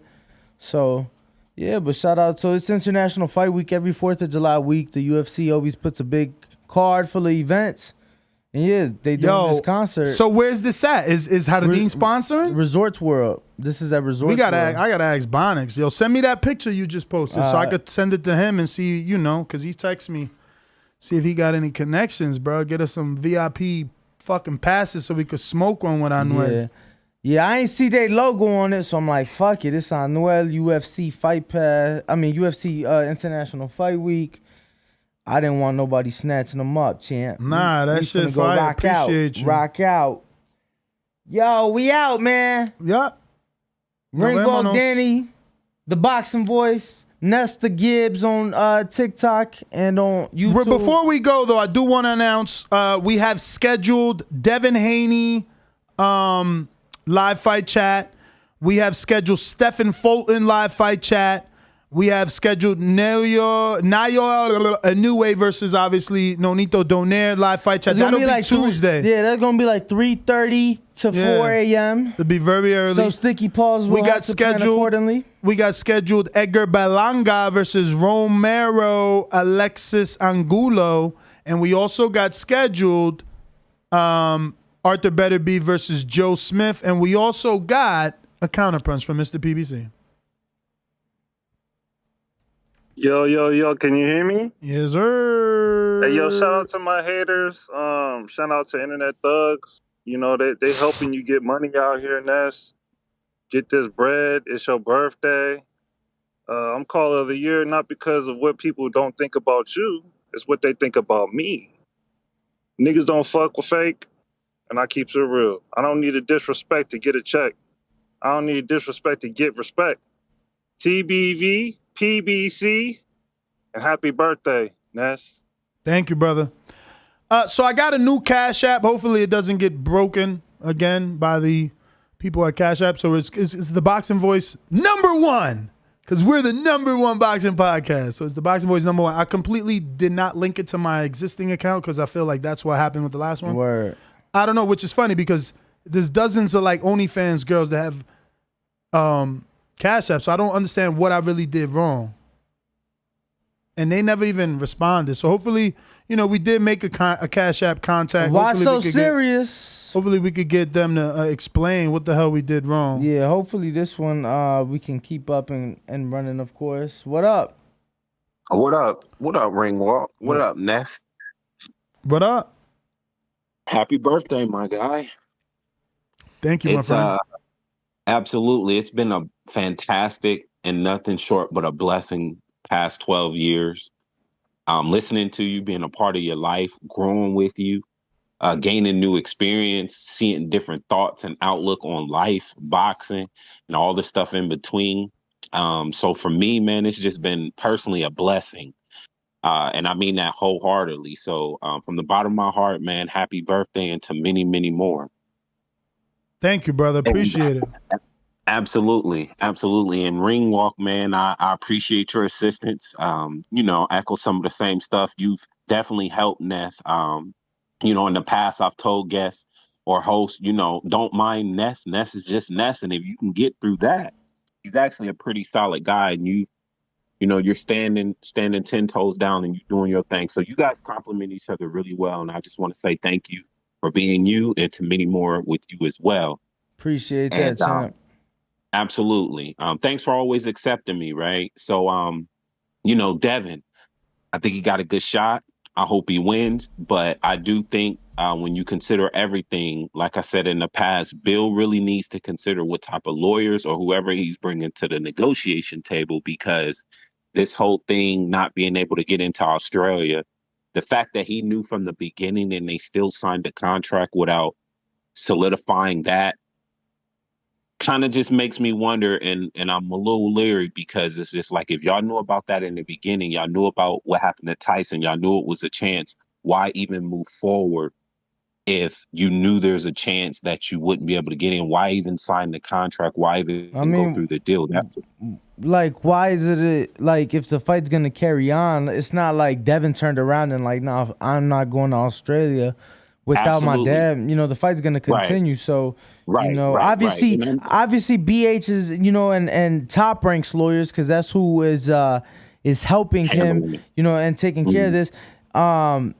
They're still trying to get him out there, by this weekend. If that can't happen, the fight's gonna continue, and that's gonna be that. So, and it should, but no one's questioning why did he even get this far.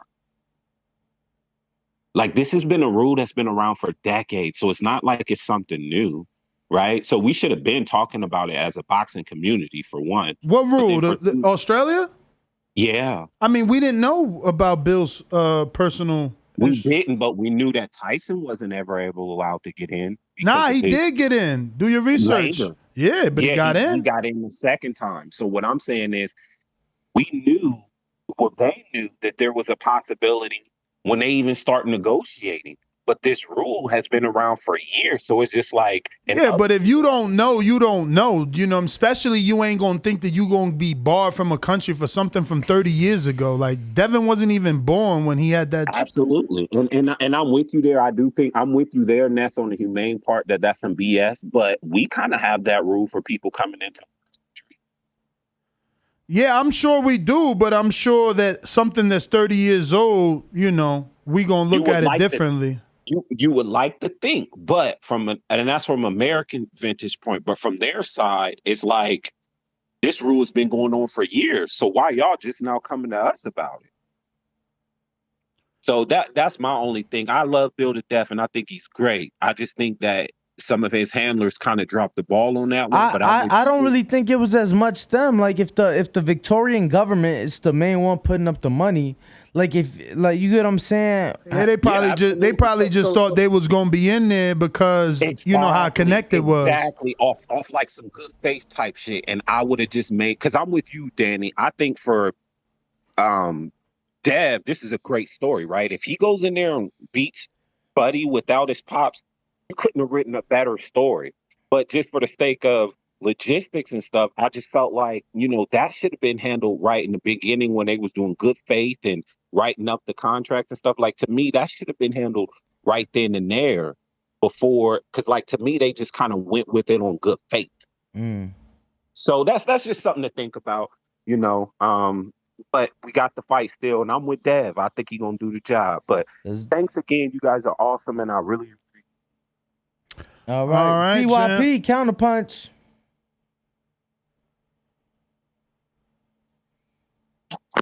Hold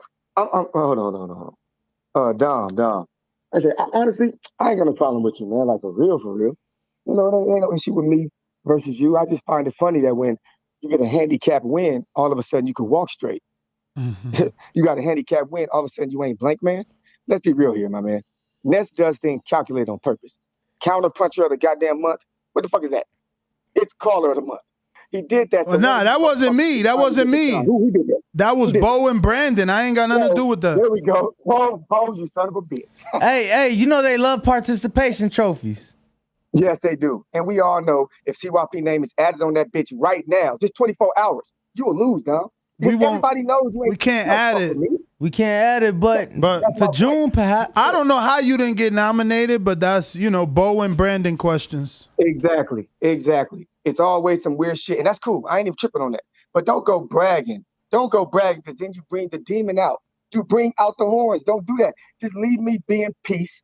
Let me do what I do, and I'll leave you alone. But all that, I'm the greatest, now I'm called already. Yeah? What? Brandon, you got, PBC, I'm going to tell you something. The reason your problem is that stupid ass question you be asking. Who beat Canelo worse? No, we all know it's Floyd. The fact you keep asking that makes you look like you're just obsessed with Bivol. Pick a different fighter. I got a lot of fighters. Why don't you pick a different fighter? Then maybe your status for Caller of the Month, Call of the Year won't be in question. Because you ain't never beaten me if our names is equal, my man. CYP home. Speaking of Dom, Super Chat, he says, PBC, baby, F the internet thugs. F the internet thugs, and I'm the best prediction of TBV ever. Bivol, baby, PBC, baby, counter punchy, baby. Okay. We got Sean M. Happy birthday, King. Salute 100. FYI, you can play Dak Prescott double? Yeah, he a football player. Like I'm a body double. Yeah, like you look like him. Yeah, is what he's saying. London runs boxing with a $5 super chat saying, or British pound saying, tell CYP and Mr. PBC to stop arguing, and when they get their gifts, they better thank me. That's right. It was London Runs Boxing who suggested doing monthly, winners for the people that engage the most and bring spice and flavor to the show, which both PBC and obviously CYP, seems like all the good callers have acronyms. JP, CYP, PBC, JT. I don't know. That's it. Yo, I'm out. Next GTO. Oh, whoa. Stone Bone. We got some more. We got some more. King Bone. Oh, King Bone. King Bone up first. I thought we was out because I'm starving, but it ain't gonna happen like Marvin. Brooklyn Zoo is coming through your town. Let's get to it. When you see old dirty bastards in a position like that, then you know they don't get ready to bust your. I love my TVV, comrades. TheBoxingVoice.com. Listen, man. What? Goddamn Slider Crime, goddamn Sal Shane. That's all I need, and I'm good. SDS Promotions.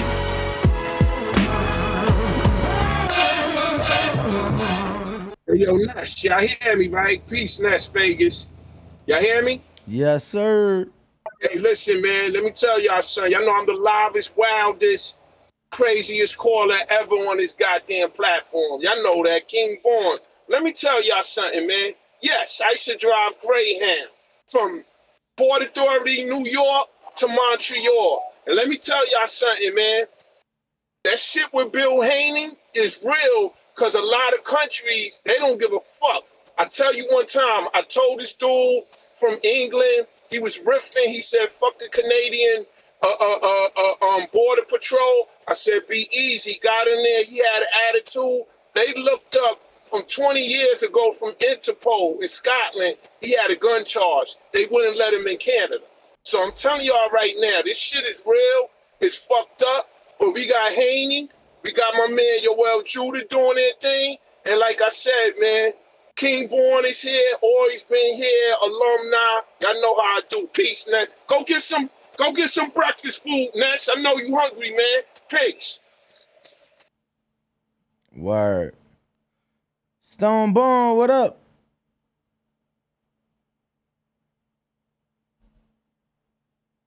Colorado. Stone Bone.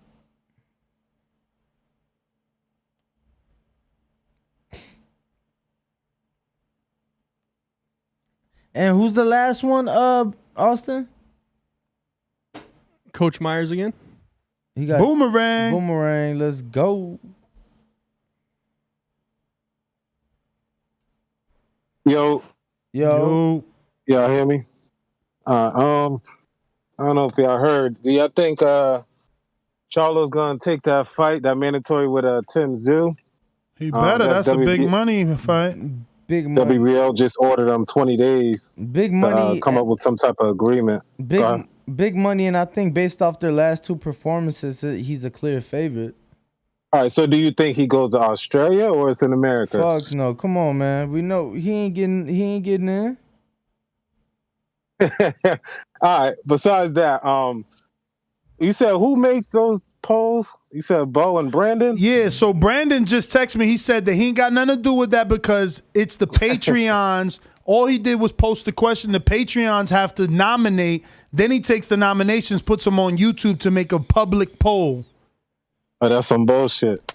Anyways, I should have got Patreons asking the questions because all them bullshit ass questions they be asking, who's your next fight and all that. Now ask some better fucking questions than that.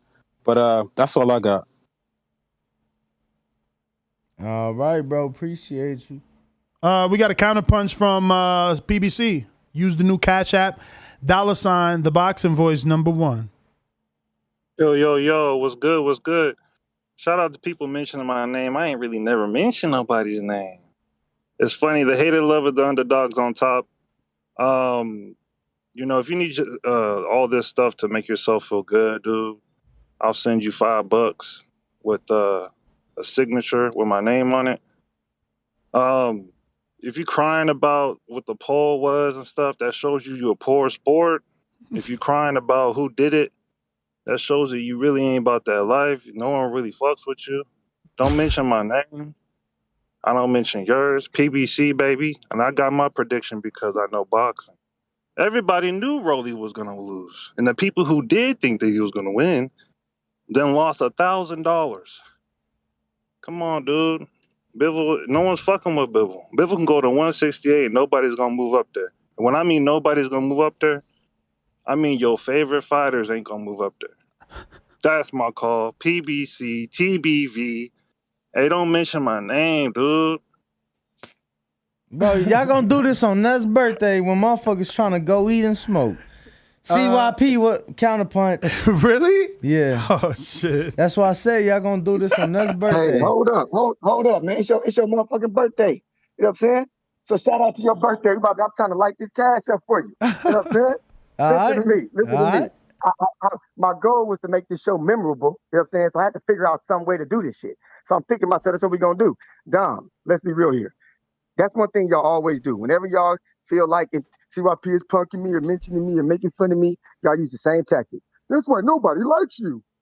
You're an internet gangster. Danny, I'm gonna ask you something, Danny. When you met me, did I seem like I was fake to you?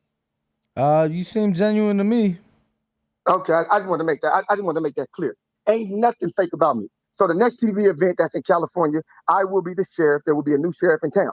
I have my own clothing line, so I'm gonna wear a CYP hat, shirt, and shoes. Okay. So when you see me, come up to me, tap me on the shoulder, and tell me I'm fake, and see what happens. Dom, stop with the kitty shit. Nobody likes you, dog. We are not 10 years old. If nobody likes me, let me go my trophy drawer. I'm in it right now. Let me look. All American, TVV Caller of the Year. God damn it. How did I get this award in here? But nobody likes me. So please stop that shit. Man up. Take your award. But remember, my name wasn't added for a reason. Bo, shout out to you. You shit started. That was a good one. CYP out. All right. We out. All right. I just got denied. Not entry into Australia, but flying Ryan out. They're in camp. Daddy said that wouldn't be possible. So the next best thing was, guess what? Go to him. Let's do it. Let's get that in. I want to get into camp. Let's see what they do. Nesta Gibbs in real life and on YouTube. And on TikTok. Catching my new project, trying to do some big things. If you got somebody you think I should interview on my new show, let me know. Also, right here at The Boxing Voice, where we keep it, boxing every single day.